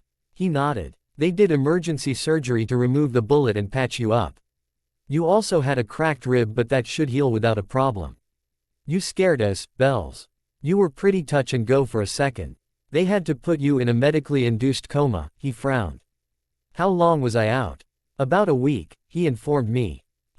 Please tell me you have a toothbrush or something. I wanted to get the weird taste out of my mouth. Jacob helped me brush and spit into a cup since I couldn't exactly get up yet. I tried to sit up but was held down by the wires and the pain in my stomach. What the hell, Bella? You are literally recovering from a bullet wound. Do not make me get the doctor to strap you down. Oh, that reminds me, Jacob reached over to press the button to alert the Academy medical staff. Is Riley okay? I realized I never found out what happened. Yeah, Jacob smiled. Turns out the bosses were waiting out in a shed near the warehouse and the explosion drew them out. We were able to take them into custody. They're no longer a threat. Turns out they thought that by kidnapping Riley, the president would step down and they could put one of their own people in power, but obviously they failed. We did it. Our first mission was a success. Good. So, I looked down, playing with the wires attached to the machine. What happened to 105 and 106? After the medics took you away, they had to go back to their academy for a debrief and post-op physical. Oh, I couldn't help the disappointment that laced my tone. What? 007. Good to see you're awake. The doctor came into the room. He checked my vitals and my gunshot wound. It seems to be healing up nicely, he told me, as a nurse replaced the bandage. We can try to let you sit up now, maybe even stand later today, but why? Oh, you should be up and ready to go again in no time, he made a note in my chart. The nurse then removed a few of the wires, pressing a button to raise the top half of my bed, slowly moving me into a sitting position. Another nurse brought in a tray of what looked like soup and jello. Thanks, I smiled. I was itching to get back to training and onto team assignments.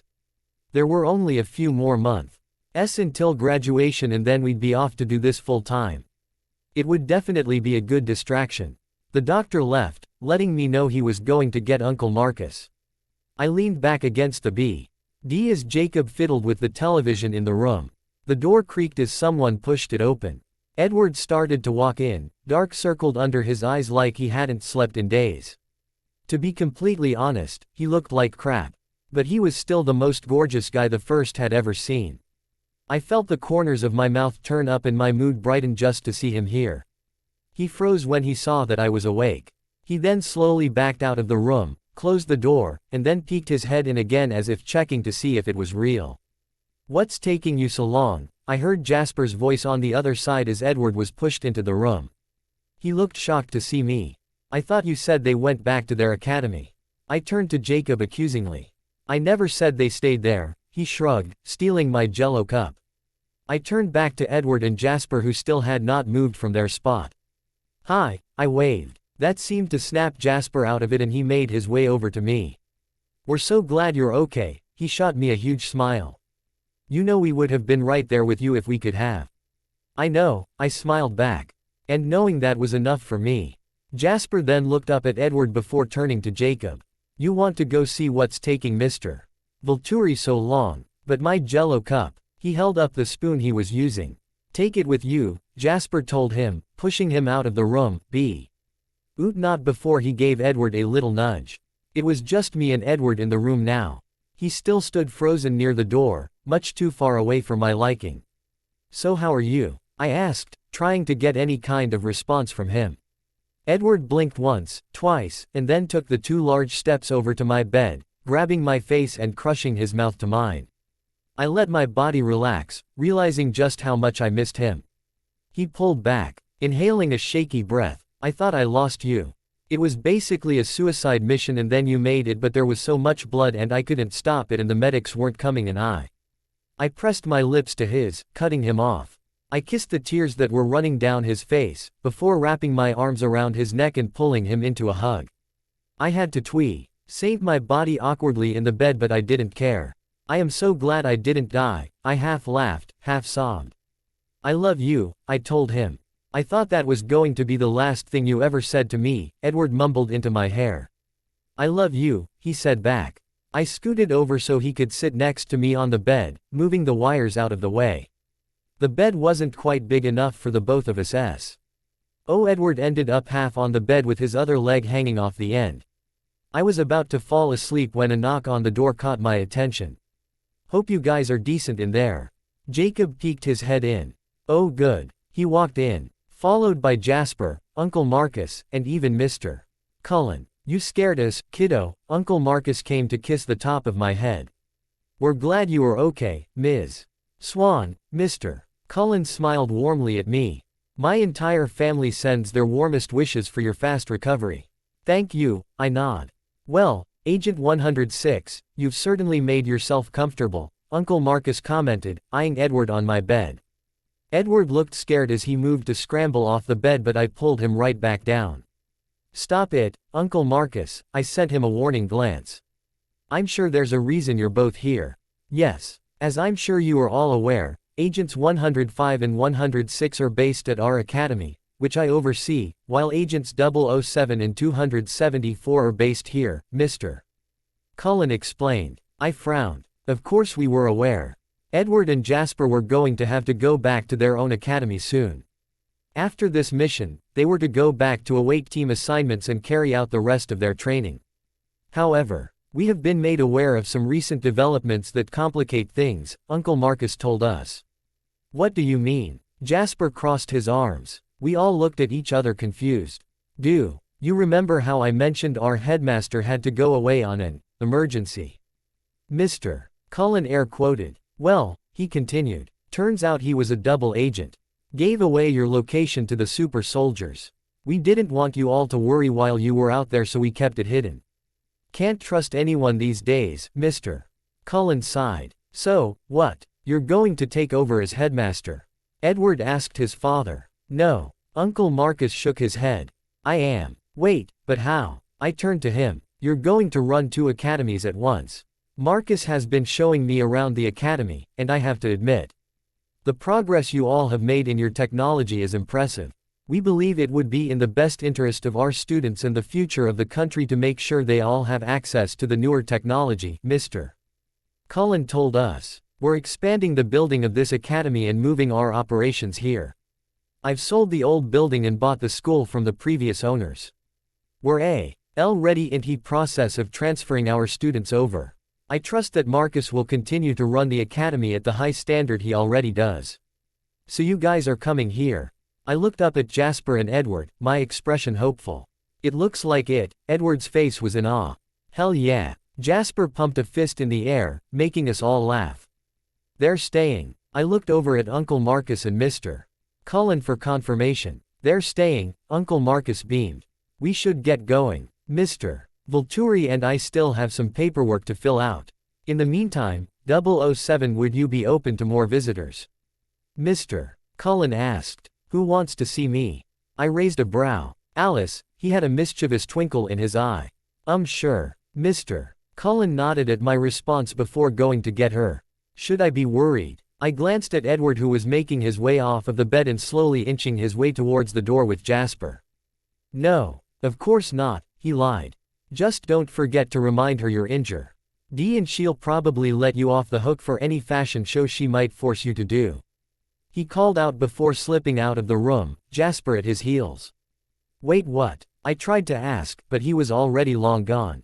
The next few weeks were both the best and worst of my life. Edward and Jasper had officially transferred to the academy along with Alice, and it was nice for once to not be alone all the time. I can't believe I used to enjoy being feared by the student body. Now they all parted in the hallways for a different reason, shocked that bitchy 007 was actually not as bitchy as they thought. Well, maybe I was, but it wasn't as noticeable. Trying to physically recover from a gunshot wound was a nightmare, and I often found myself in pain and exhausted from physical therapy on top of my OWN training that I did to ensure I was back in tip-top shape before team assignments. Luckily Edward helped me, offering to be my sparring partner and cheering me on at therapy. Sometimes he brought the whole gang, which ended up being more of a distraction than helpful, but I still appreciated the effort. I was able to walk now and had most of my strength back. Luckily I still had a few more months to train with my team before we were sent on our first official mission. Well, second, I guess. Alice's visit at the hospital hadn't been so bad, and it was actually nice having a girlfriend who not only knew what this life was like but also was living it herself. And I would never admit it, but I actually liked doing makeovers and girls' night with her, no matter how much I pretended to complain, although she saw right through me. You ready, Bella? I was sitting in Uncle Marcus's office, waiting to go. Ready as I'll ever be. I took in a deep breath to calm my nerves. He places his hands on my shoulders before pulling me into a tight hug. I'm so proud of you, kiddo, and not just because you're a damn good spy, but because of how amazing you turned out. I know your parents would feel the same way. I confronted Uncle Marcus about the secrets he kept from me after we had gotten back. He explained why he lied about my parents' relationship, and even though I was upset, I couldn't blame him. I was a baby. I wouldn't have understood either way. Thanks, Uncle Marcus, for everything, I told him. I love you. Love you too, he pulled back. Let's find out your team assignment. He opened the door for me and we headed to the conference hall. Team assignments were intended to build the ultimate teams of spies, perfectly matched together based on our skills and personalities, as well as psychological and physical exams. By a team of expert scientists. Because the teams were tailored so specifically, you were usually stuck with them until you retired or something awful happens and you need to replace a member.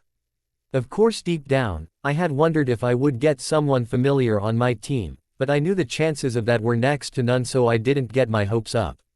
I just wanted a team that would be easy to work with, since I knew I would practically be spending almost every second with this group of spies, getting to know each other inside and out so that we would be flawless in the field.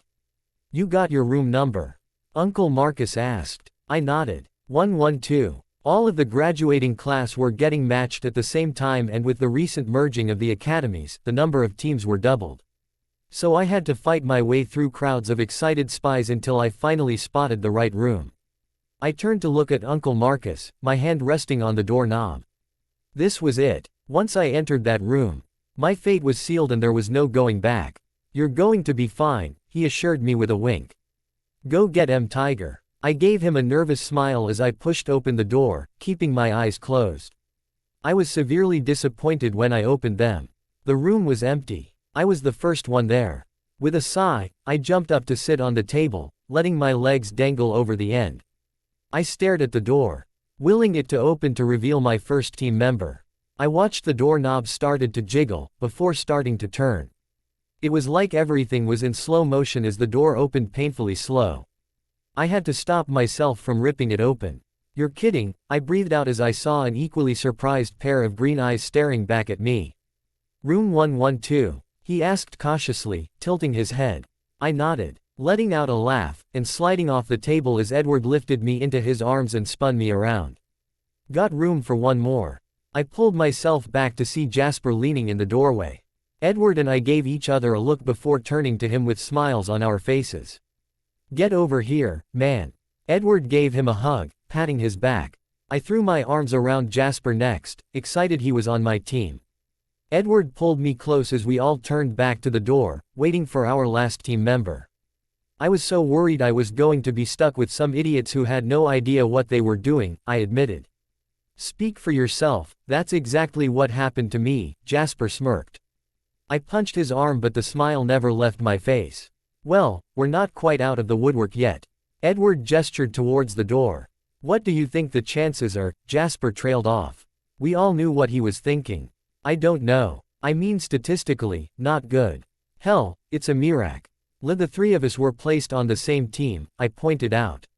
The door suddenly burst open and some kid I had never seen before walked in. He looked nervous, wiping his hands on his shirt. All of our shoulders slumped in disappointment, but we tried not to let it show too much. "Hi, I'm Dimitri," he introduced himself. I forced a smile on my face and was about to introduce myself, but he kept talking. "I'm so sorry to bother you. But I think I left my textbook in here earlier today." He pointed to a book that was sitting on the corner of the table. "So you're not here for team assignments?" I raised a brow. No. I'm actually late for that, but I really need my book," he stuttered out. "Well, go on then." I gestured to the back of the room, waiting for him to move. Our eyes followed him as he scurried to the back of the room, grabbing the book before hurrying out, only managing to trip on the table leg once. I crossed my arms, turning back to where the book used to be sitting.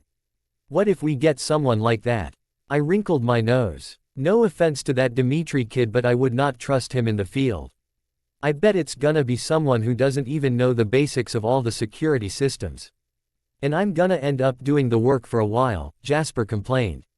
"I bet they don't know how to hide comm units and make them too big and end up exposing us," Edward snorted. "Hey, I resent that. I like to think I'm very good at what I do." We whipped our heads towards the door to find Jacob standing there with his hands on his hips glaring at us. "Jacob!" we all exclaimed, pulling him into the room. "So, I took a look at all of my new teammates. I guess it's official. I'm stuck with you guys for life, huh?" "Aw, princess," Edward grabbed my hand. "I don't think you could have gotten rid of us if you tried. Just open it already." I threw my hands up in frustration. As of this morning, we had all officially finished our training as of this morning and were now back in my room, huddled around Jacob, who held an envelope in his hands that would determine our first mission station.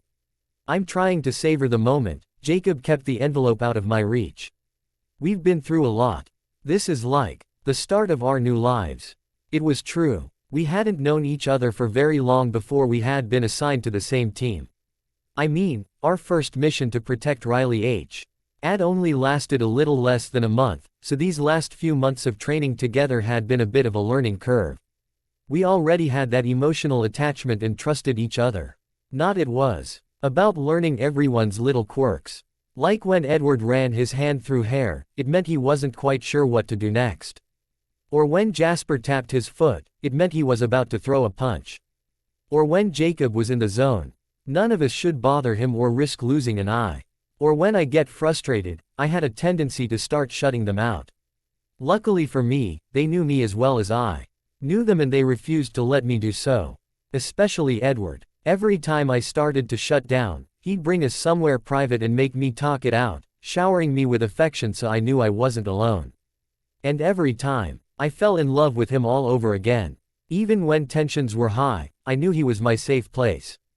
The training had tested us all physically and emotionally, and there were me's where we were at each other's throats, but by the time we had walked across that stage, we were stronger and closer than ever.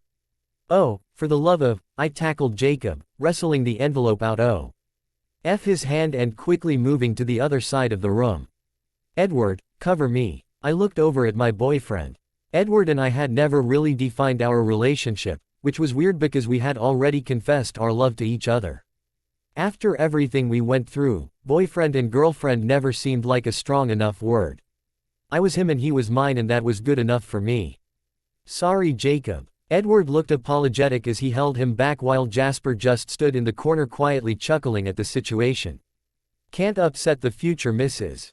I rolled my eyes, internally squealing that that was how he thought about me. Yeah, we technically hadn't known each other very long, but really in the grand scheme of things we had definitely already gone through so much more than most couples.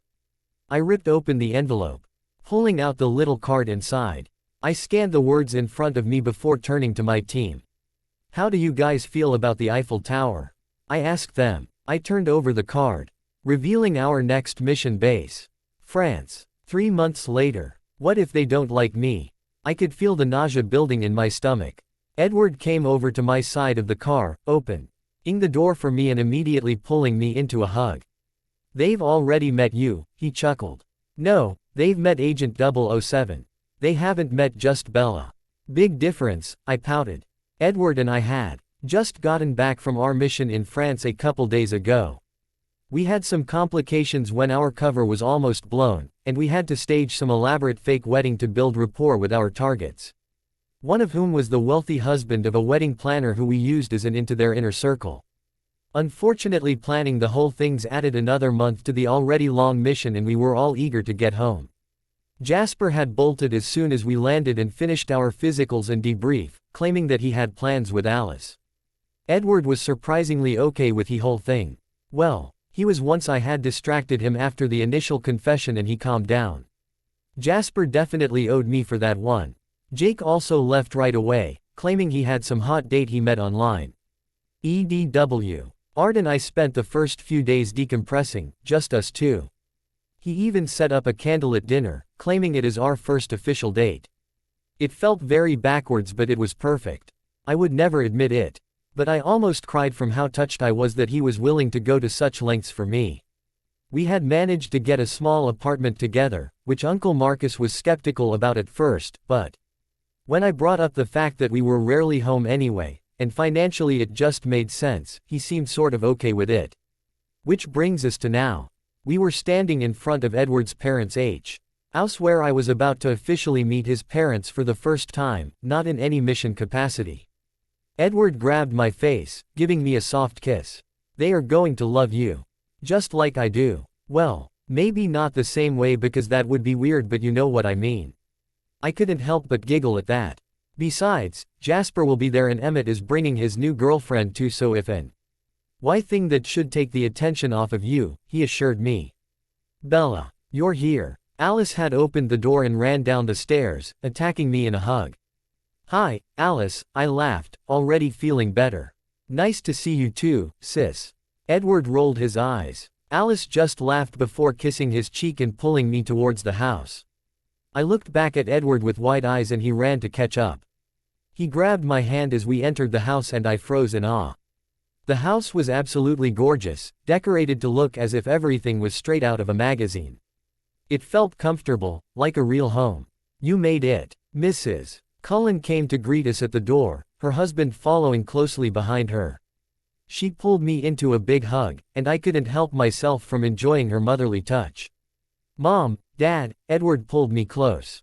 You've already kind of met, but this is my Bella, he told them, his face blushing red at the way he introduced me. I held back a giggle at how cute he looked, flustered. Mrs. Cullen raised a brow while Mr. Cullen just looked amused. Well, it's nice to meet you again, Edward's Bella, she joked.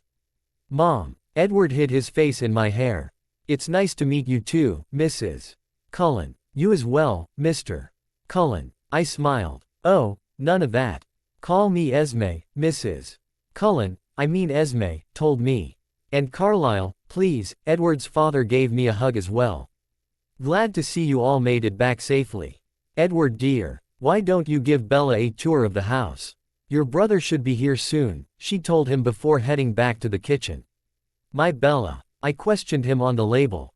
He shrugged. Girlfriend didn't seem like a strong enough word, I don't know. I hugged his waist. No, I get what you're saying. That feels so temporary, and after everything we're more like partners, in every sense of the word. That sounds so. I like it. Edward gave me a crooked grin. Partners for life, he decided. I snorted. All right, come on Romeo. Show me around. Edward led me around the huge house, sharing stories from his childhood associated with the specific spots. Whose piano is that? I asked him when we entered a room near the back of the house. Mine, he looked a little embarrassed. I had never been good at playing instruments, so the prospect of Edward being able to play was exciting. Will you play something for me? Please. I pulled him towards the bench. I sat down next to Edward on the bench.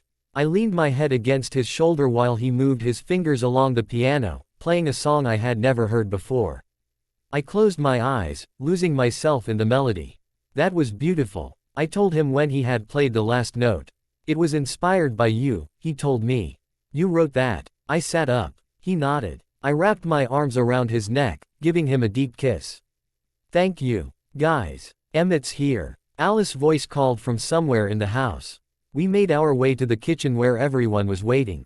Jasper came over to greet us before taking a seat next to Alice. There was a guy who I recognized from Edward's pictures as Emmett and a girl I had never seen before. You must be Bella. Emmett came over, lifting me up into a huge bear hug. Can't breathe. I gasped, surprised at his strength. Oops, sorry. I just get excited. He gave us a big toothy grin. Edward pulled out my chair for me and took the seat next to me. Bella, this is my girlfriend, Rosalie. Rosalie, this is Bella, Emmett introduced us. There was something really familiar about her. And then it clicked. Oh, Rosalie, like your sister, Rosalie. I looked back and forth between Jasper and Rosalie. The one and only, Rosalie smiled at me. It's nice to meet you, Bella. I've heard a lot about you, she looked impressed. Nice to meet you too, I returned her smile. Wondering what she could have possibly heard about me. Yeah, she's so cool. Emmett nodded. She got shot. Can I see the scar? Rosalie slapped the back of his head. Emmett, don't be rude. She chastised him. Emmett just shrugged. I bet she could take down Edward. Have you guys ever sparred? Once or twice, I winked at Edward. I'd put my money on Bella, Rosalie told me. Me too. Alice piped up. Jasper nodded. Me three. Emmett laughed. Oh come on. Edward threw his hands up. Mom, Dad, I could take her right. Sorry, honey. Us girls have to stick together, Esme patted his shoulder comfortingly. I'll bet on you, son, Carlisle told him, giving me a sly wink. The rest of dinner was filled with comfortable conversation, and Emmett took every opportunity to share embarrassing stories about Edward. If this is what it's like to have family dinners, I could get used to this. Edward finally announced that we were leaving when Esme tried to look for Edward's baby pictures. Well, that wasn't so bad. I conceded as we walked back to the car. They like you more than me, he pouted. I shook my head, kissing his pouted lips. Come on, you big baby, I grabbed his hand. Let's go home. 2 years later. Is it weird that this is the most terrified I have ever been in my life? I asked Alice, who was putting the finishing touches on my makeup. Don't tell me you're getting cold feet. Hold still. She carefully wiped some eyeshadow that had fallen onto my cheeks. No, it's not that. It's just what if he's having second thoughts? I'm not exactly the easiest person to deal with. Alice snorted. Isn't that the truth? I nudged her with my elbow. Relax. She laughed. I've never seen anyone more dedicated than he is to you. If you asked him for a piece of the moon, he would find a way to get it. She assured me. Yeah, Jasper walked in. Not to mention he's been absolutely whipped since that first rendezvous in the school hallway, he chuckled. He's been waiting for this a long time. I smiled, remembering it was only 6 months ago when he proposed during a mission in Spain. We had just gotten back from an event with high government officials, and Edward was not happy. Refusing to speak to me all the way back to the house we were using. Jasper and Jacob had sensed the tension and barricaded themselves upstairs. Okay, this is ridiculous. What has gotten into you? I finally asked. Like you don't know, he leaned against the kitchen counter, his arms crossed defensively. No, actually, I don't, I mirrored his body language. You were flirting with the British diplomat. It's like you were totally into him. You have got to be kidding me, I ran a hand through my hair in frustration. It was for the mission. We're trying to get information out of him, remember? I was acting. Sure didn't look like it, he scoffed. I huffed in annoyance. Well, it was. I'm not interested in him. And how is this any different than what you were doing with Tanya? Are you telling me you were actually into her? I brought up the girl from our first mission we hadn't thought about since we left. What? No, of course not. But that's not the same thing, he grabbed his hair, pulling at it. If he continued to keep doing that, we was going to be bald by the time he was 30. Yes, it is. God, you're so frustrating. I slammed my fist against the kitchen counter. I'm frustrating. Well then, fine. He reached into his pocket, pulling out a black box, tossing it in my direction before starting to stomp away. I caught it in my hand, and opened the box to reveal a diamond ring. An engagement ring to be exact. He was going to propose. Wah! I looked up to see that Edward was already halfway across the room. No, I told him, sprinting across the room to place myself in front of him. Blocking his path. I had always been the one to try to run away from my problems, and Edward was always the one to ground me, to keep me from running. Now it was my turn. I looked up at him. Both of us locked in some heated staring contest. Edward Anthony Cullen, you can't just throw this at me and walk away. You are not leaving this room, until you get down on one knee and ask me, I told him. Pointing at the floor. He started to say something, but I cut him off. Ask me. I shoved the box out in his direction. And then I had heartbreaking thought. Unless you don't want to anymore. I started to pull the box back, feeling tears start to pool in my eyes. Edward's hand immediately shot out, grabbing my wrist, holding it in place. His eyes held anger in them for only a second more before they softened. He looked down at the box, gingerly grabbing it from me. He took a deep breath before sliding down onto one knee in front of me. Even though I knew what he was doing, my heart was still beating a million miles a second. Edward grabbed my hand, lightly kissing my wrist before he finally started speaking. Bella, love of my life, this wasn't exactly how I planned this moment, he chuckled. In my head this was going to be some huge romantic gesture that would sweep you off your feet, like in the movies. But of course, we've never been traditional, and I wouldn't have it any other way. You are the most stubborn woman I have ever met, and I have never been more grateful for that than in this moment. I promise to love you forever, every single day of forever. Bella Swan, will you marry me? He had barely gotten the words out of his mouth when I tackled him. Edward caught me in his arms, both of us landing on the floor with a loud thump. Yes, I whispered in between kisses. I love you. He told me. I love you too. Only you. I made sure he heard me. I know, he beamed, pulling my face back to his. And now in less than an hour I was about to become Mrs. Cullen. You almost ready, darlin'? Jasper asked me. Your boy is getting impatient. Emmett is having to hold him back from kidnapping you and eloping in Vegas. You can't rush perfection. Alice placed her hands on her hips. Of course, dear, Jasper just looked amused, kissing her cheek. And, there. Alice lifted her brush, clapping her hands. I stood up, taking a look in the mirror she placed in front of me. It's perfect, I told her, sincerely. The makeup, the dress, all of it. Duh, as if I would let you go out there looking anything less.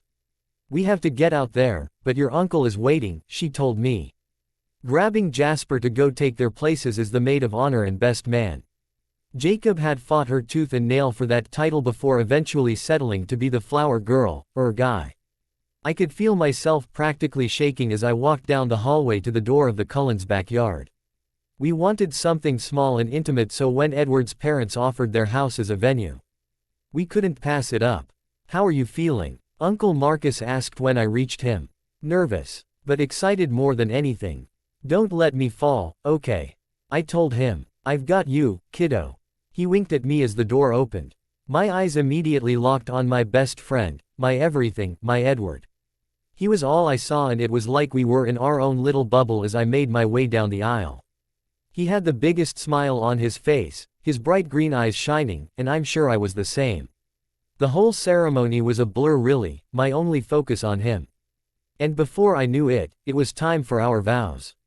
Each of us repeating after the pastor. Edward cleared his throat. I, Edward Cullen, take thee, Bella Swan, to be my lawfully wedded wife, to have and to hold from this day forward, for better, for worse. For richer or for poorer, in sickness and in health, to love and to cherish, till death do us part. I was next. I, Bella Swan, take thee, Edward Cullen, to be my wedded husband. To have and to hold from this day forward, for better, for worse, for richer or for poorer, in sickness and in health, to love and to cherish, till death do us part. I was feeling so overwhelmed. I could help but grab Edward's jacket and pull him down to kiss him. When I pulled back, He was smirking at me, and I remembered where we were.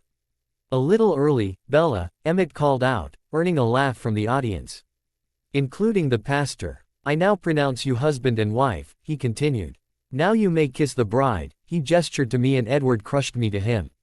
We then turned to look at our family. And Edward grabbed my hand. Introducing for the first time, Mr. and Mrs. Edward Cullen, the pastor announced, as the audience erupted in cheers. 5 years later, my entire body was numb as I sat next to the hospital bed. Holding Edward's cold hand, the only indication he was still alive being the heart monitor emitting slow steady beeps. I had been crying for who knows how long. And I no longer bothered to even wipe the tears from my face. How had my entire world come crashing down in the span of a week? Jake and Jasper stood beside me, occasionally bringing me food that I be.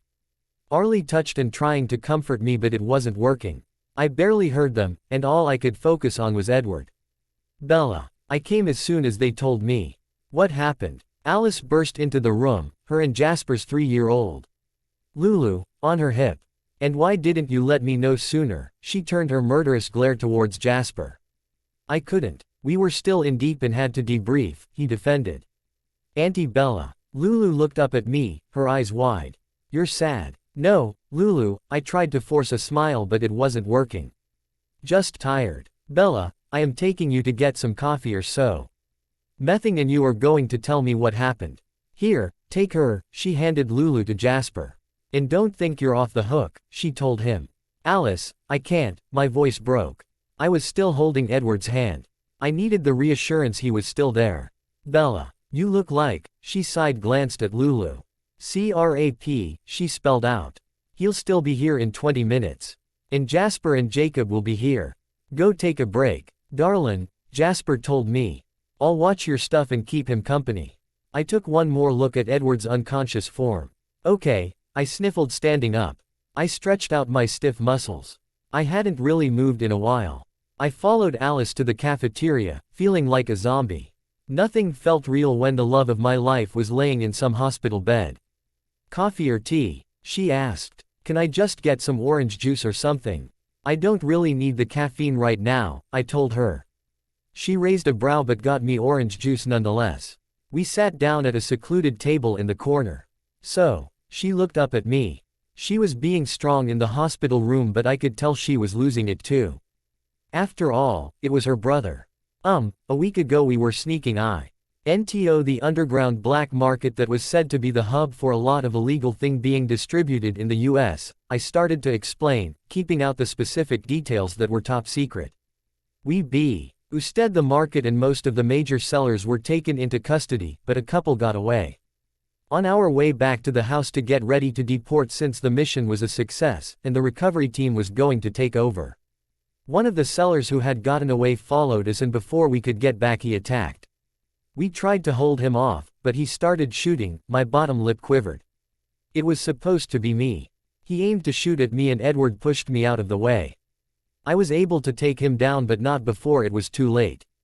The doctors were able to perform surgery on him but they said they don't know when he'll wake up. If he does wake you up, I was full on sobbing now, and Alice came over to my side of the table, pulling me into a tight hug. It's not your fault, she told me. He's going to be fine. He's going to wake up and you and him are going to keep living your lives until you're old and gray and wrinkly. She tried to put some enthusiasm in her voice. Alice's phone chirped and she quickly checked it. The rest of the family is here. Let's go say hi and then you can go back to him. I wrapped my arms around my stomach as Alice led me back towards Edward's room. SME wrapped me in a huge hug the second I was close enough.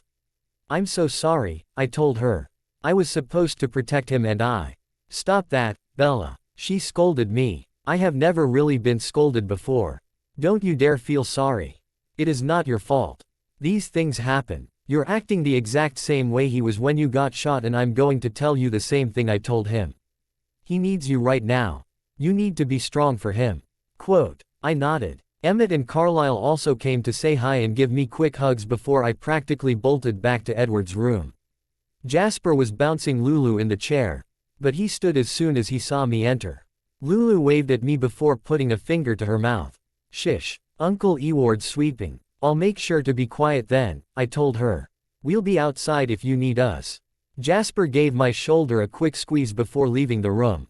As soon as we were alone, I dropped down into the chair and broke down again. Damn it, Edward, I ran through his hair, still as messy as ever. I know you always said you'd take a bullet for me, but I never thought you'd actually be dumb enough to do it, I half laughed, half sobbed. When you wake up, I'm going to kick your ass for scaring me like that. I let out a frustrated scream. How I would kill to see his green eyes and smile again. Please wake up. I need you, we need you. You promised me forever and I'm holding you to that, okay. I placed my head in my hands and let the tears flow freely, choking on my own spit as I tried to keep from hyperventilating. The doctors told me to try to limit my stress. As if that were even the slightest bit possible. Baby, it kills me to see you crying, a gravely voice spoke up. I snapped my head up to see Edward staring back at me. I gasped. Are you real? Bako. Say if this is some messed up delusion I'm admitting myself into the loony bin right now. I reached out to touch him. Edward grabbed my hand, kissing my palm and held it to his face. It's real, princess, he assured me. Oh my god. I hugged him, careful to keep my weight off of him. Please don't ever do that to me again, I whimpered. You're not getting rid of me that easily, Edward stroked my hair. You literally got shot and here you are comforting me. I pulled back. Are you in pain? I'll get the doctor. I have to let your family know you're awake, I rambled. Bella, slow down a second. Breathe, please. Edward calmed me down. I'm okay. You're okay. We're okay, he kissed the top of my head. I nodded. I really should get the doctor. I started to get up. I don't want you to leave, he whined. I smiled. I'll be right back after you see everyone. I have to call Uncle Marcus and let him know you're okay anyway. The second I walked out smiling, they all knew and pushed past me to go see him. I alerted one of the nurses and quickly called Uncle Marcus to let him know Edward was okay. I patiently waited for his family to finish saying goodbye for the day before I slipped back in. Hey, Edward's face brightened as soon as he saw me. He scooted over, making room for me on the bed. I don't want to hurt you, I stood next to him. I just want to hold you, he grabbed my waist, pulling me down next to him. Well, how could I say no to that? I made sure I wasn't messing with any of the wires and cords, leaning my head against his shoulder. I can't believe you jumped in front of a bullet for me, I frowned. I would do it again in a heartbeat, he said as if it was no big deal. Edward, I could feel my voice cracking. I hated that I was so emotional. I've never been so scared in my entire life. I'm sorry, baby, he wiped the tears from my cheeks. I guess it was now or never. I don't think we should be out in the field anymore. I think we should go into our backup, I blurted out. Edward looked shocked, lifting his head to look at me. I don't think he would have ever thought I would suggest such a thing in a million years. Bella, just because I got shot doesn't mean we have to just stop. I mean, look at you. You were shot too and you were back, ready to go within like the next month, he pointed out. We've never let anything like this stop us before. We always knew it was part of the job. Quote, yeah, but we never really talked about when we would start our backup. We can't do this forever, you know. Edward leaned back down. I always figured we'd get some kind of sign from the universe or something. And we'd know and it'd be the right time. Like getting shot wasn't enough. I snorted. Edward gave me a side eye. I meant a sign other than some thing that was already in our job description. We were both quiet for a moment before I spoke up again. I got you something. I reached down to my bag on the floor, pulling out a small box and handing to him. I took the other part of his present, hiding it behind my back. You got me a, congrats you survived, gift. He eyed the box. Not exactly. Open it, I encouraged him.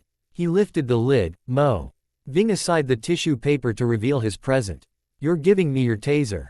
He looked at it, confusion covering his face. I figured you'd want to keep it for safekeeping.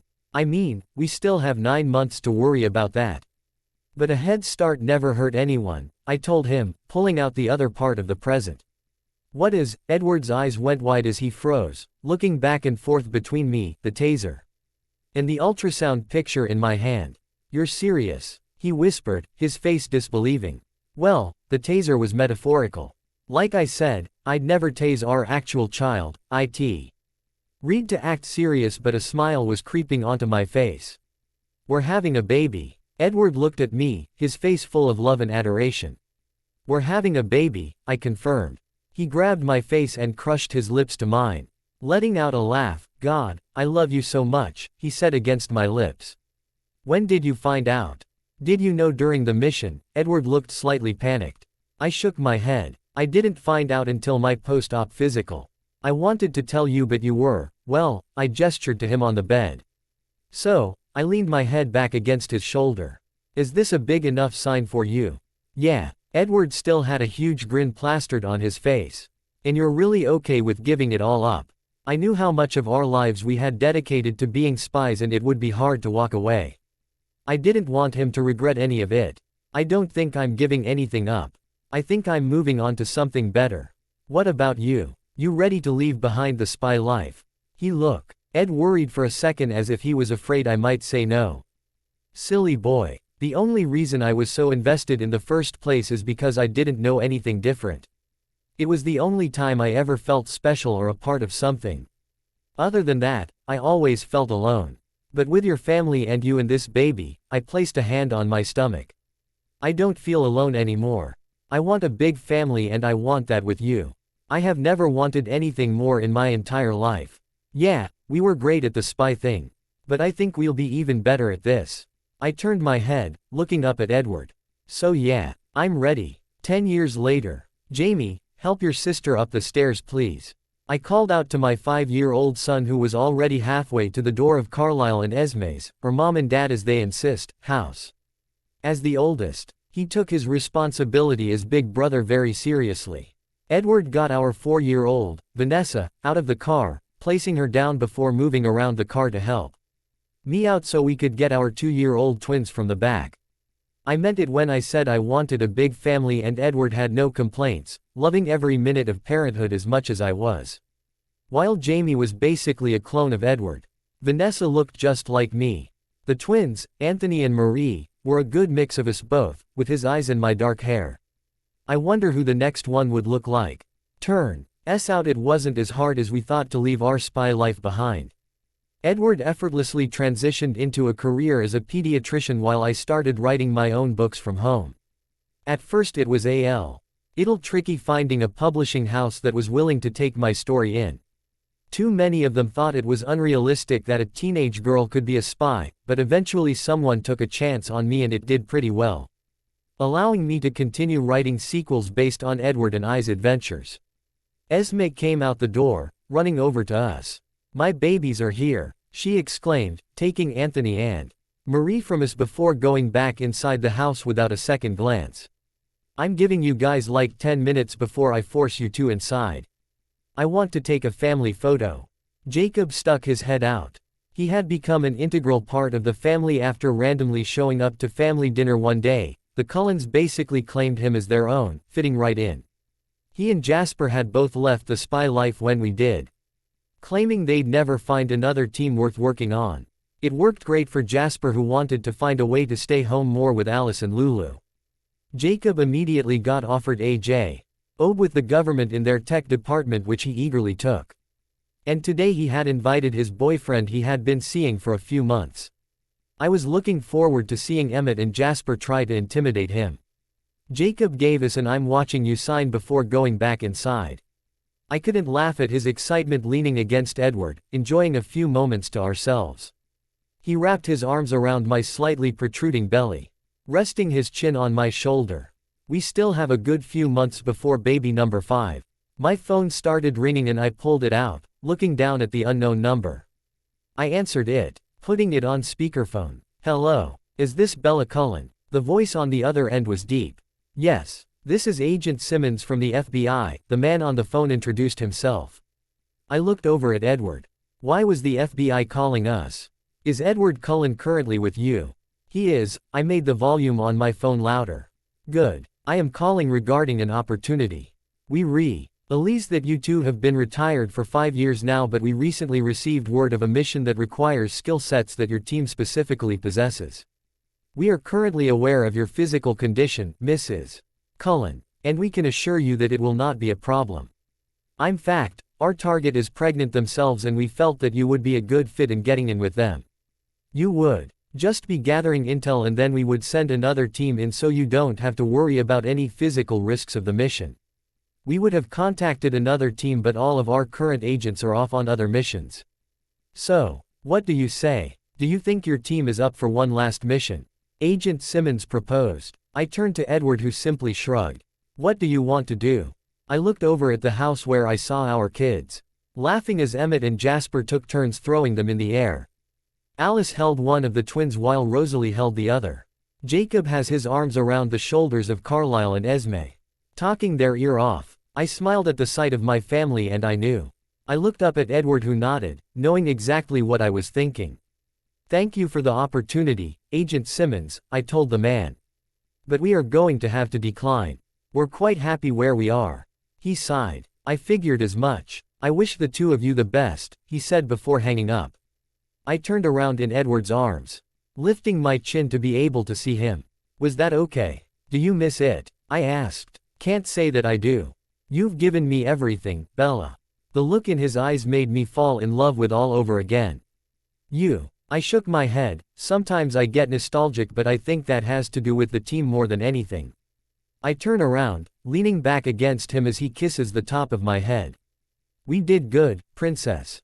He rests his chin on top of mine. Yeah, we did. Come on, let's get back to our family. I grab his hand and together we walk towards the house, straight into our small but perfect piece of our forever. So that's for today, thanks for watching.